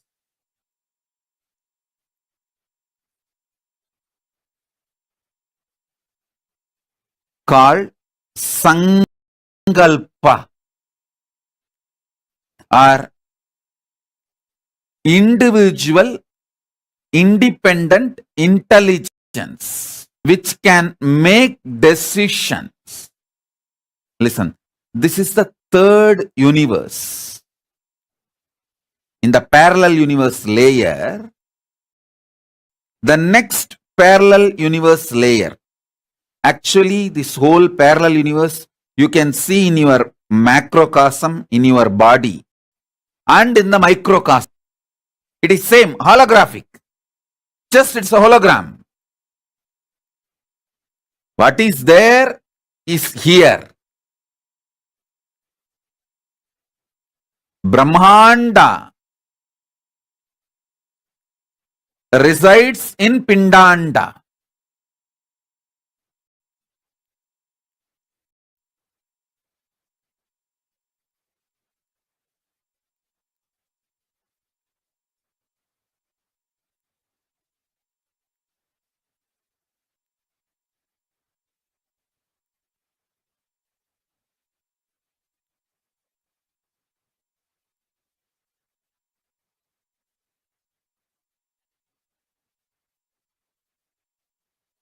Your consciousness can play with any rhythm and pattern.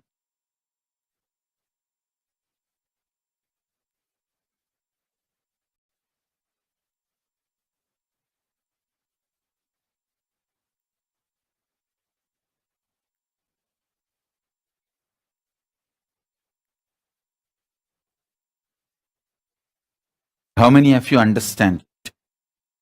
Your consciousness can interfere, change, alter, delete your rhythms and patterns. Listen here. Explain now. Next thing.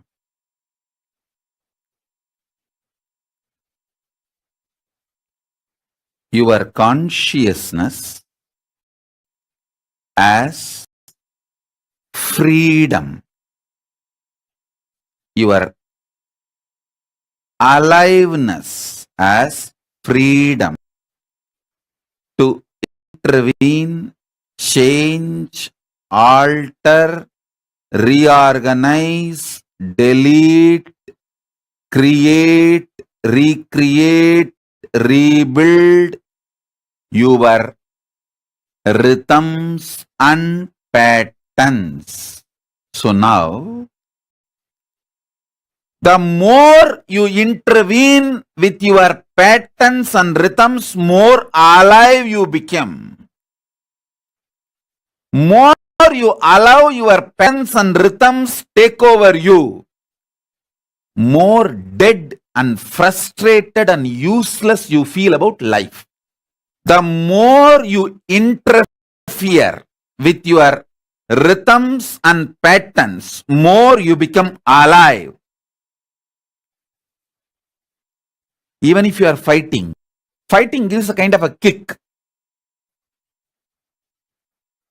If you are typical Indian couple, you will understand how much the fighting energizes you. When you are tired, bored, don't feel like going to office, just have a 10-minute shouting in the house, you will have so much energy. You will run away to office. Work properly, 12 hours in the office. Will not come back home soon. Fight gives a kind of a kick. Even if you fight with your patterns,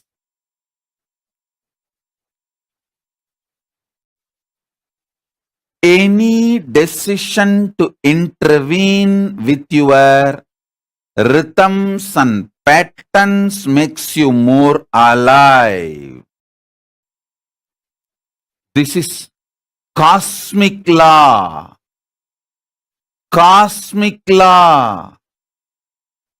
More you allow your patterns and rhythms to live, run your life, you will feel frustrated, bored, tired, and you don't even know how the days are passing, months are passing, life is passing, and you are just stuck. Nothing is happening. Nothing is happening. You are just stuck.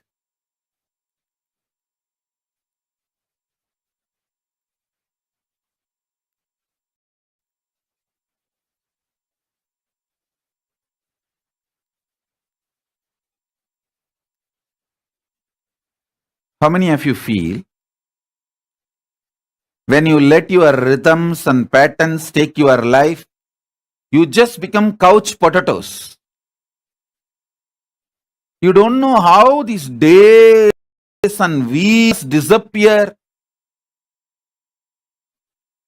Tired, bored, frustrated, nothing happens, stuck in the life. How many of you understand this? Give thumbs up.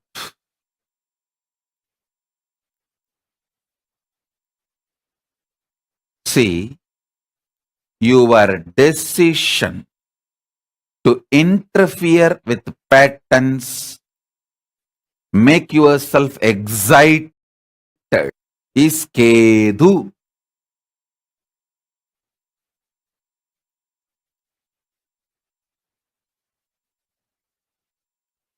Son,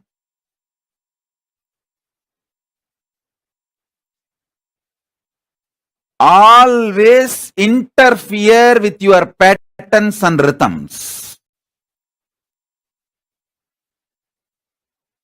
Even if it is a fight or struggle,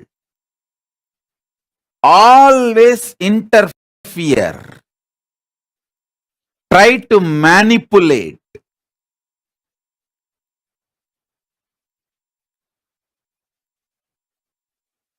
Rebuild. Revive.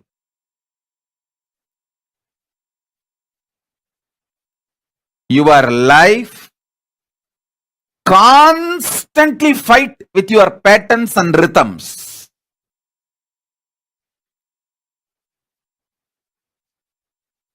Listen. Listen to this.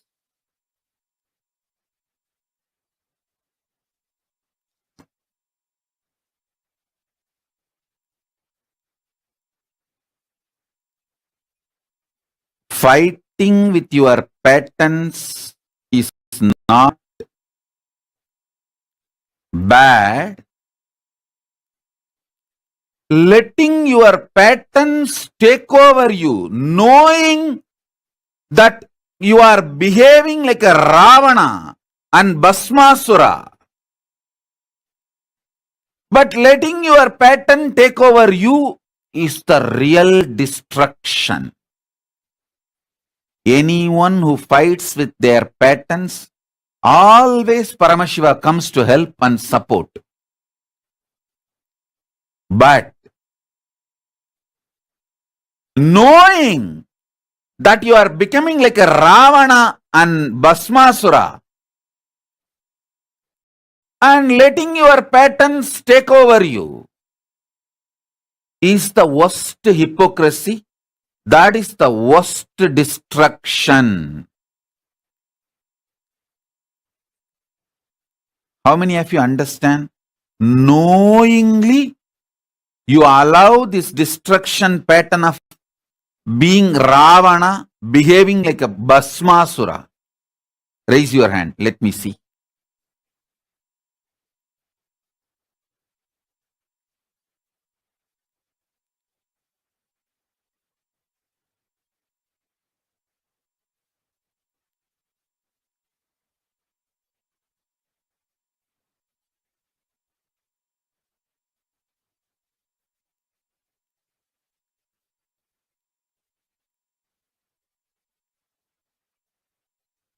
Consciousness, free will. You always want to have free will over others instead of you. But you are not understanding. The free will first has to prevail on you. Only then it can manifest on others. It has to prevail on you. Then it has to manifest on others.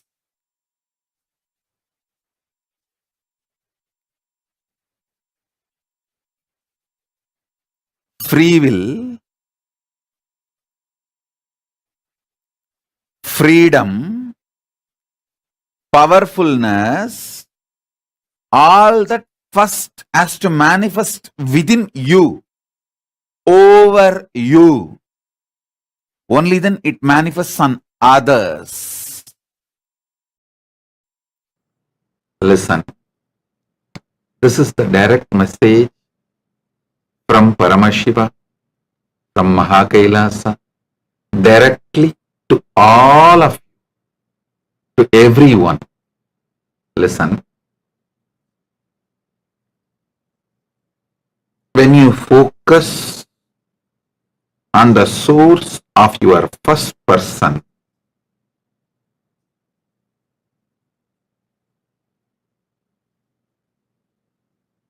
deeply,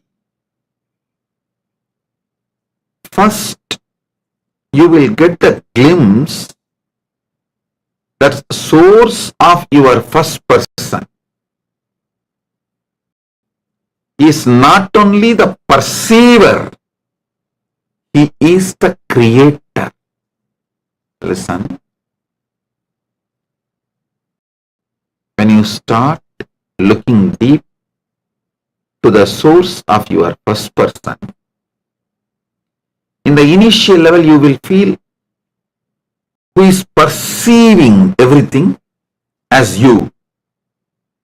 But if you look into the source of that first person, guys, the creator is only manifesting in you as the perceiver.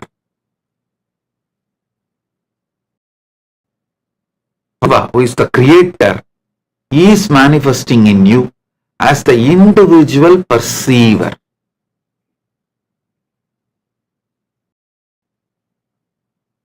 When you settle in that space, all your fears about perceived will disappear, because you can just break anything which creates fear in perception. If you perceive anything as frightening, fearful, you can finish it off. You can clear it, because you are the creator. Same way, you will not be greedy or attached to anything, because anything you enjoy, you can go on keeping it forever. So you will feel bored about, what is there to keep ever and enjoy? After all, I am the creator. Knowing the perceiver is creator liberates you from and greed, liberates you from all types of fear, including death fear, liberates you from all types of greed, including attachment to life. I've seen millions of seekers, especially in Tiruvannamalai, people who read one or two Ramana Maharshi's books, few books, and they think, oh, this is enough for me. Yes, that is enough if you sincerely practice and focus on the source of first person.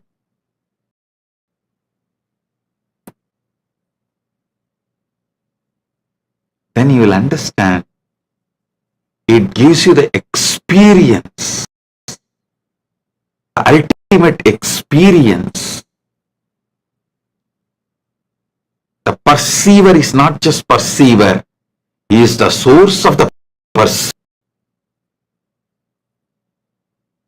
Either looking at the source of your first person, put your whole energy and life, or put your whole energy and get involved and study agamas. In any one, put your whole involvement, you will experience. I tell you, combination of Vedanta and Agamanta is the best foolproof method. Just with rituals, you may get lost, you may not know the ultimate, you may just be more ritualistic and even lose the spirit and intensity. And just with Vedanta, you will lose the same intensity and you may just become monotonous and may even get depressed because there's nothing exciting. The combination of Agamanta and Vedanta is the best, ultimate. Icing on the cake is Guru's initiation, Shaktipada. So I tell you, when you look deeply at the source of your first person, you will actually experience the various components of you and the relationship between the source of you and the various manifestations and components of you, you will realize the same in cosmos. Paramashiva and the relationship he has with his own various manifestations.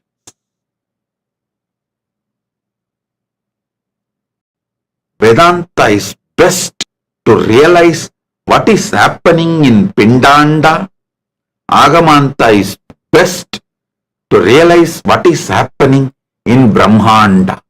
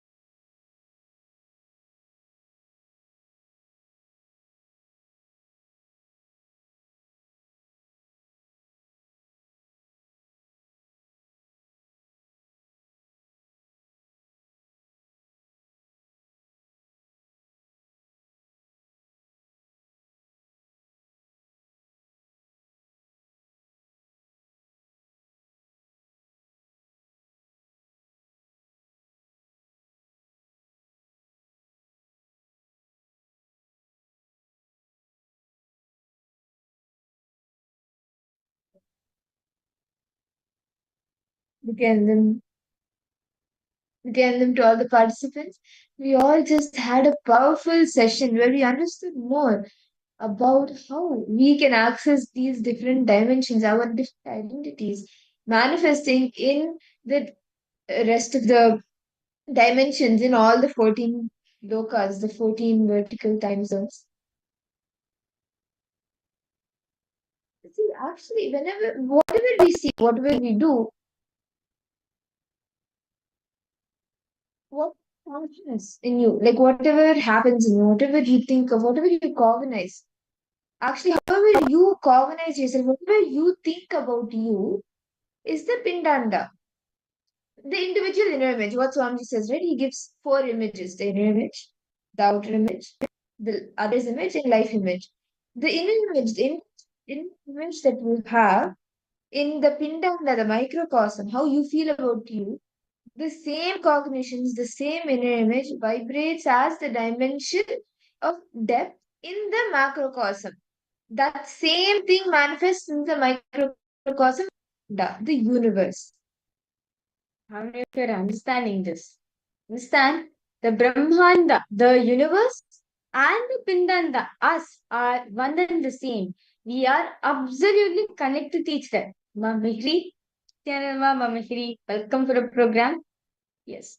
So understand the Brahmanda, the cognition you carry about your inner space, right? The depth you carry about you, the types of cognitions you carry about yourself, that is connected. Understand? What about you? The same inner image vibrates as the dimension of the depth dimension of the cosmos.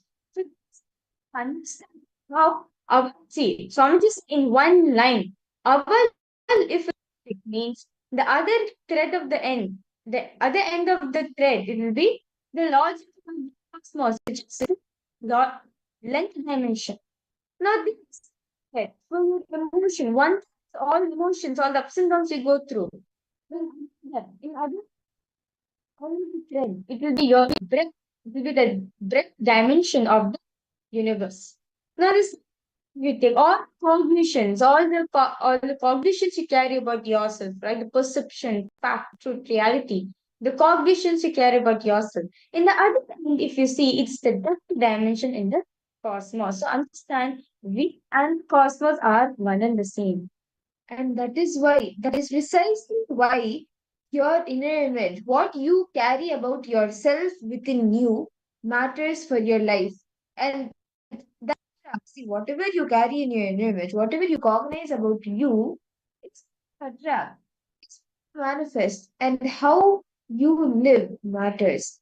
And it matters because what your image, your outer image, all four images are based on how you build yourself. And whatever you attract, whatever you manifest, all of that is what is based on what you are holding within you as your inner image in the pindanda, in the microcosm. Understand what the thoughts you carry. Understand? Swami shares very beautifully that when you understand about you changes, the reaction around you also changes because your taste becomes different. You have matured. Your taste has become mature. Your likings, your dislikes will be different. The way you perceive the situation will be different. So when understanding about the changes, when understand about you, about yourself changes, it reflects as the changes of the reality manifesting outside of you. It's happening a large scale from the time if you see your childhood, how now you have grown up and you see yourself. That's one way. But actually, even in life, in just a few minutes, few hours itself, if you change carrying about you inside, the external reality also will change. You have all of us have experience from the time we were a child, we behaved in some way. What we thought about ourselves, what we reacted on the outside, everything was in a certain way. But as we grew up, we matured, we understood ourselves more.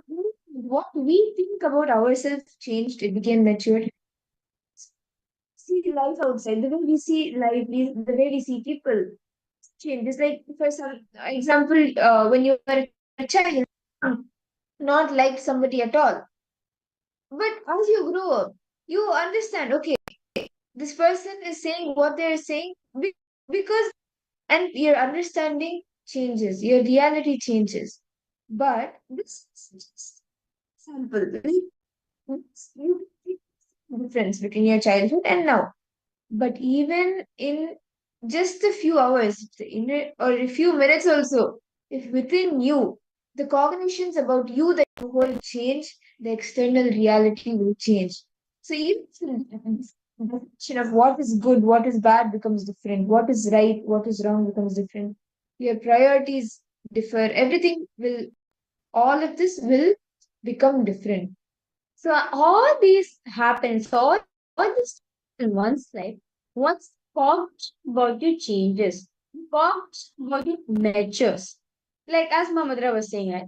When you're small, likes you had, the kind of mistakes you had, the kind of the priorities, your decisions for good, bad, right, wrong, and different. Not teenager, you don't small, right? The perception of God. Naturally, the definition of good and bad will be different.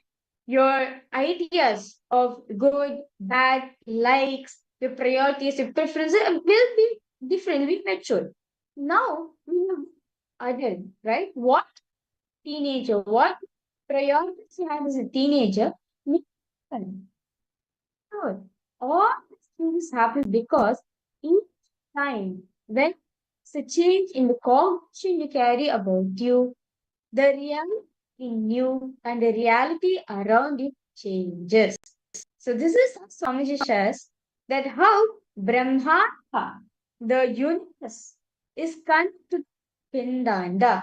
Same way, the Pindanda, meaning the inner self, us, the microcosm, is connected to Brahmanda, macrocosm. Teach you to quickly pick up your pencil and paper, and now you will be penning down. I request each of you to intensely pen down. How do you cognize yourself today? What do you think about you? What do you think about you today? For example, you may feel, okay, I feel showered, I feel completely blessed, I feel abundant. Or you may be feeling, no, today is not a good day, today is one of the worst days. Everything is just going upside down. I'm late for work, I'm late for a meeting, I'm late for everything, and like everything, everyone is getting so upset. I'm totally like my entire schedule has gone haywire. Is it like this? Or do you feel showered? Do you feel abundant? How do you feel? What exactly do you feel? I'll just give two examples, but how do you feel? What do you think about yourself? What do you cognize about yourself today? Now, can I request each of you to take a few minutes and pen this down? Actually look in and see what you are feeling about yourself today. Detail write down. How you cognize yourself today? How you perceive yourself today? How you feel about yourself today? Can be any emotion. Just pen this down as detailedly as possible.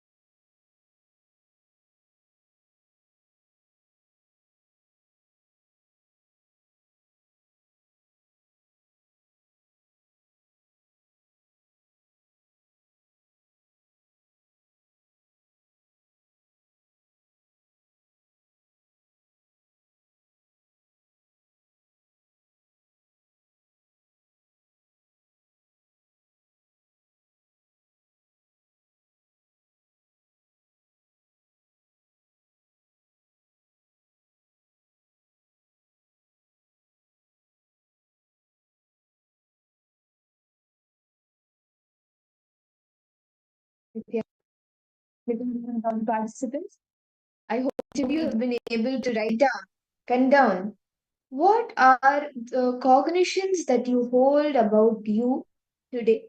What are the cognitions that you hold within you about you today? Stage of-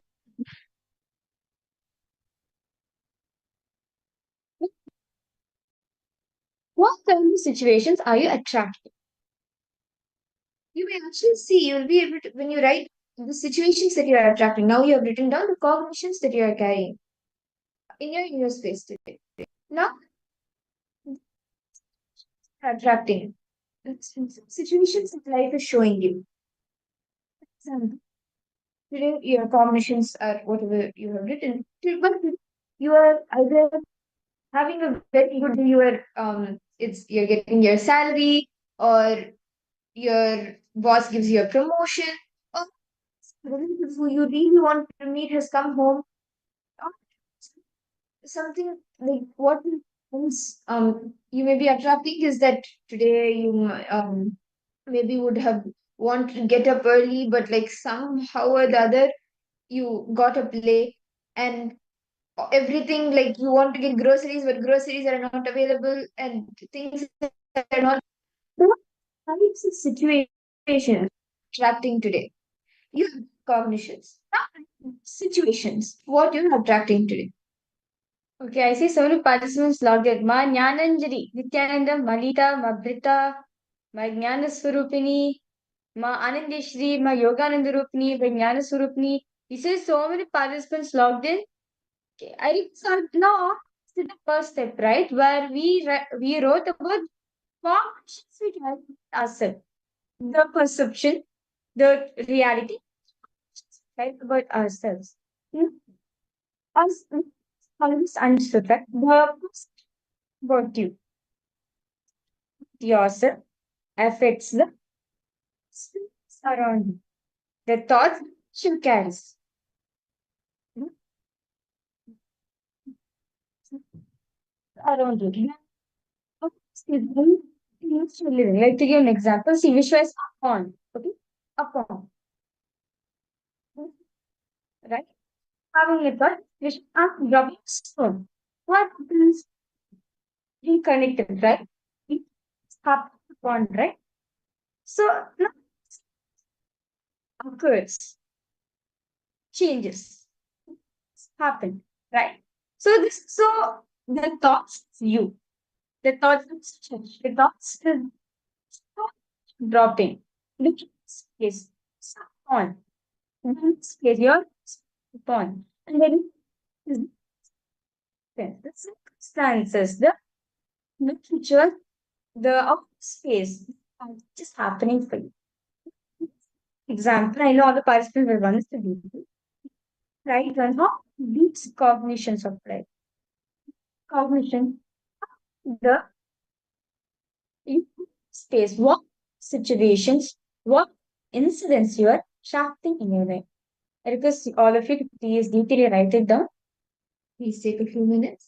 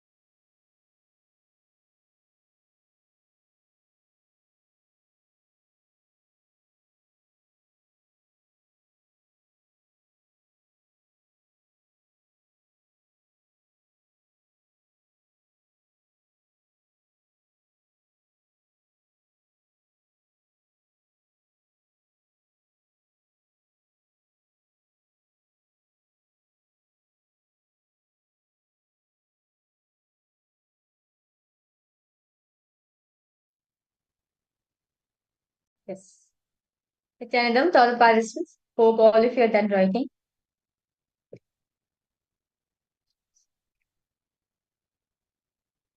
So now understand, very beautiful understood, right? See, the cognitions we carry ourselves matters and all, as we are firm as if this cognition. Yes, Nityananda, Matthew Viscasaya, any questions you have? Matthew Viskaraya, Ma Tanjari, Ma Yogananda Rupini, Ma Jnana Swarupini, Pixie Wine. Nityananda, what is your understanding till here? What have you understood? What have you been able to, as you did the internalization process, what have you been able to understand till this point?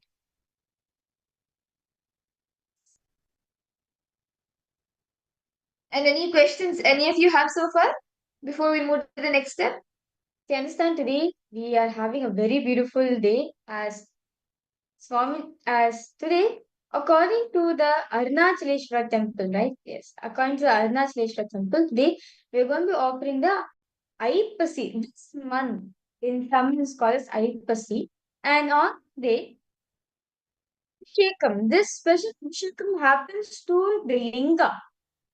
This special Abhishekam happens to Linga once in a year. Only once in a year this Abhishekam happens. It's actually very special Abhishekam which is being done is called Annabhishekam. Where offerings are being done to the Linga. Special offerings are being done to the Linga, and not just that, the dressing of the deity is done with the clothing. The dressing of the dressing of the deity is done with items. Anna in Sanskrit means food. All the rice we'll be doing the alankaram is a very special, it's a very auspicious thing to be seen, and this comes once in a year. And then participants to all of us were understanding that we were learning about the different items we care about parallel universe. Small in one frame, like in one shot, is the link through all this manifesting the receiving darshan as Swamiji as Bhagwan Lingamurti.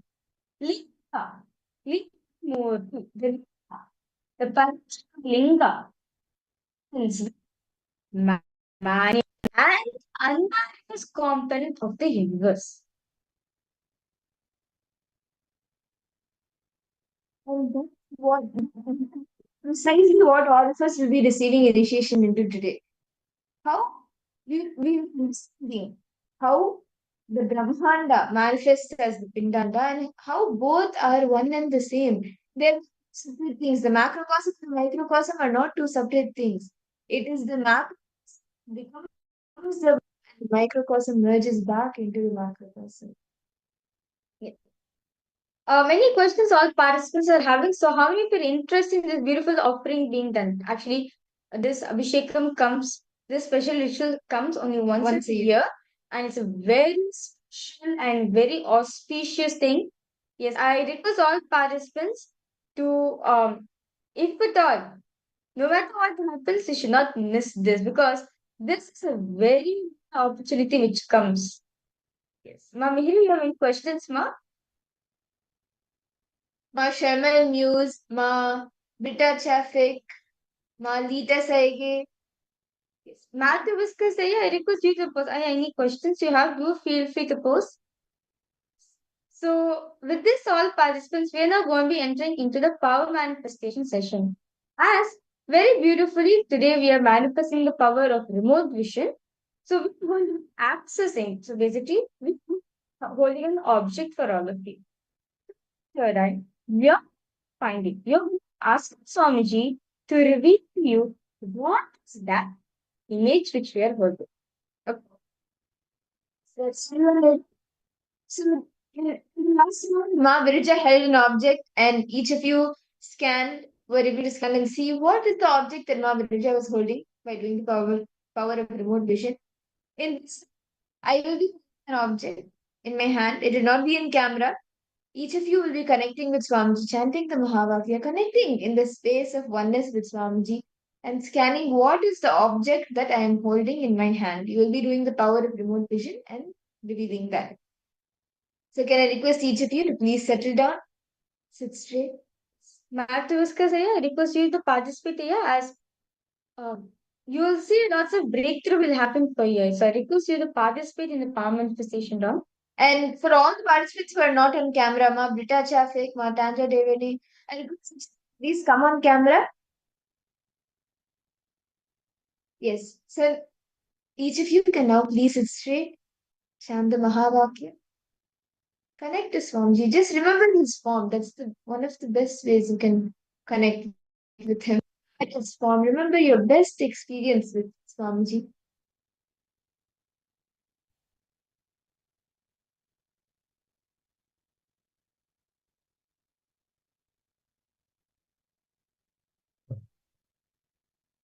Start chanting the Mahavakya.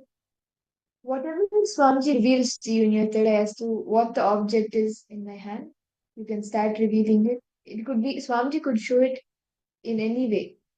It could be the size of the object. It could be the shape of the object, the color of the object, the material, the texture. Whatever Swamiji reveals to you, please go on with.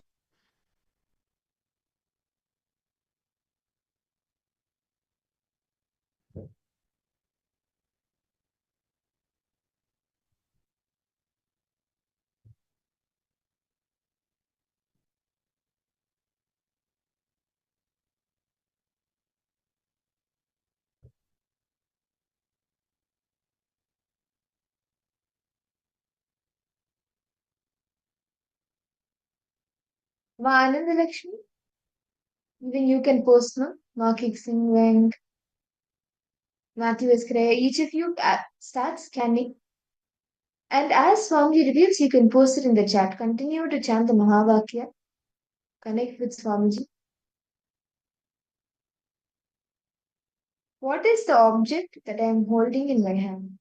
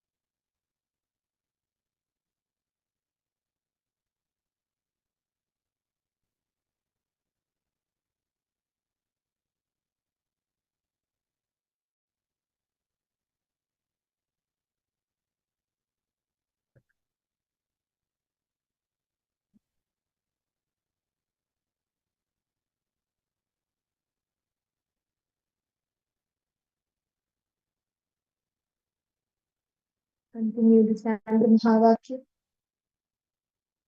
You can start even posting in the chat whatever Swamiji is revealing to you about the shape, the size, the texture, and the object itself.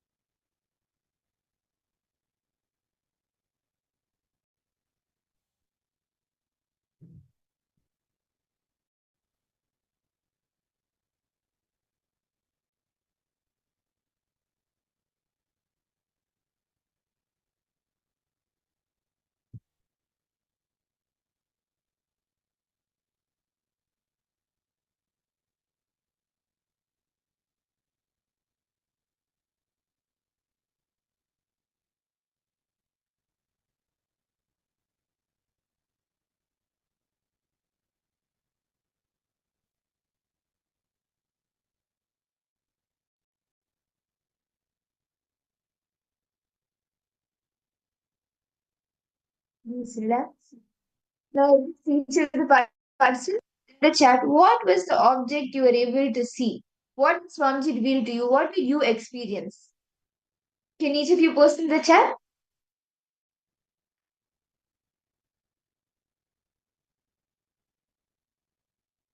What was the object that I was holding in my hand?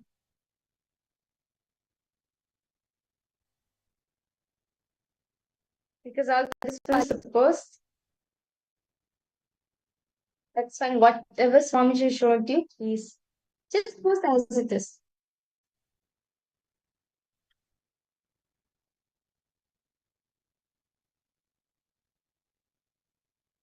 Whatever Swamiji revealed, put it down. Don't guess, okay, maybe this may not be right. Maybe they may not show something like this. I'm just imagining. Don't do that.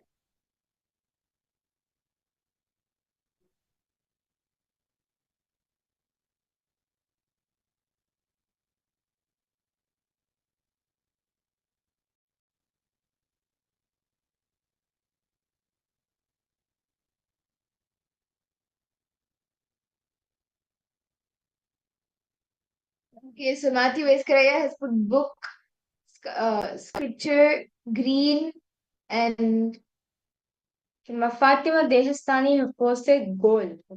Okay. Matt, I just want to just ask you, when did you come to Swamiji Ayya? Like, when is the first time you got connected with Swamiji?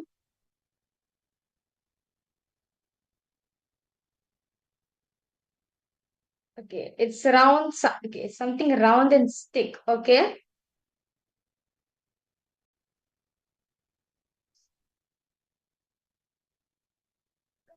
Yes. Fixing when can you also post what did Swamiji reveal to you? Uh,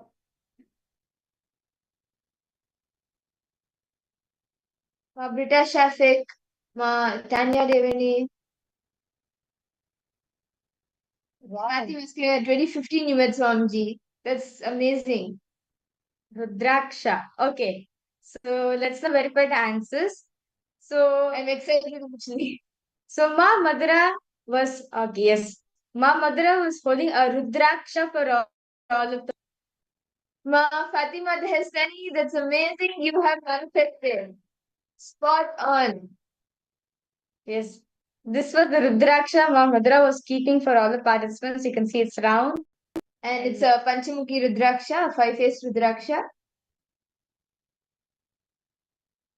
Yes. That's wonderful. So now with this, into the next session, where this is actually a very important session for all of us. Well, so one will be expanding very deeply on how the thoughts reflects in individual consciousness. So we have the four forces, right? The gravitational force, the electromagnetic force, the the weak nuclear force and strong nuclear force. Swamiji says it's one force in which all these forces are happening, which is consciousness. The force is consciousness. Understand how these five forces of the cosmos it's not happening in our inner space. Okay, it's actually a very beautiful, a very powerful session. Actually, Matha was to say, I was suggesting to take notes of this is one of the session which you will really love. So let's now listen to this beautiful truth revealed by Swamiji himself directly.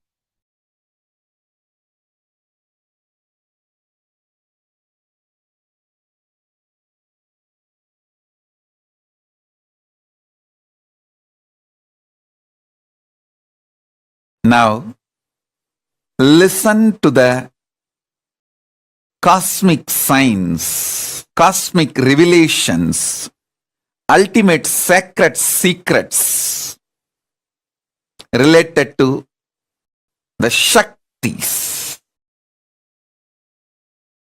Understand? The modern day science is able to understand using the human mind the four forces. Listen. Modern day science is able to understand four forces using human mind. One, gravitation, the power of gravity, gravitation power. Second, electromagnetic force. Third, weak nuclear force. Fourth, strong nuclear force. I want to give you some of the powerful sacred secrets, revelations to all of you, so you can understand these powers and forces in the higher level, from the higher dimensions. Understand? Whatever is happening in Brahmanda is happening in Pindanda. Whatever is happening in Crocosm is happening in microcosm.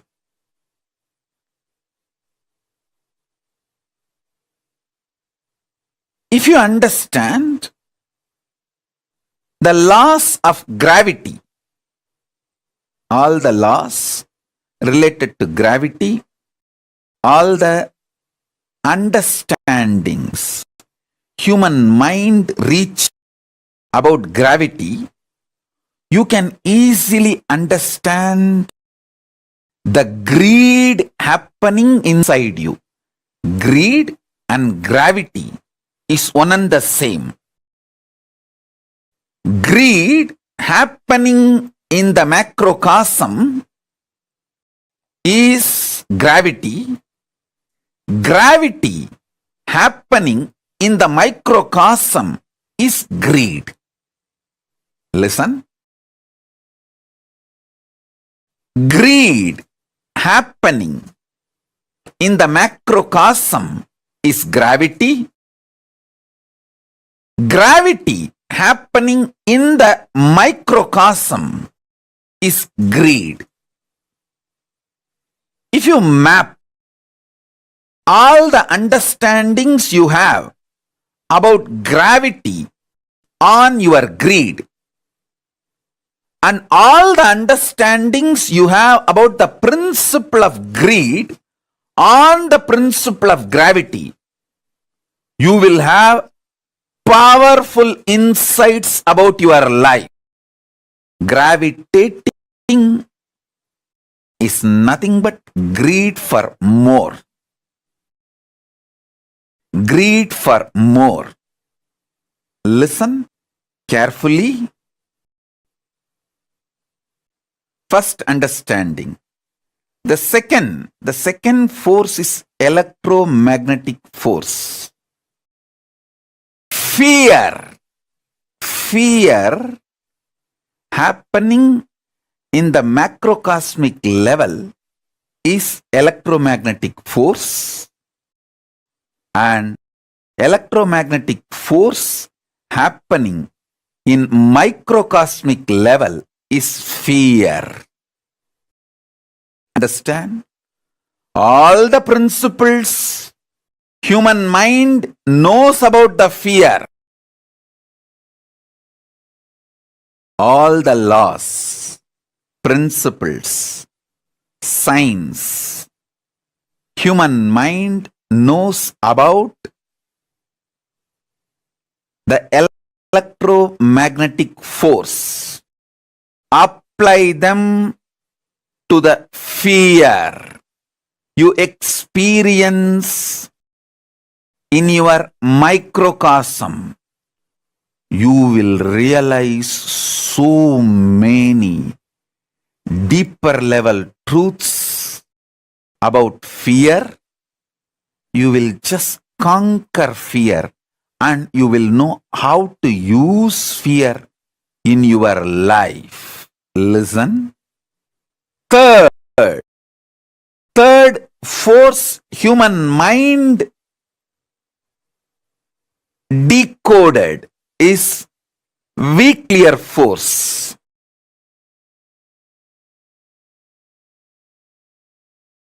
Listen, weak nuclear force.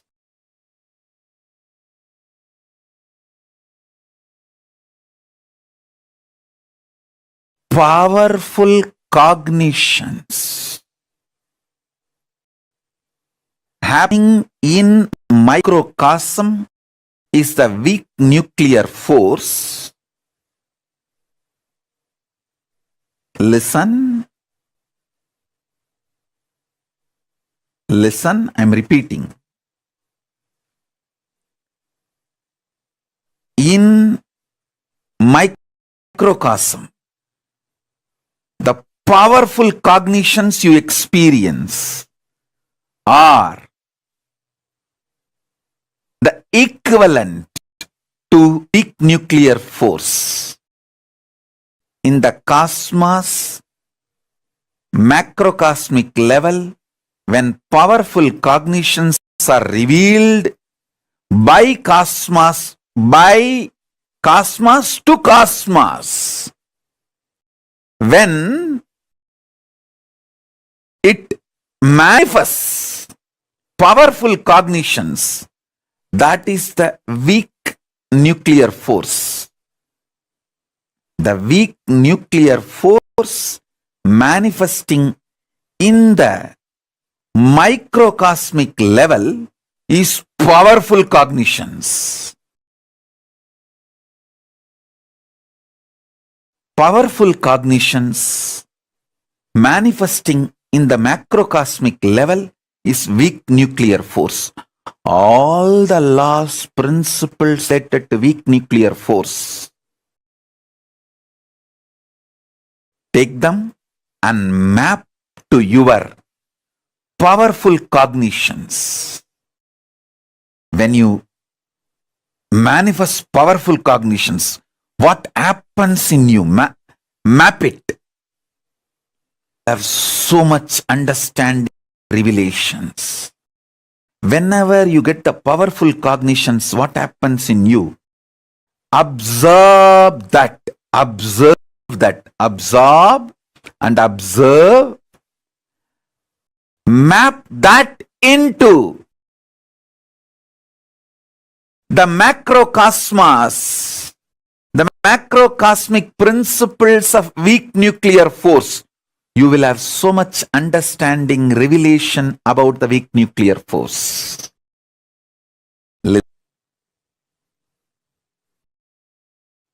The fourth, strong nuclear force. Strong nuclear force is equivalent to initiation. Initiation, diksha, by an incarnation, living incarnation. Listen.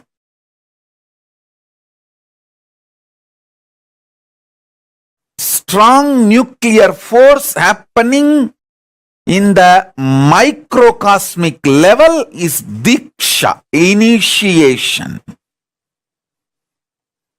Diksha, initiation happening in the macrocosmic level is strong nuclear force. Every principle, understanding, ideas, scientific revelations you know about the strong nuclear force, map them to the microcosmic experience of initiation. You will have so much of understanding, clarity, revelations about the power of initiation. You will be able to absorb initiation more and use initiation more. Get the best out of initiation. Same way, everything you know about the power of initiation in the microcosmic level, map it to the strong nuclear force of macrocosmic level.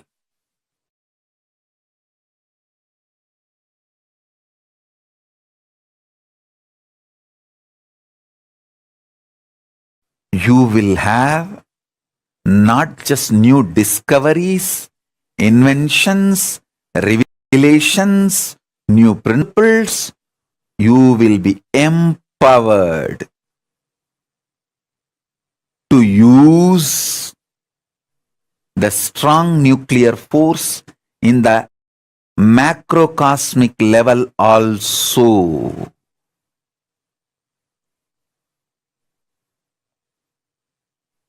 You can use just Surya Namaskar, sun salutation, to build your body internally, externally as you want, without the help of anything else. Because sun salutation, Surya Namaskar, is nothing but using strong nuclear force of the sun to empower the microcosm you are carrying. Surya Namaskar is a direct initiation from Surya. Listen. I will repeat.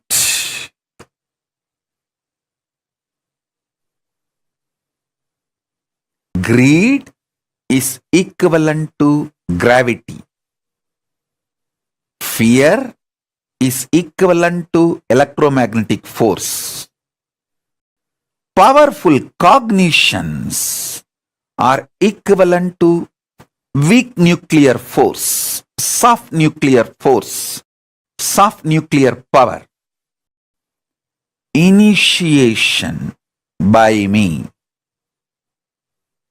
Paramashiva, directly is equivalent to strong nuclear force.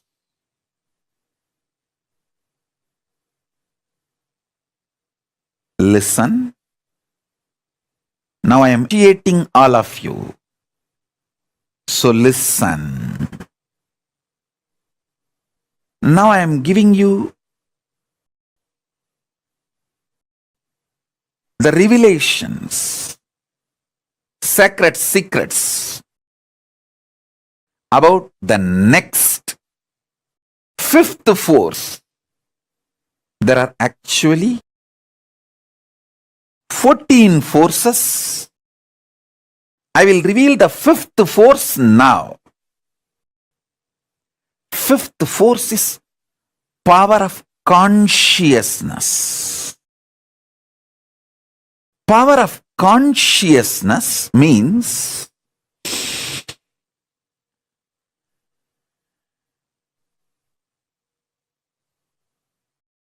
just knowing the truth. Paramashiva is there not because you believe. It's a truth. Paramashiva is real, is truth.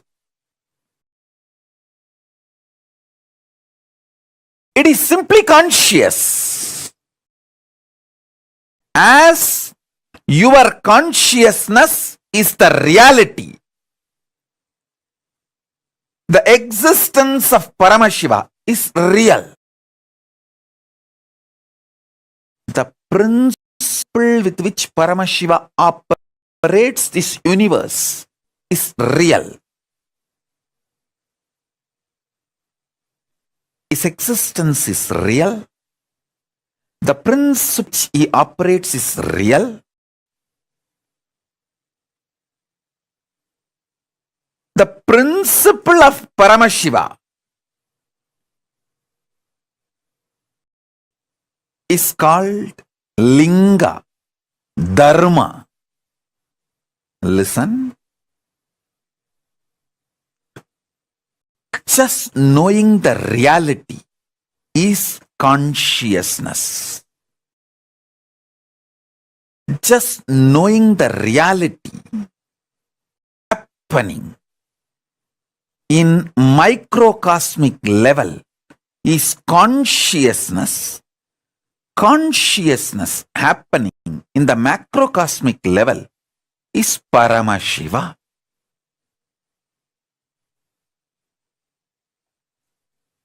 Paramashiva is real, is consciousness. So first thing,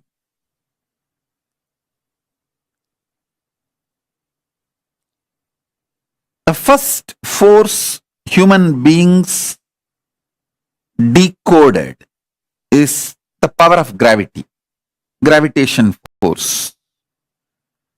The second one,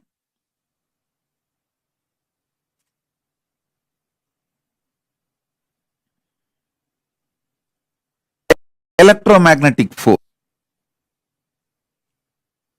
Third, weak nuclear force. Fourth, strong nuclear force. The fifth force is reality. Of course, it's not that just with the fifth it ends. No. With the fifth, it enters into a different space altogether. There are 6th, 7th, 8th, 9th, 11th, 12th, 13th, 14th, up to 14 dimension. Different forces exist. 14th force is that absolute Paramashiva, Paramashiva, Turyadita, Turyadita.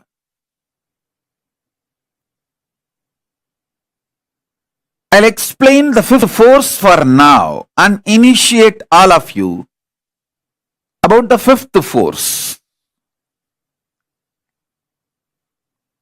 I'll reveal the exact Tamil words got revealed to me by Paramashiva, Arunagiri Yogeshwara directly. I enjoy Paramashiva as my Guru, Arunagiri Yogeshwara. Even though he became one and the same, my Guru Bhakti is so overflowing. It's like a gracie, not crazy, crazy, cranky, all put together and beyond. It's a gracie.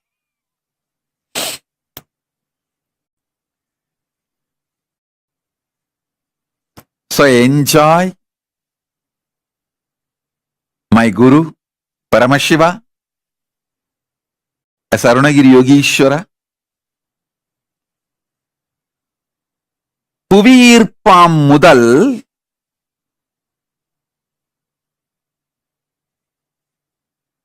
மின்காந்த அலைவீச்சாம் 2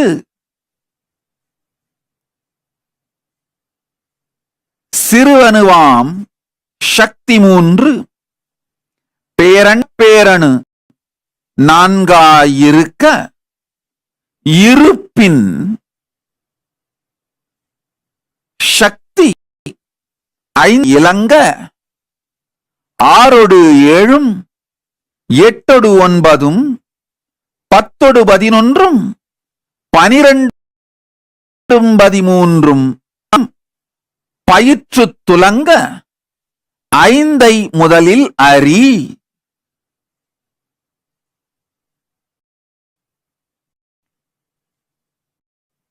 இருப்பின் இருப்பு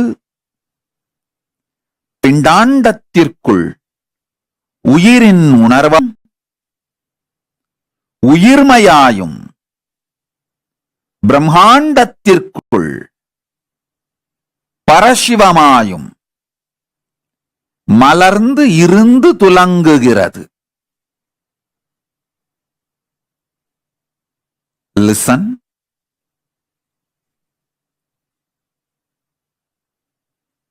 greatest that can happen to human being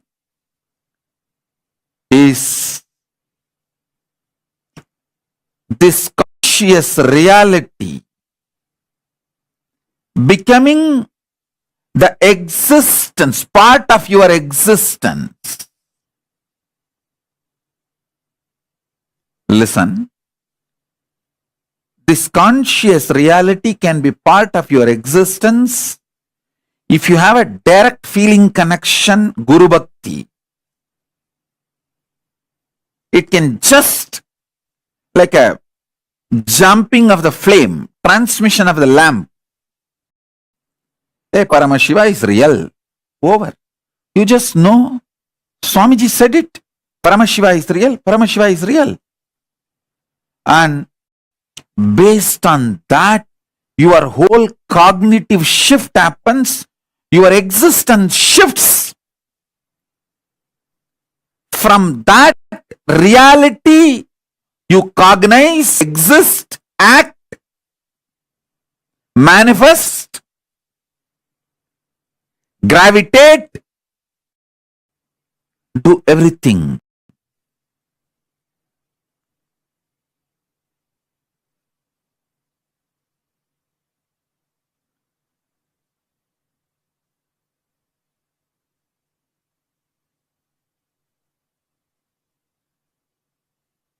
If you are not fortunate enough to have kind of a Guru Bhakti, then at least listen to the Sankhya I am giving.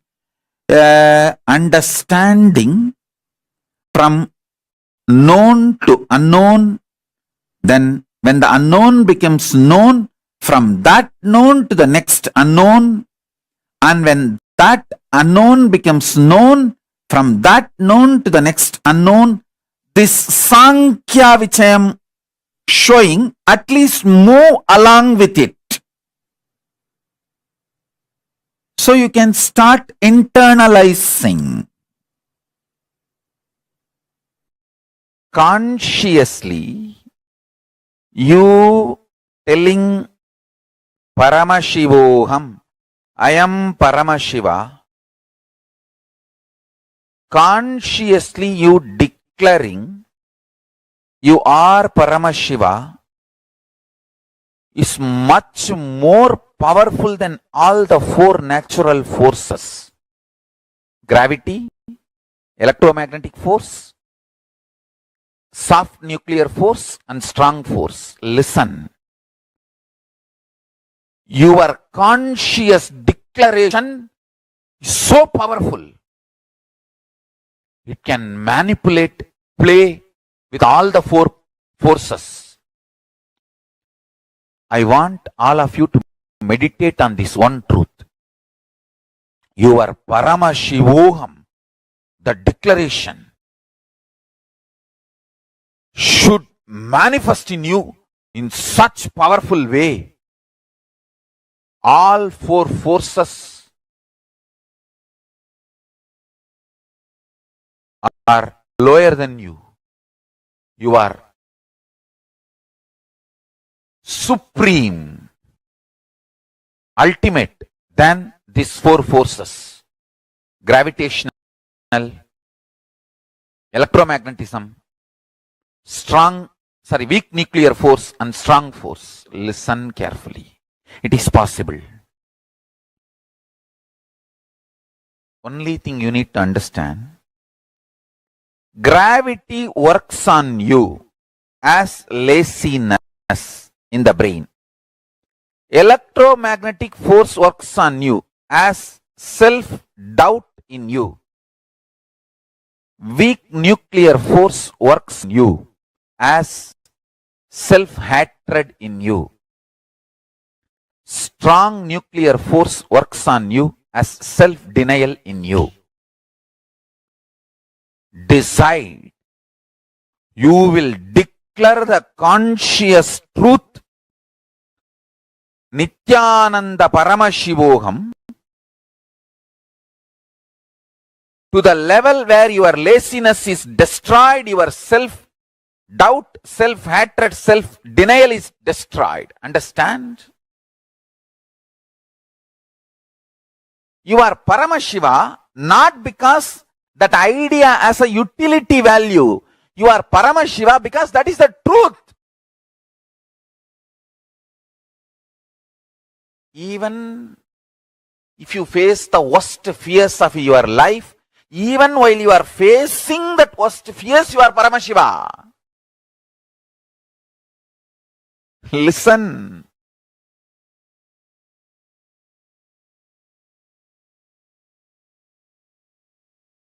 The greatest service you can do to me, any of you are feeling grateful to me for supporting, developing your life in any way. This is the Guru Dakshana I want. Declare you are Paramashiva today. More powerful than laziness, self-doubt, self-hatred, self-denial. Understand?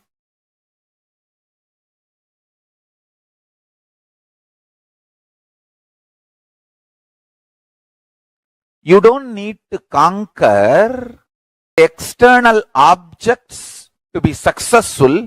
If you conquer internal instinct, successful. Same way, to manifest Ishvara Shakti, you don't need to conquer the gravitational force, electromagnetic force, strong, weak nuclear force. How they impact you, that impulses, if you conquer, you can conquer all the four externally. The internal impact of gravity on your system is laziness.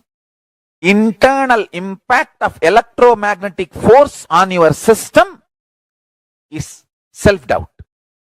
The weak nuclear forces internal impact on your system is self-hatred. The strong nuclear forces internal impact on your system is self-denial. Understand? You can actually see how clearly all these four are mapping to laziness and SDHD.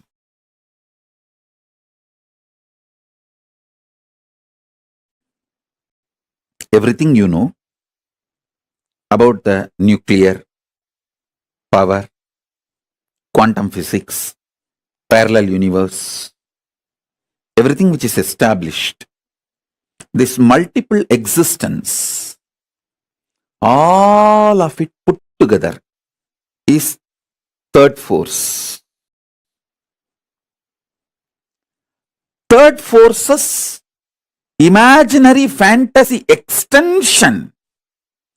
If you do a scientific movie, sci-fi movie, based on all your understandings about the third force, it is fourth force. Listen. Till now, human beings have not decoded the fourth force in a concrete way, but the fourth force is all possibility of third force. Because it is all possibility of the third force, any science fiction movie you develop on anything you know about the third force is a reality in the fourth force. Listen to that. I am repeating.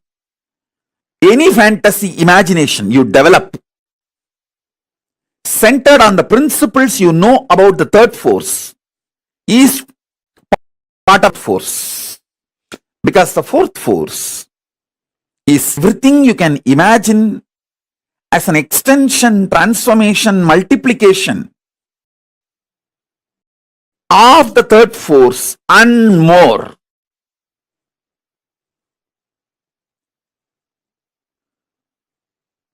That's the fourth force.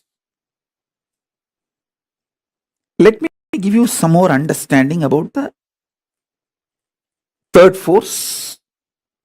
Listen.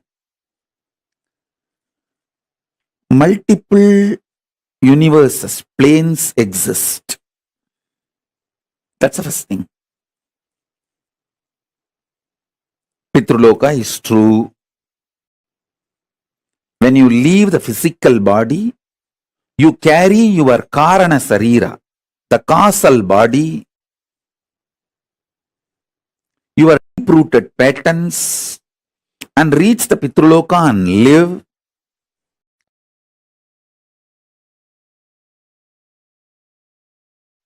Listen, every word I am uttering today is a powerful cognition. Listen carefully. Just to share these truths to all of you, to the world, I am still alive. I am still protected by Kala Bhairava. Understand? I am still protected by Kala Bhairava, protected by Paramashiva, only to share our truths with all of you and make this jnana and vijnana as realization in the planet Earth. Listen.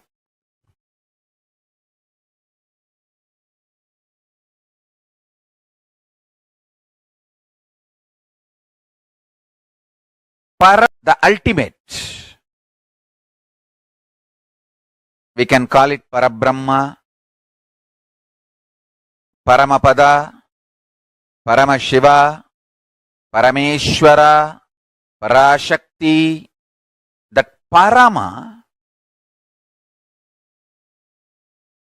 from the pure power space, gets embodied and manifests as Parameshwara. Shivatva manifesting as Ishwaratva. Power manifests as force. Listen. When the pure spiritual power manifests as pure spiritual force, Shiva manifests as Ishwara. Paramashiva manifests as Parameshwara. You can call it as also as Paramashiva manifesting as Parashakti. Anything is okay. Because these words are used only to give a rough understanding. Behind these words there is a huge equations. Sankhya, the multi-dimensional logical equation.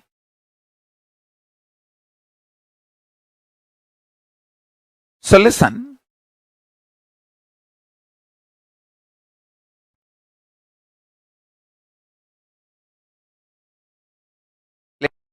This truth clearly.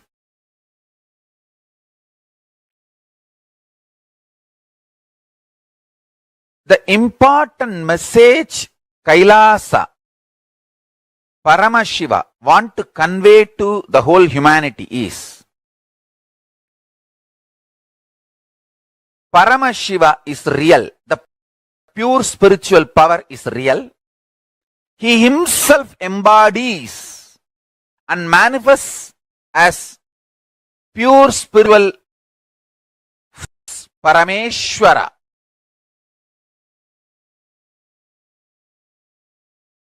And when he embodies and manifests pure spiritual force, Parameshwara, he can play with all the forces. Not just these four forces.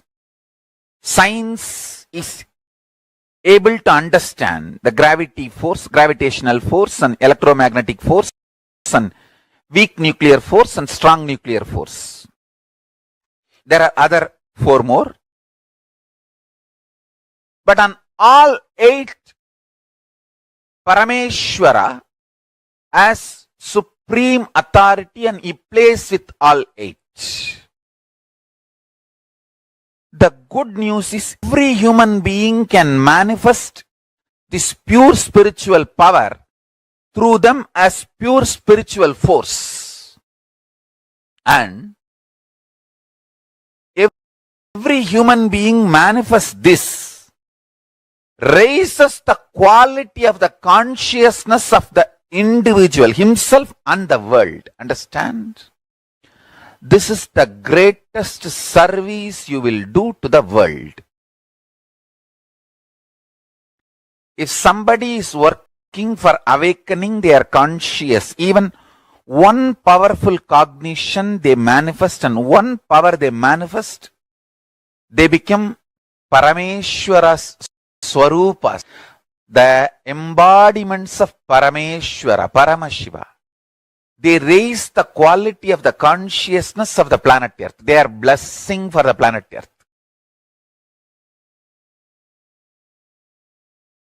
My only work is to make at least few million people understand this truth and live this science. Understand the truth. The Parama, supreme power, can manifest in us as supreme force, which is superseding authority, which can play with all the four forces science has understood, and there are four more forces science is yet to understand. The four forces science understood is gravitational force, electromagnetic force, weak nuclear force, and strong nuclear force. The greed for more happening in the macrocosm is gravity. The gravity happening in the microcosm is greed. Study all the principles related to gravitation in every level. Newton's initial level theories, or Einstein's quantum level theories, or the modern day recent parallel universe, parallel life understandings and revelations. Study all of it. Map all of it to your greed. How your greed functions. How your greed becomes active or passive, aggressive or regressive. How it exists. How it manifests. How it manipulates. How it becomes life positive, sometimes life negative. Understand? How you attract, you gravitate what you want towards your life, you will be empowered with the knowledge, science, power of manifesting what you want. If you understand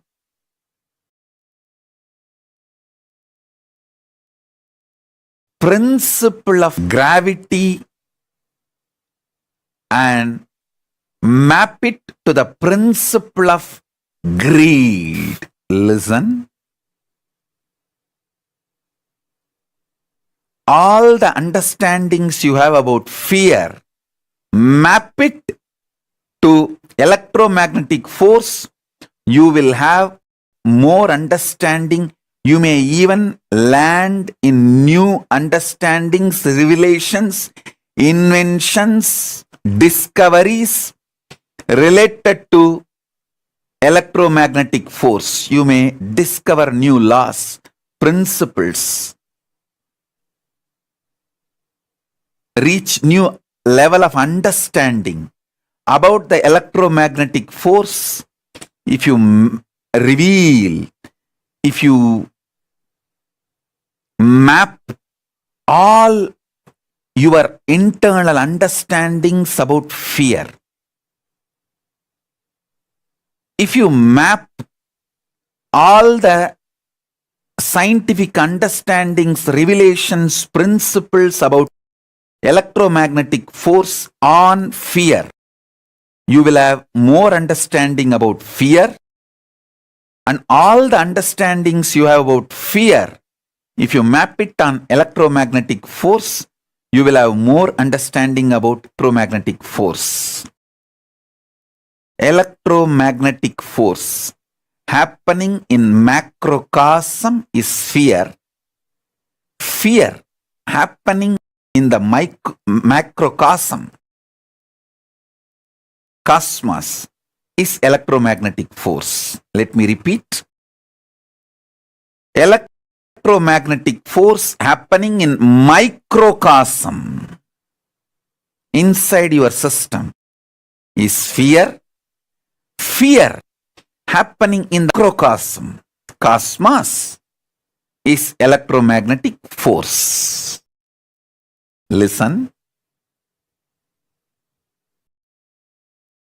Whenever you get a powerful cognition, a powerful inspiration, like unclutching, understanding about unclutching is the powerful cognition.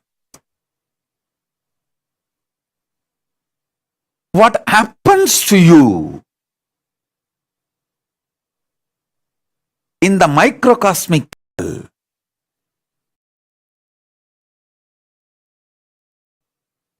It is actually equivalent to the weak nuclear force happening in the macrocosmic level. Whatever happens to you, whenever you get the powerful cognitions inside you, map that understandings to the weak nuclear force, you will have more revelations, inventions, discoveries about weak nuclear force.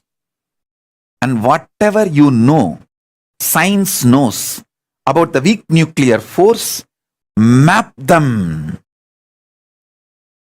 to your powerful cognitions. You will have so much revelations inside, and you will be able to manifest so many powers inside.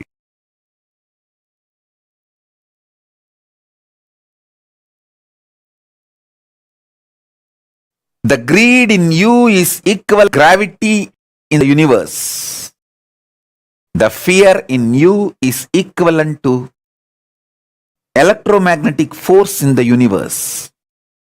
The powerful cognitions you experience is equivalent to weak nuclear force in the universe. All common practicing Hindus reach up to this 3 level.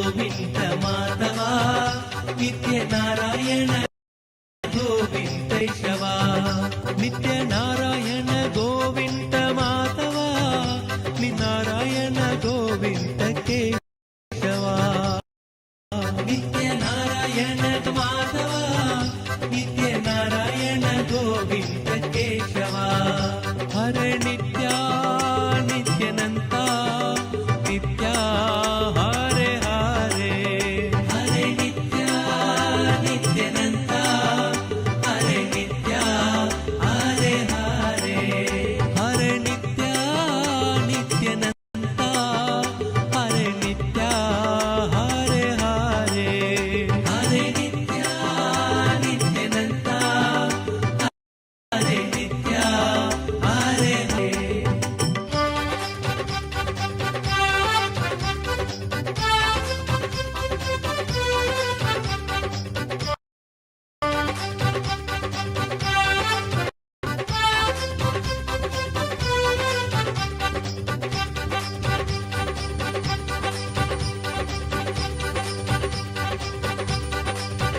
Narayan Govind Madhava नित्य नारायण गोविन्द केशवा नित्य नारायण गोविन्द माधवा नित्य नारायण गोविन्द केशवा नित्य नारायण गोविन्द माधवा नित्य नारायण गोविन्द केशवा नित्य नारायण गोविन्द माधवा नित्य नारायण गोविन्द केशवा नित्य नारायण गोविन्द माधवा नित्य नारायण गोविन्द केशवा नित्य Narayan Govind Madhava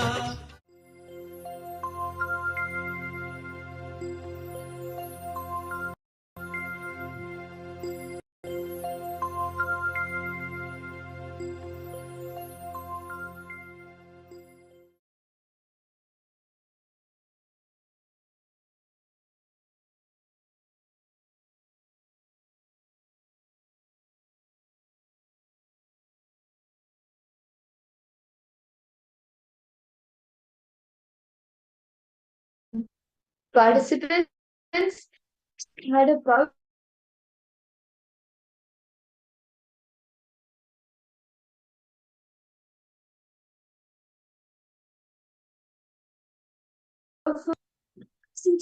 most understandings what each with how the Brahmanda manifests within you and the Pindanda macrocosm becomes the microcosm.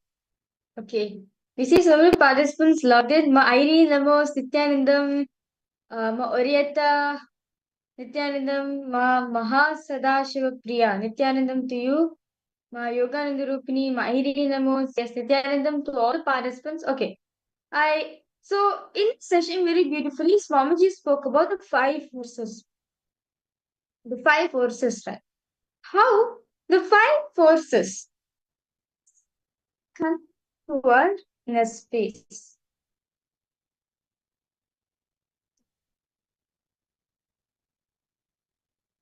Whether it is gravitational force, whether it is electromagnetic force, all of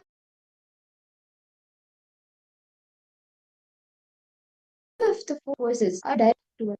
Actually, Swamiji shares that totally in Hinduism there are 8 forces. There are 8 forces, out of which science is only 4 forces. So actually Swamiji very beautifully revealed that there are 8 forces. Okay. So 4 forces science has revealed, and Swamiji actually said that the 4 forces are true. And there's one more force which is the consciousness. Force is consciousness. So first force is the gravitational force. Second is big force. Third is force. And the next is strong nuclear force. And the next is consciousness. Consciousness, but it's the force Swamiji says. And that's the same force all of us are connected in. So this is going to be a really beautiful, very powerful session. I kindly request all participants, please participate. If you have any questions, any doubts, do feel free to post in the chat section. So let's now understand how these five forces manifest in our inner space. How these five forces are happening. As all of us understand, whatever is happening in the Brahmanda is also happening in the Pindanda. Meaning, what is happening in the macrocosm, right, is also happening in the microcosm.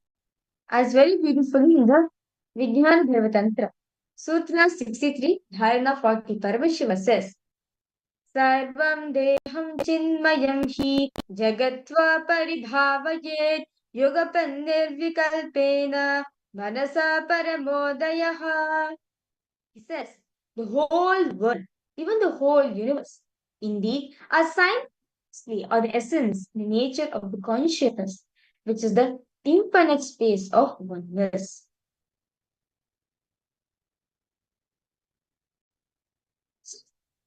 All the laws of, you understand the law of gravity, you can actually even understand how greed happens in you, how greed works on you, how greed works on your inner space, how greed makes you take the decisions you take.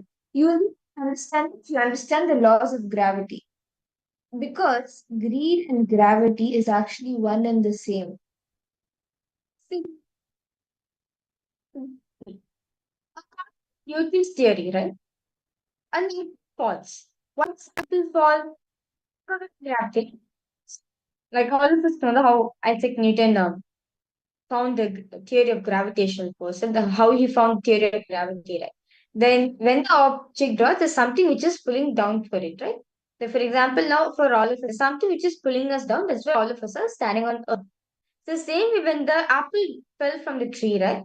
There's some this force. There's some acting upon which is pulling the apple down. So what's the force? Found that's gravity. Mhm. This what?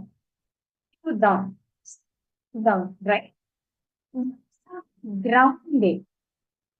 You can understand the greed pattern in you. Greed which is there in you. The greed happens the same. Something. What happens? You be like, let me grab this, let me grab that, let me grab it, let me grab it. You're sitting down. You're sitting down. With yourself. So when all particles catching up, so the greed microcosm, the greed nu is the same gravity in the universe. These are one and the same. Like it's very beautiful. Swamiji has marked out for silence one emotions which is there in it. And questions in his realization exercise now. Since you come down, all different understandings that you have about gravity on your brain. See, just now we discussed slightly, and of course we listened from Swamiji. I request each of you to pen down all the understandings that you have about gravity on your greed. For example, it's towards the center of Earth. We all know that, right? Same way, so gravitates us towards the object of desire.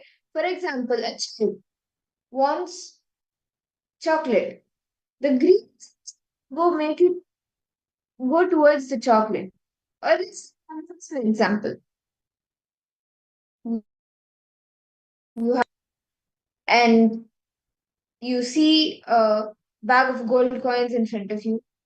That greed comes up. What will you do next? You go towards it, right? So the same pulls you down to earth, to the ground. Greed pulls you towards the desired object. It literally pulls you.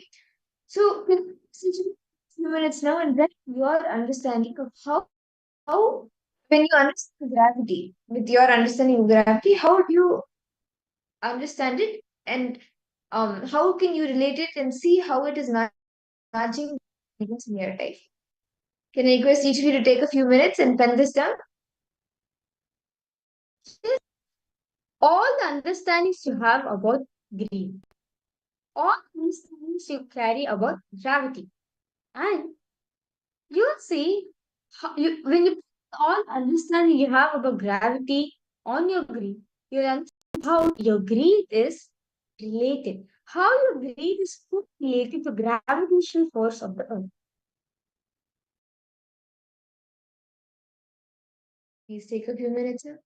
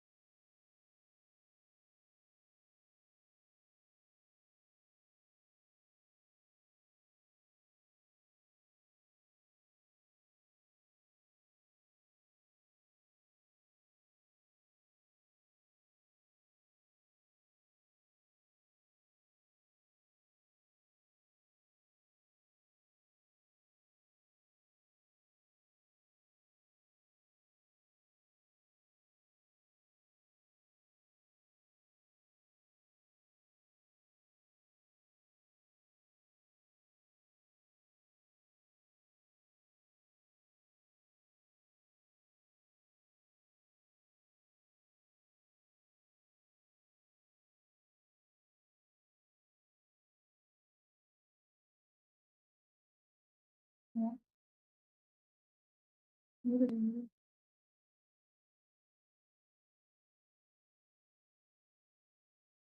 Yeah. It's- Yes.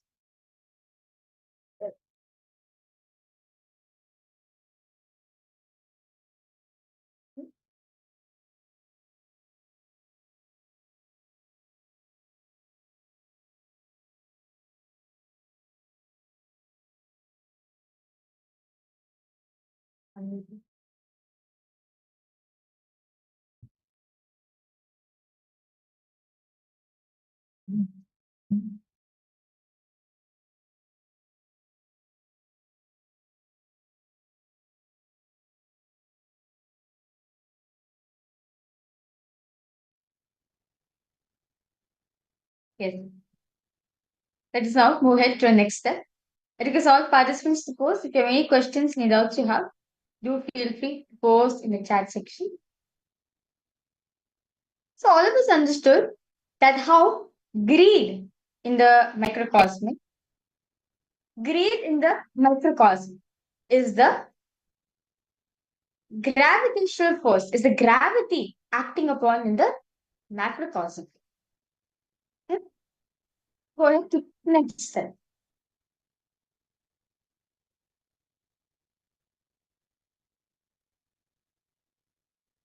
And Swamiji shares that greed in you, the greed which you are experiencing in you, is a gravity force of the cosmos.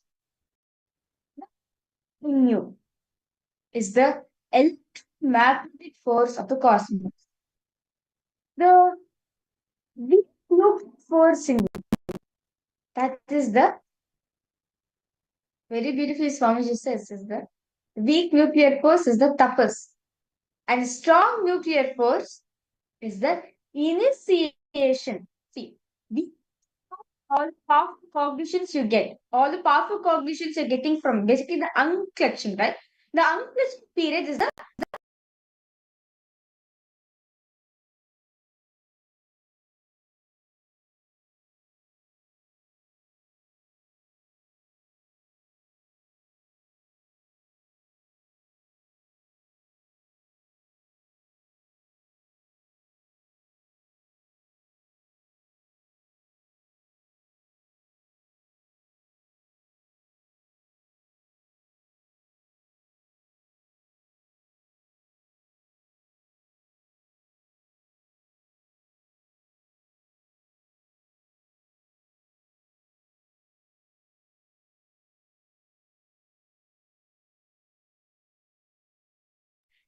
the first step.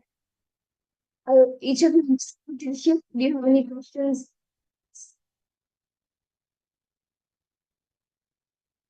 That was to be initiated every day for the rest of my life to get rid of whatever might be brewing inside me. Actually, one initiation itself will stay with you forever.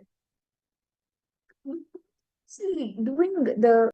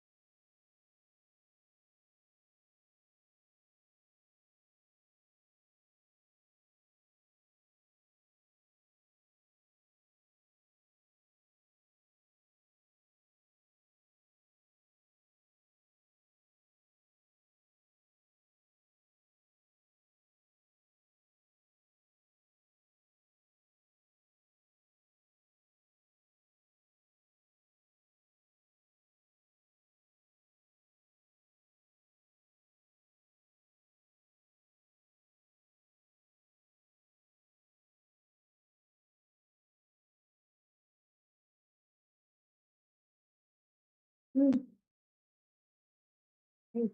So sweet.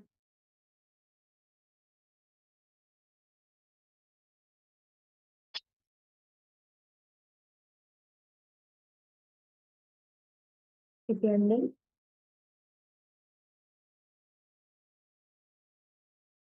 being able to write down the steps.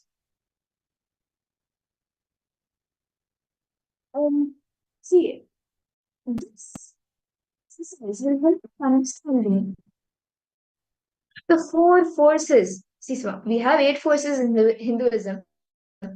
Earlier, as Ramji revealed, only 4 forces are known till now. And these 4 principles, you can actually see how this year is also like this.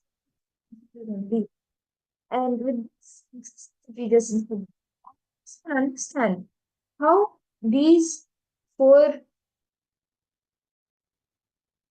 how these 4 forces actually is the greed and fear, how the greed and fear also operate in us.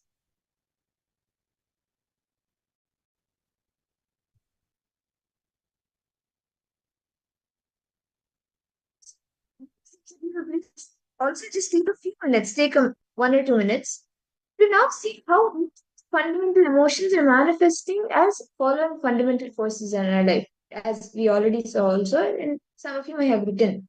Like, force, fear is electromagnetic force, like that. So I hope each have been able to complete this for each of the forces and for each of the emotions that you go through. Do any someone questions? Please feel free to ask.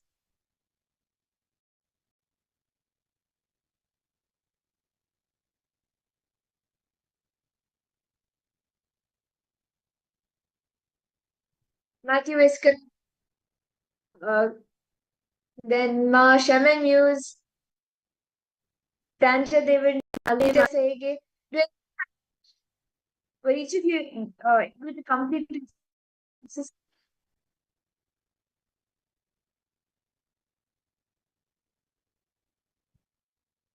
Okay. So now we will actually be learning now in the next session about Brahmavid, Brahmaiva Bhavati. What is this? Actually, this has a beautiful revelation. This small Sanskrit line has a huge meaning to it.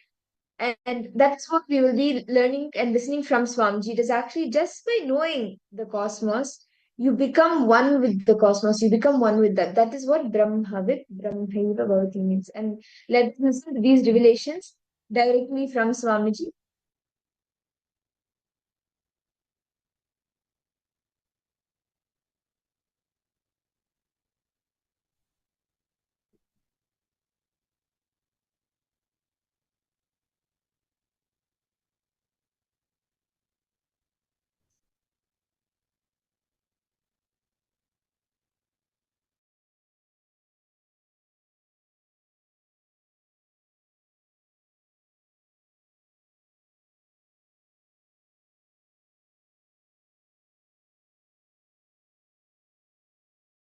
Understand, Mahadeva very clearly says Brahmavit Brahmaiva Bhavati.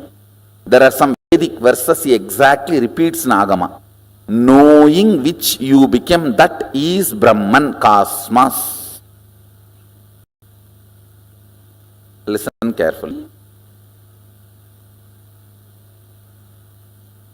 Just because if you know about this pillar, it's not that you will become this pillar. Just because you know about this screen, it's not that you will become this screen.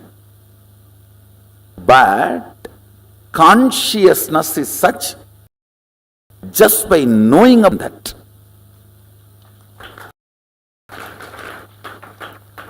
Brahmavit Brahmaiva Bhavati. Knowing cosmos, you become cosmos. Because you are cosmos.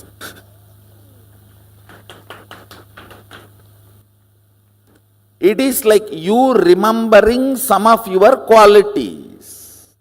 Listen, Paramashivas, message directly from Sri Kailasa.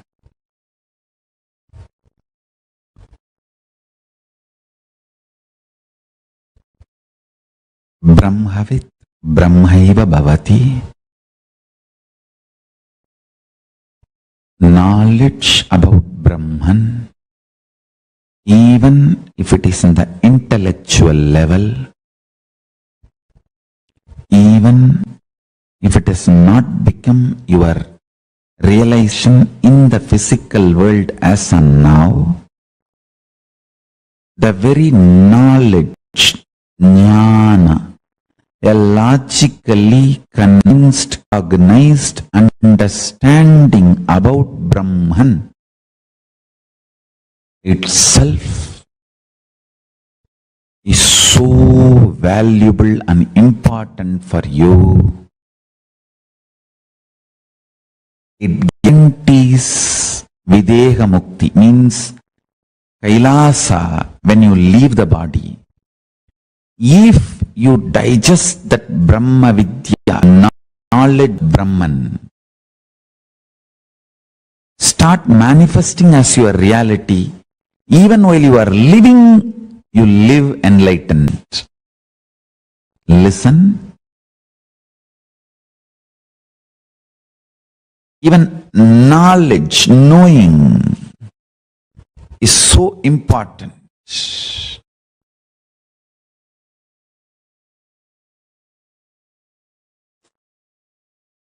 It helps you to plan and plant your future. When I say you are Paramashiva, 10,000 powerful cognitions which cannot be uttered by words, the whole thing is packed into that one truth, and I am sending this to you. Listen. Understand?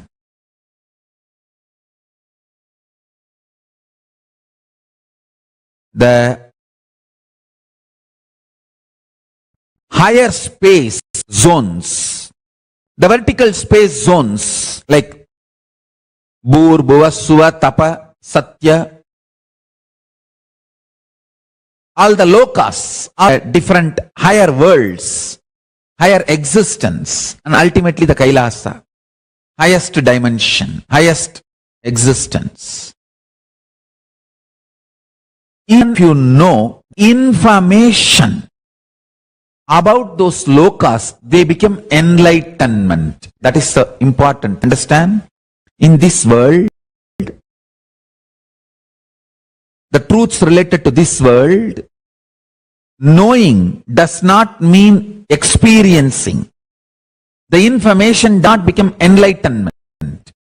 But the truths about that world, just information becomes enlightenment. Brahmavit Brahmaiva Bhavati.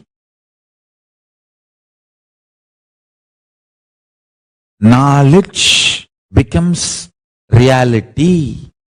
Information becomes enlightenment. That is the way Mushukunda Chakravarti went to Devaloka and brought Tyagaraja Swami of Tvarur. Just one Rishi came and gave the information about Devaloka, and that became experience for Mushukunda Chakravarti. He just went there casually for a visit. Indra received him and said that I have a war now, can you help me? And Mushukunda Chakravarti said, why not? And he took the whole Chola army and supported Indra, and Indra won the war. Because Indra won the war, Indra asked, I should give you some gift, what do you want? Understand? The inter-dimension travel, the inter-world, inter-space travel was common lifestyle for us. This is all not false. I am telling you, the evidence. Mushukunda Chakravarti went there and supported Indra and won the war, and then came back. Evidence. 7 Tyagaraja Swami are in Tamil Nadu. Vedaranyam, that's one. Tiruvarur is the main deity. This 7 Tyagaraja Swami Nowhere in that deity you can see even one small symptom or any evidence. It is man-made in this world. Like how Prahlada, whatever Prahlada heard from Narada, sitting in his mother's womb, when he came out, when he assumed the body, when he started growing,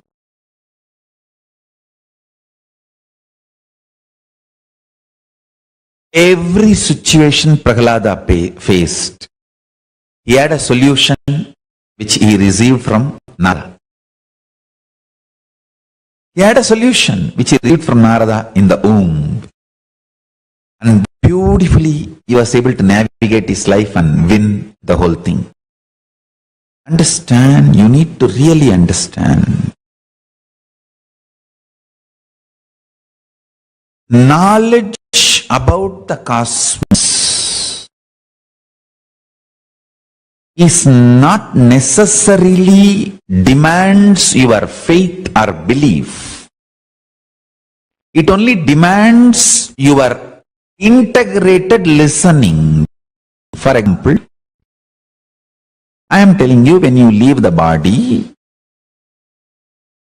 the space where the life is happening to you, what we call Jiva, Chit, that will start moving, getting pulled, gravitated based on the kind of the vibration, thought current you cherish about the future. Understand, this is a very important statement I am making. It is not about how you lived the past. It is about how you want your future. Two important information, fact you to know. For example, you lived 90 years and all the 90 years you did everything dirty, stupid. Suddenly, fortunately, just before the leaving the body, something clicks in you and you decide absolutely bright, right, pure, liberated future. And after you decided to live that liberated future, for some reason you did not continue to live for many days with the body, but you left the body. What you planned for your future, that will be the force gravitating you towards it. Listen carefully. Listen carefully. Your taste for your future is the gravitating force to which you will reach.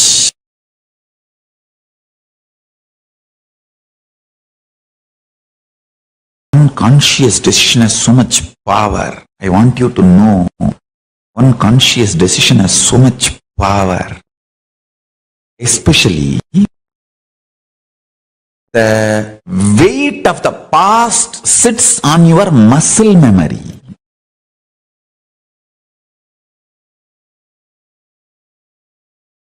Power of decision is in your memory. So, when you leave the body, the weight of the past drastically reduces. You can just take off. Especially if you heard all these truths when you are in the body. Now itself, if you heard all this and gets inside your system, I'll tell you very point blank the truth. Nothing exists and Shiva, the existence, auspicious, Irup, Chit, Shiva, Brahmavit, Brahmaiva Bhavati. Just by knowing about the cosmos, about the universe, about the existence. You became one with that. You became that. Listen. Brahmavit Brahmaiva Bhavati. Knowing Brahman. The word Brahman means yourself, God, universe. All the three put together. Brahman. Knowing Brahman. You become Brahman. Listen.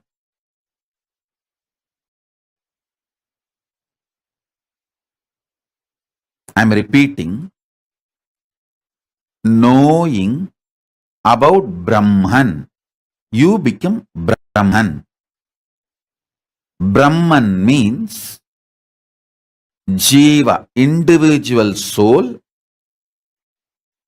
Ishvara, God. Jagat, universe. All the three put together. Cosmos, God, soul. All three put together is Brahman. You, by knowing the Brahman, become the Brahman. You may say, no, so many Brahmins read about all the Shastras. We don't see they have become Brahman. Listen. Hinduism is oral tradition.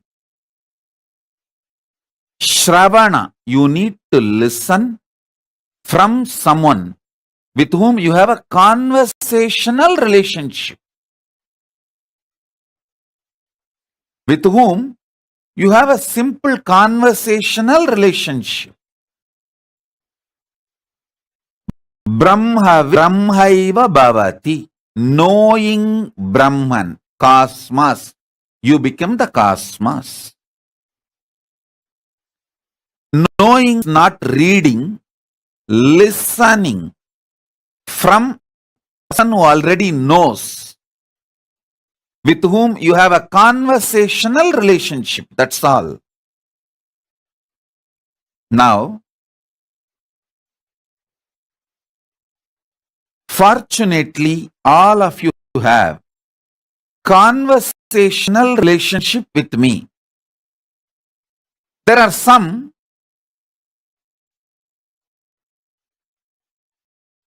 may need little more time to wake up. But the moment you decide to come and sit in front of me, you have taken your first step. So naturally, I will do my million steps. Even if you think you want to take one step towards me, I will take 10,000 steps towards you. You take one towards me, I will make million steps towards you. It's my commitment. Understand? It's my commitment.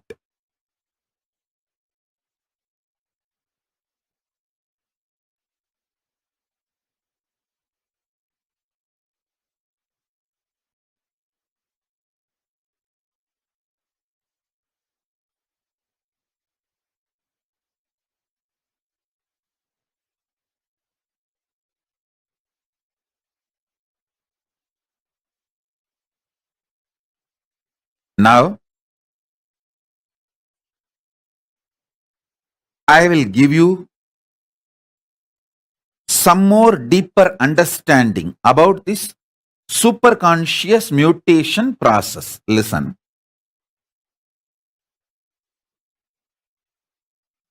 Having conversational relationship with someone who knows Brahman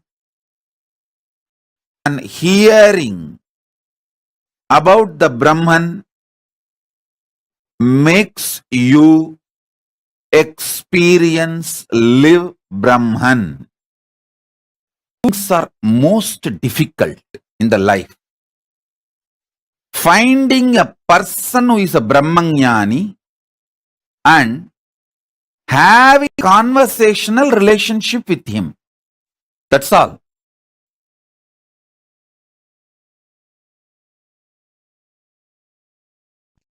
Knowledge, logically analyzed, understood, knowingly or unknowingly mixed into your cognition, inspires you, triggers you, excites you, awakens you for actions. And I tell you, knowledge about the Brahman, Parabrahman, existence, reality, ultimate reality, universe, cosmos, multiple words I can use. All these words are small, short, but it's like a finger pointing to the moon. The words showing to the ultimate reality, Parabrahma, Paramashiva, Parabrahma Shiva.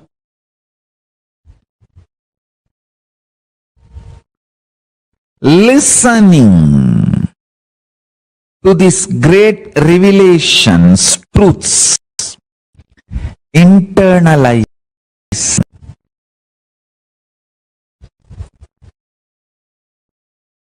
raises the very quality of your existence. Understand? Whatever you consider as you, your life, your perception, all that put together only I call it as your existence. Like your joy, your ability to enjoy, your perceptions, your depth of understanding, your depth of knowledge, your depth of clarity about reality, and the wealth you have, and the powers you manifest, and the powers you have about on the society and on yourself, on your life.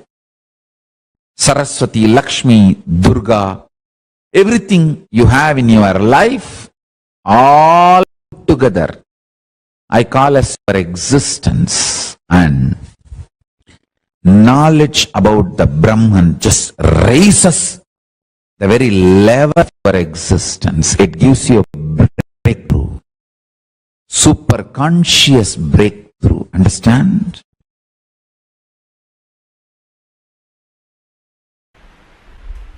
Brahma Sutras, first chapter, first section, 18th Sutra. Kamacha Nanumanapeksha Peksha. Kamacha Nanumanapeksha. Swami Gambhirananda translates this sutra as: there can be no reliance on inference arriving at pradhana owing to the mention of desire. Swami Veereshwarananda translates as: and on account of the word bliss, literally desire, referring to Brahman, you cannot infer Anandamaya is also Brahman, since the suffix Mayat is used to denote modification.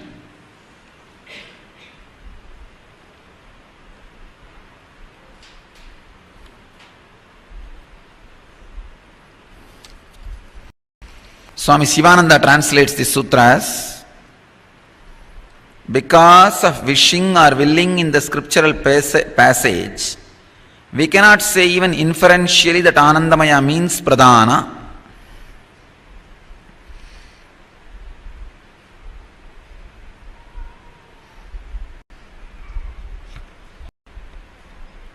Source, bliss, cannot have desires. Matter, dead, earth, cannot have desires. Desire is wrong cognizance you take while matter moves towards the energy by its very nature. When the matter moves towards the source because of its very natural flow, you assume, take wrong cognizance that something is wrong in you. You do have desires. You need to either fulfill them or suppress them or reject them or transform them. Still, I do not understand the word transformation. No, really. What do you mean transformation? I don't understand. I wanted all of you to know the word transformation has no meaning in spirituality. When the basic assumption is wrong, what will you transform? For example, now you assume all the trees are, both sides of the roads are running towards you. Now, when you realize you transform trees are what? You transformed all the trees running towards you? No. You just realize it is a foolish assumption. I can say you realizing your foolishness can be called as transformation. That's all. Otherwise, there is no such thing as transformation. The basic assumption you have desire is wrong. I can say this right sutra exactly for today. After the Kama Dahana, Manmata Dahana, you can open your third eye now. Opening third eye means just realizing, oh God, I am bliss. How can I desire anything? No.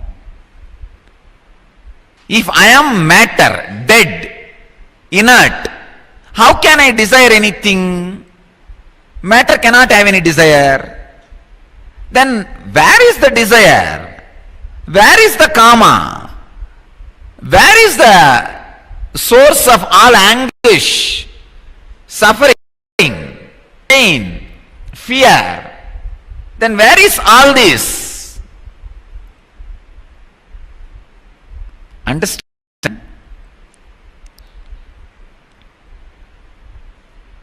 By nature, bliss attracts abundance. By nature, matter merges into the energy. This flow, the matter being pulled into the energy, is flow of life. Unfortunately, you have taken wrong cognizance of that flow. In that chaotic confusion, you started thinking you are running towards matter. It is not. If you are running towards matter, why should you rest into a space where there is no matter exists every day? You just recoil yourself and rest in the deep restful awareness silence every night in the deep sleep. If you have desire, why should you every day get into that space? Why not spend that time also in desire? No.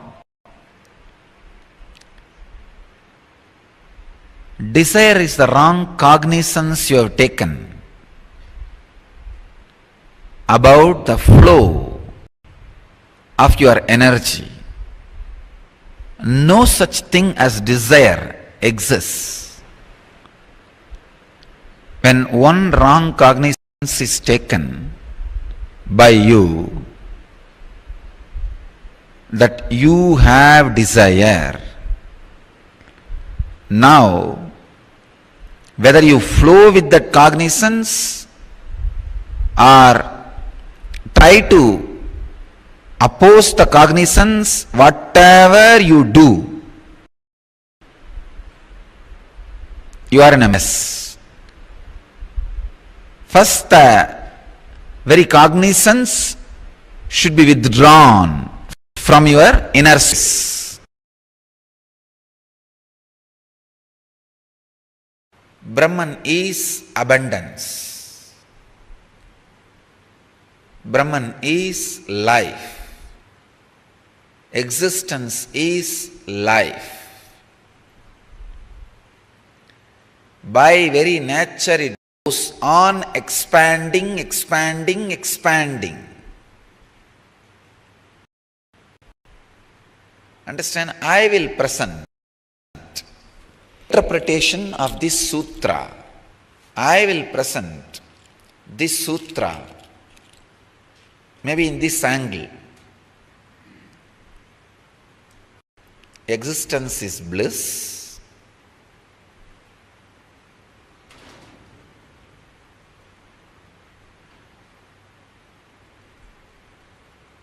Existence is constant expansion.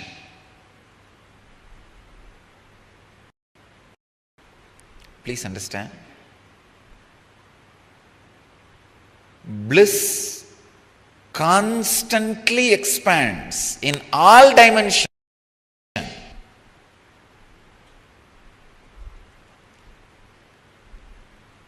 If you are experiencing levitation, automatically you will see you are expanding in the dimension of health, wealth, relationships, in every dimension. Please understand, if you are levitating and your wealth is not expanding, your health is not expanding, something is seriously wrong. It's not levitation, you are jumping around. Don't hop around. Because these are infallible informations which can never be false. Brahma Sutras, aphorisms of existence, cosmic law.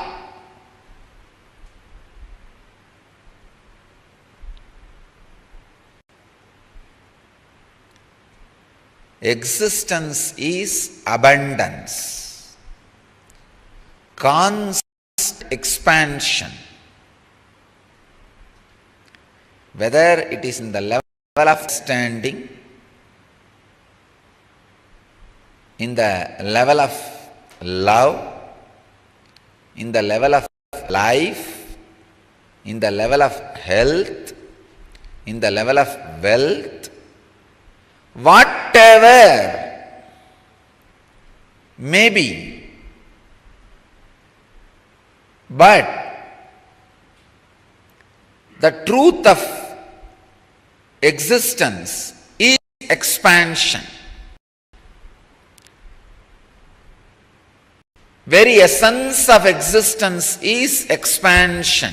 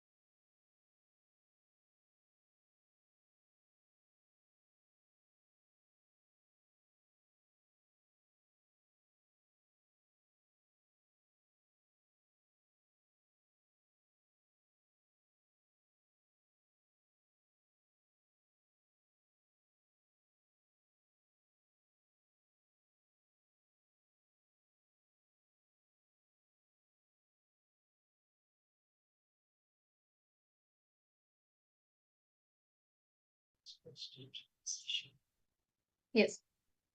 Nityanandam, to all participants, that was very beautiful session. Swamiji spoke on the Brahmavit Brahmaiva Bhavati, meaning knowing cosmos, you become cosmos. Very beautifully, this is taken from the Brahma Sutras, chapter 1, the first section. 13 sutras. Vedavyasa says, Vikaram Shabdhat na iti chena prachorayat, meaning Brahman is abundance, Brahman is life, existence is life. By very nature, it goes on expanding, expanding, and expanding. So understand, Brahmavit Brahmaiva Bhavati. Understand cosmos, you become the cosmos. Actually, that's the unique of Hinduism. Understand anything, you become that. You naturally get the knowledge of it. When you start with it, you understand much better. You'll understand more about it. Now, small internalization exercise to understand this truth more deeper. Can each of you to tell which dimensions of your life you are expanding, whether it is health, wealth, relationships. These are just a few aspects. Now, for example, last year you could jog around the neighborhood lake in an hour, but today you can jog, you can take a walk and walk back home under 30 minutes.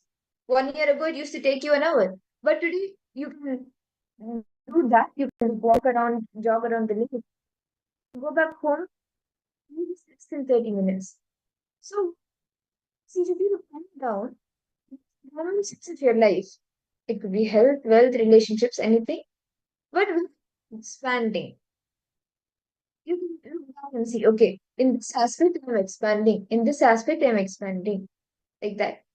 Can each of you write? Take a few minutes and write this down, please.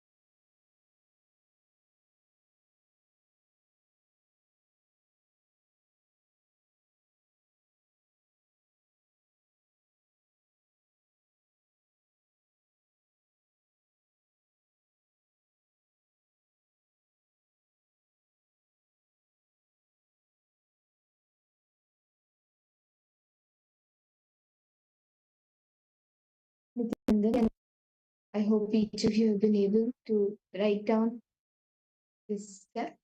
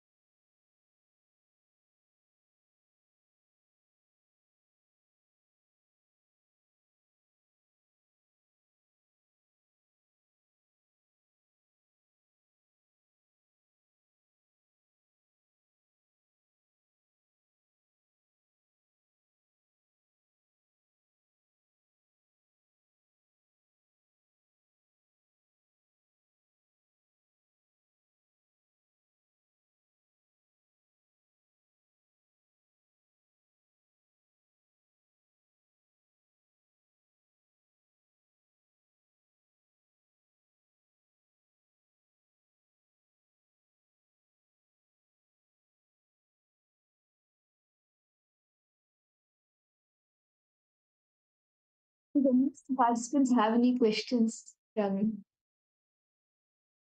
internalization exercise that we just did? I request each of you to post in the chat and feel free to post it, and we will be happy to answer the questions. There is no next step of this exercise. Each of you till now you wrote the different dimensions where you're expanding. Now take a few minutes and pen down where you're not expanding. For example, you have not expanded to contribute to a larger number of people in your life. Maybe last month you were helping 10 children because you have maybe because you have uh, not enough money or you don't have enough time. You have not spent any time for service. So the service or the helping of children, that action is not expanding. That dimension of you is not expanding. So can I request each of you to take a few minutes and write down the few aspects of your life where you are not expanding. Please internalize this and write down.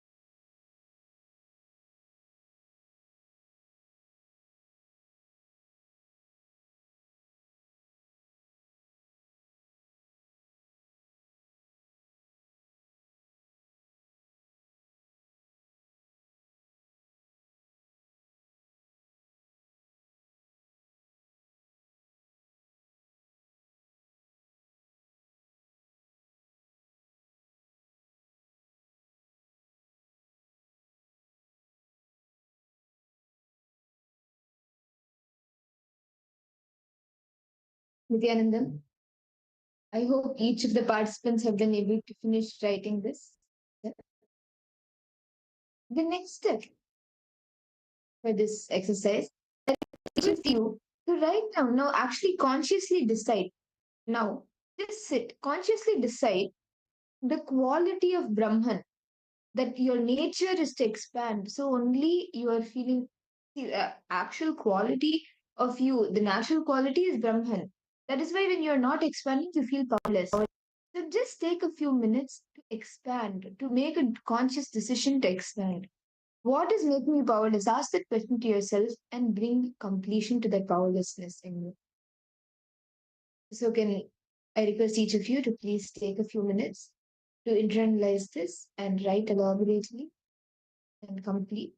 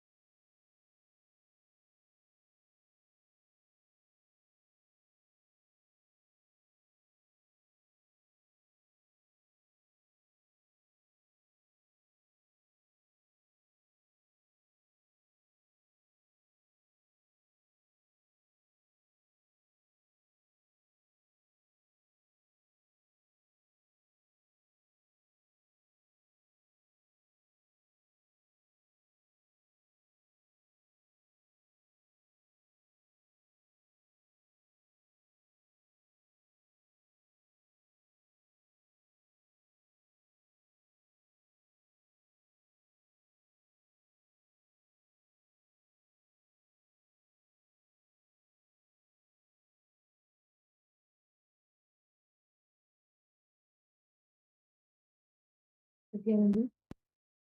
As each of you continue to write and internalize, let us enter into the next session of the day. As today we will be witnessing the receiving darshan of Bhagavan Lingamurti manifesting through Swamiji. So let us the session where we will understand more about who Bhagavan Lingamurti is, how he manifested, and how he blesses and showers us all. Let us all now enter into the session direct revelations from Swamiji.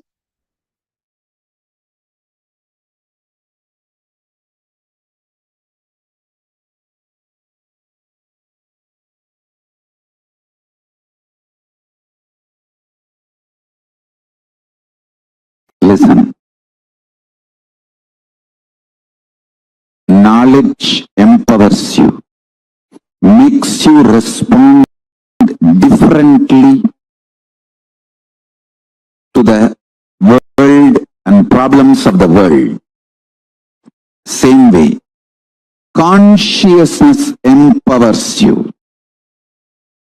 When you are inspired, when you are excited, when you are initiated, when you start practicing power manifestation, the consciousness you experience empowers you, makes you respond completely differently in a very powerful for the outer world. The happenings of the outer world does not damage, dent in your inner space. You live as Kailasa. Powerful, I tell you. Empowering yourself with consciousness, powerful cognitions, consciousness-based powerful cognitions and powers of Paramashiva is the best life.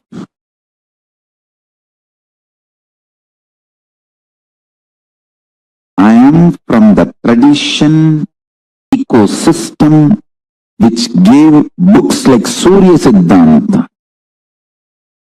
Understand? I want to tell you. For thousands of years we know the cosmos more than any scientist in the modern day. For thousands of years we know all these great truths. Our lifestyle was established on all these great truths. Any simple priest doing puja in a village temple in India who does Sankalpa mantra, who knows absolutely more truths about cosmos than many modern day scientists. Because the Sankalpa mantra, the Maha Sankalpa mantra, he should know biography of the whole universe and geography, where he is sitting, and the cosmology, how the whole thing is functioning, and mainly the relationship with these three for his present moment of when he is performing, conducting this sacred ritual. The whole thing he has to know. Only then he can do Mahasankalpa.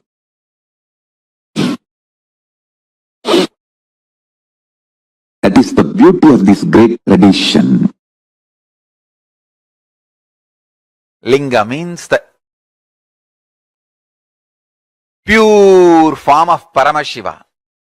The formless form of Paramashiva is Linga, Shivalinga. Listen carefully. Now, I'll give you this basic few understandings. Each act of Mahadeva is worshipped as one deity, one god. His act of cutting the head of Daksha is Virabhadra. His act of cutting the head of Brahma is Kalabhairava. So each one of his act becomes one deity. His act of appearing as the pure light for Vishnu and Brahma, that is Linga, Lingodbhava. That form is only worshipped as Linga. So each act by him becomes one deity. When he liberated Chandra from the curse of Daksha and gave him Samipya Mukti, that form is worshipped as Chandrasekhara, Somanatha.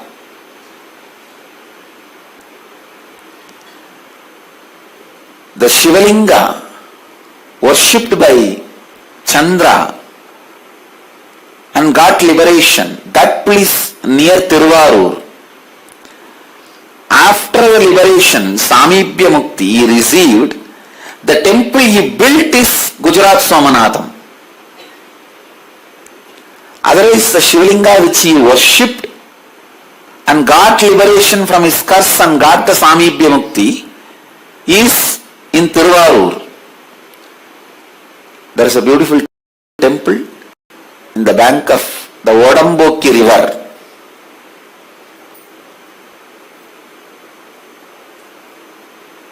In Tiruvarur, that temple only where Chandra worshipped Mahadeva and had liberation from the curse of Daksha and achieved Samipya Mukti. Once he achieved Samipya Mukti, he wanted to build a temple out of gratitude with all the grandeur to show his glory. That is why he built Somanatha. But there was an element of idea that he wanted to show his glory. That is the reason the temple has to be broken 16 times, like 16 kalas. Each time one kala of his ego was broken. Now the temple which remains is purely Mahadeva's grace. All contribution of Chandra is gone. Now it stands by the glory of Mahadeva, not as the glory of Chandra. That is why Somanath temple has to go through 16 invasion. You guys may be thinking why it has to go through so much of invasion. Because the builder has little arrogance of his own, incompletion of his own. Each of the 64 manifestations of Paramashiva is one expression, one superconscious manifestation, one of the superconscious mutation of Paramashiva in his various manifestations. I should say superconscious mutation manifestation of Paramashiva is countless.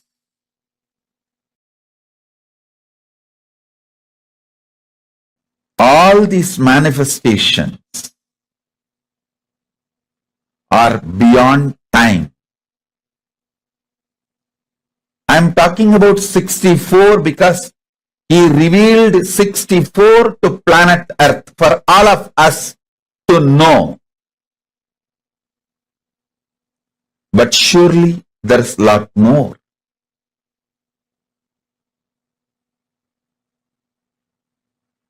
For all of us, what we need to know is revealed. Understand?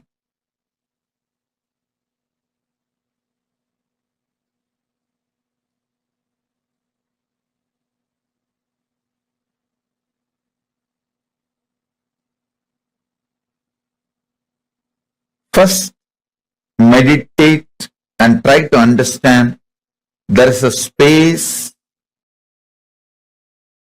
without past, present, future, just is. Past, present, future is nothing but time cognized by the mind, which can cognize only small things, which cannot cognize the pure isness. When you are agitated and restless inside, you cognize only small things. Kanda. Small. When you are peaceful, unclutched, powerful inside, you see akanda, unbroken, which has no pieces, pure akanda. That is why in Hindu tradition, time is always shown as circular, not linear. It is circular.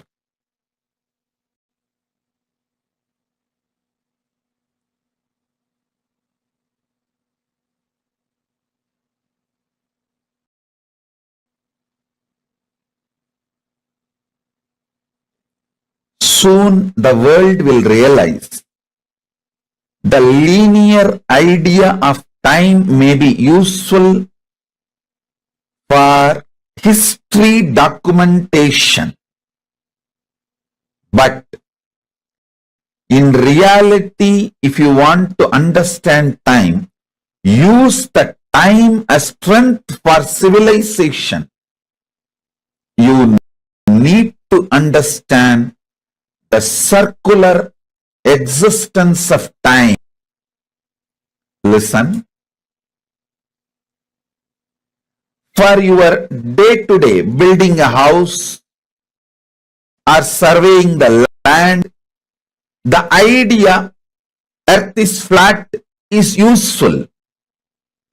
But to understand the whole universe, the earth is flat is insufficient. You need to come to the truth, earth is globe. Same way, to record is understanding time as a linear movement may be useful. But to understand time in reality, realizing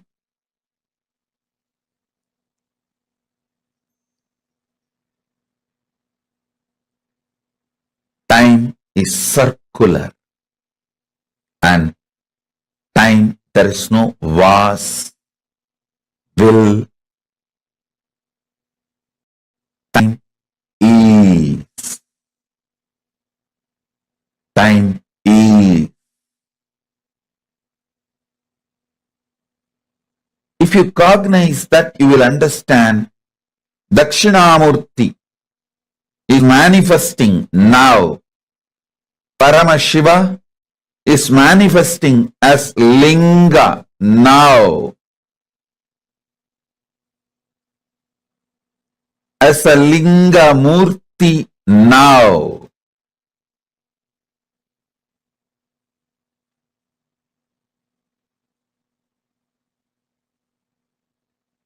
Paramashiva is manifesting as Lingodbhava Murti now.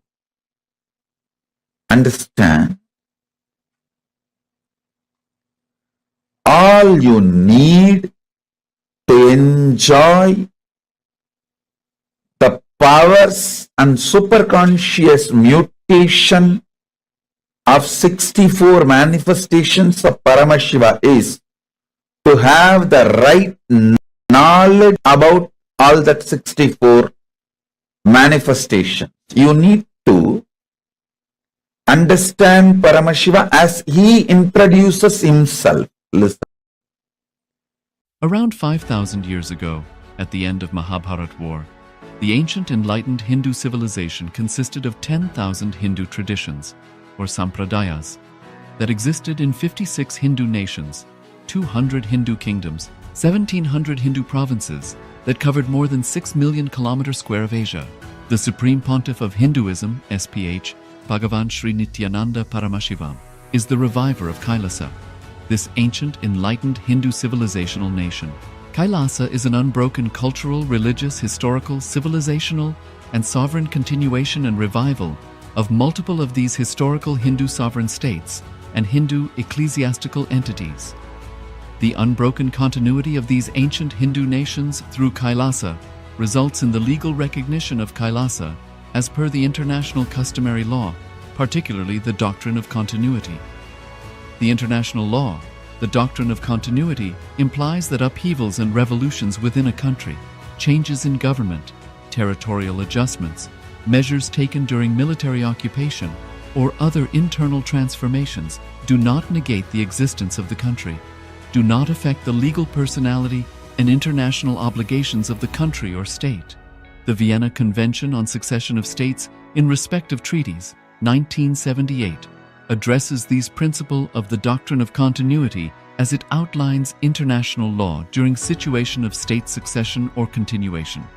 International law recognizes a state's legal personality by recognizing its identity. This perspective extends even during the period when the given state or country is annexed or occupied by a foreign power. Even in such cases, the legal personality of the state is considered to persist, enabling its subsequent re-establishment. Historical examples dating back to the 18th century include cases like Portugal and Genoa that were re-established after the Vienna Congress of 1815. More recent examples include countries such as Poland, Ethiopia, Czechoslovakia, Albania, and Austria that were re-established after World War II. Even when a nation is deprived of its territory, the nation continues to exist. Its sovereignty and international legal personality continues to persist. The Dalai Lama, as the spiritual and temporal leader of Tibet, exemplifies this principle. In 1959, the Dalai Lama was exiled and forced to flee.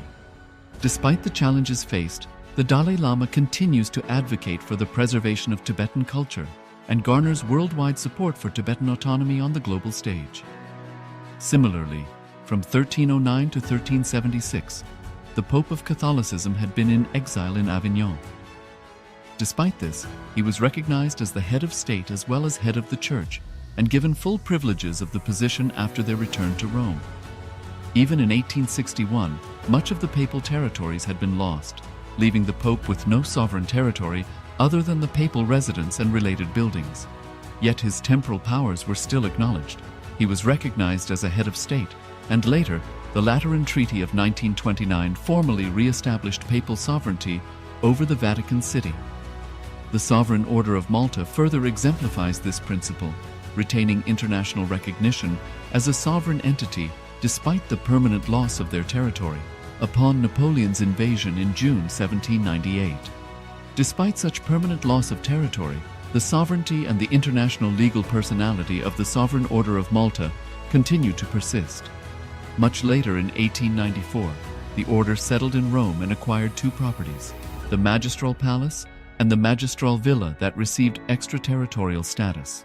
Today, the order maintains diplomatic relations with 112 countries, issues its own diplomatic passports, currency, stamps, and vehicle registration plates, and has been granted observer status in the United Nations. All these examples of state re-establishment illustrate the principle of continuity of states, as per international law, that a state's legal personality persists over time.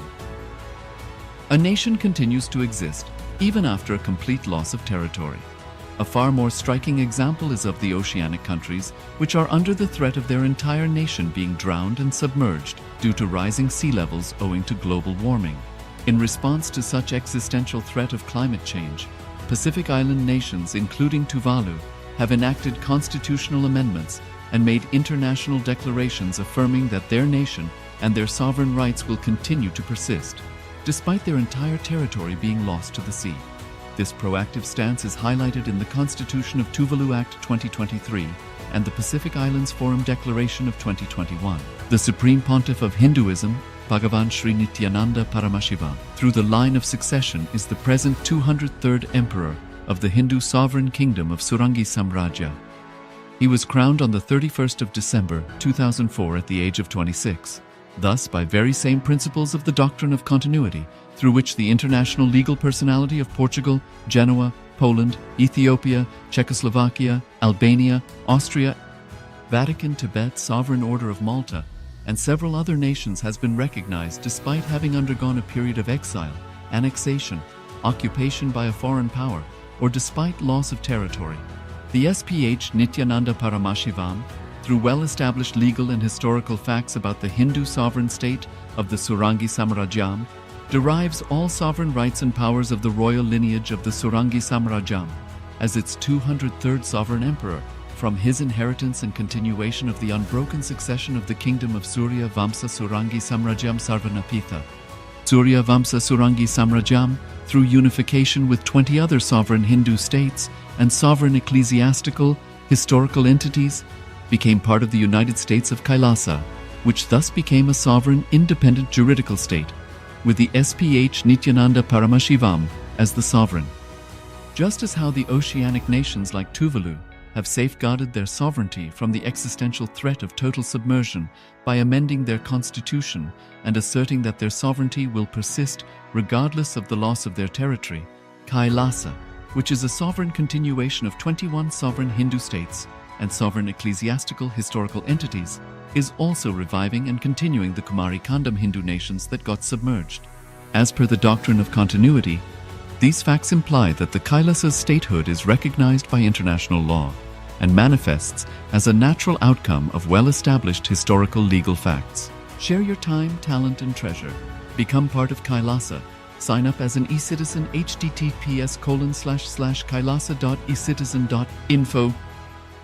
Around 5,000 years ago, at the end of Mahabharat War, the ancient enlightened Hindu civilization consisted of 10,000 Hindu traditions, or sampradayas, that existed in 56 Hindu nations, 200 Hindu kingdoms, 1,700 Hindu provinces that covered more than 6 million kilometers square of Asia. The Supreme Pontiff of Hinduism, SPH, Bhagavan Sri Nityananda Paramashivoham, is the reviver of Kailasa, this ancient enlightened Hindu civilizational nation. Kailasa is an unbroken cultural, religious, historical, civilizational, and sovereign continuation and revival of multiple of these historical Hindu sovereign states and Hindu ecclesiastical entities. The unbroken continuity of these ancient Hindu nations through Kailasa results in the legal recognition of Kailasa as per the international customary law, particularly the doctrine of continuity. The international law, the doctrine of continuity, implies that upheavals and revolutions within a country, changes in government, territorial adjustments, measures taken during military occupation, or other internal transformations do not negate the existence of the country, do not affect the legal personality and international obligations of the country or state. The Vienna Convention on Succession of States in Respect of Treaties, 1978, addresses these principles of the doctrine of continuity as it outlines international law during situation of state succession or continuation. International law recognizes a state's legal personality by recognizing its identity. This perspective extends even during the period when the given state or country is annexed or occupied by a foreign power. Even in such cases, the legal personality of the state is considered to persist, enabling its subsequent re-establishment. Historical examples dating back to the 18th century include cases like Portugal and Genoa that were re-established after the Vienna Congress of 1815. More recent examples include countries such as Poland, Ethiopia, Czechoslovakia, Albania, and Austria that were re-established after World War II. Even when a nation is deprived of its territory, the nation continues to exist. its sovereignty and international legal personality continues to persist. The Dalai Lama, as the spiritual and temporal leader of Tibet, exemplifies this principle. In 1959, the Dalai Lama was exiled and forced to flee. Despite the challenges faced, the Dalai Lama continues to advocate for the preservation of Tibetan culture and garners worldwide support for Tibetan autonomy on the global stage. Similarly, from 1309 to 1376, the Pope of Catholicism had been in exile in Avignon. Despite this, he was recognized as the head of state as well as head of the church and given full privileges of the position after their return to Rome. Even in 1861, much of the papal territories had been lost, leaving the Pope with no sovereign territory other than the papal residence and related buildings. Yet his temporal powers were still acknowledged. He was recognized as a head of state, and later, the Lateran Treaty of 1929 formally re-established papal sovereignty over the Vatican City. The Sovereign Order of Malta further exemplifies this principle, retaining international recognition as a sovereign entity despite the permanent loss of their territory upon Napoleon's invasion in June 1798. Despite such permanent loss of territory, the sovereignty and the international legal personality of the Sovereign Order of Malta continue to persist. Much later in 1894, the order settled in Rome and acquired two properties, the Magistral Palace and the Magistral Villa that received extraterritorial status.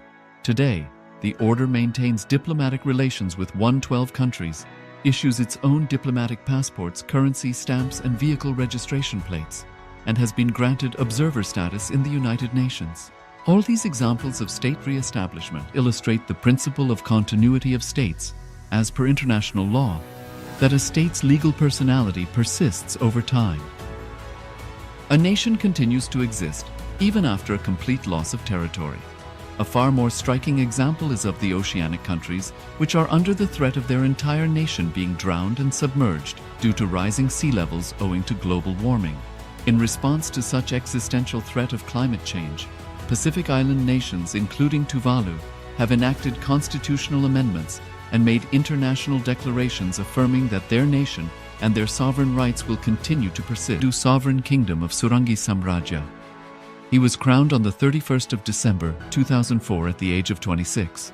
Thus, by very same principles of the doctrine of continuity, through which the international legal personality of Portugal, Genoa, Poland, Ethiopia, Czechoslovakia, Albania, Austria, Vatican, Tibet, Sovereign Order of Malta, and several other nations has been recognized despite having undergone a period of exile, annexation, occupation by a foreign power, or despite loss of territory.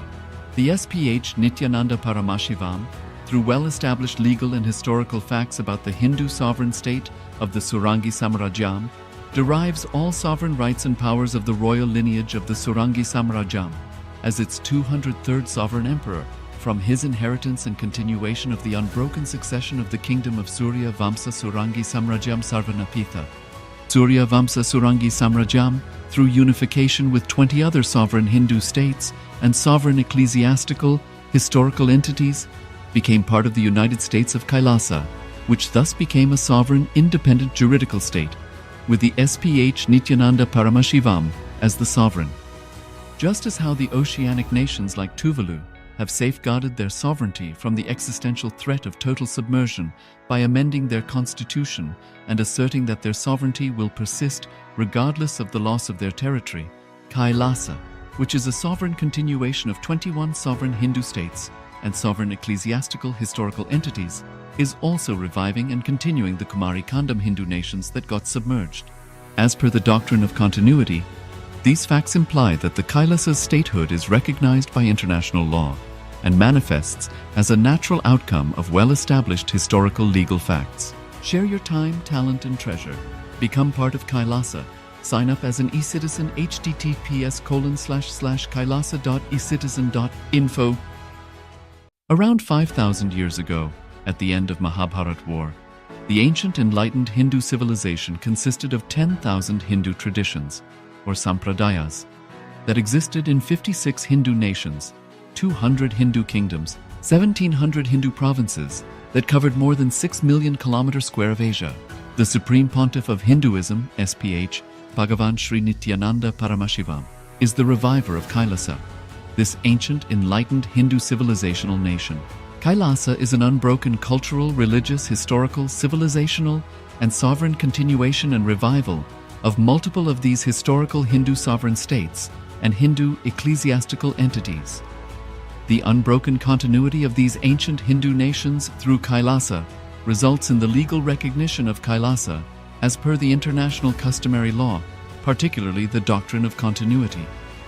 The international law, the doctrine of continuity, implies that upheavals and revolutions within a country, changes in government, territorial adjustments, measures taken during military occupation, or other internal transformations do not negate the existence of the country, do not affect the legal personality and international obligations of the country or state. The Vienna Convention on Succession of States in respect of treaties, 1978, addresses these principles of the doctrine of continuity as it outlines international law during situation of state succession or continuation. International law recognizes a state's legal personality by recognizing its identity. This perspective extends even during the period when the given state or country is annexed or occupied by a foreign power. Even in such cases, the legal personality of the state is considered to persist, enabling its subsequent re-establishment. Historical examples dating back to the 18th century include cases like Portugal and Genoa that were re-established after the Vienna Congress of 1815. More recent examples include countries such as Poland, Ethiopia, Czechoslovakia, Albania, and Austria that were re-established after World War II. Even when a nation is deprived of its territory, the nation continues to exist. Its sovereignty and international legal personality continue. Yes, Nitan, all of you. So, someone says very beautifully, awareness, just bringing awareness itself heals half of our problems. The whole problem is of awareness. We don't pay enough awareness to our problems. And someone says that all problems which you face can be solved only by being available. Our absent mindedness is the only problem. The moment we are available for our problems, problem will just disappear. So Swami says that how our whole body we recreate every time we go to sleep. And Swami gives an example of how when we were in the womb, all the environment situation that we were in, every night that we sleep, we create the same situation. The pillow that we take, the way we sleep, the whole situation is to create how the situation was in the womb so that we get that energy. All right. So with this, let's move to the internalization exercise. Yes. So the internalization exercise is on the source of all knowledge. See, because of absent-mindedness, people miss many things, whether in relationships, in life, in decisions, many things they just miss. See, being absent-minded when you talk to others is just one problem. So let's repeat the story that Swamiji has told about the absent-minded professor who was moving to a new house just further along the same street. Was his mind, his wife knew that he was prone to forgetting things, so she wrote down the new address on a piece of paper before he went to college.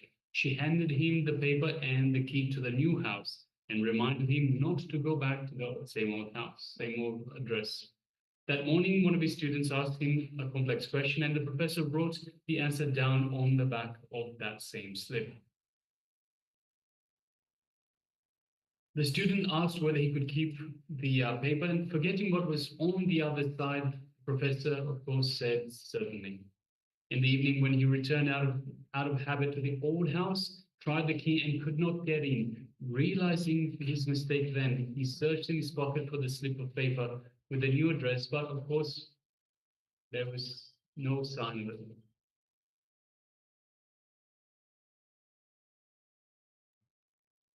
So he wandered along the street and stopped the first personal-looking lad whom he saw. and says, "Excuse me, I am Professor Goldbright. You wouldn't happen to know where I live, would you?" And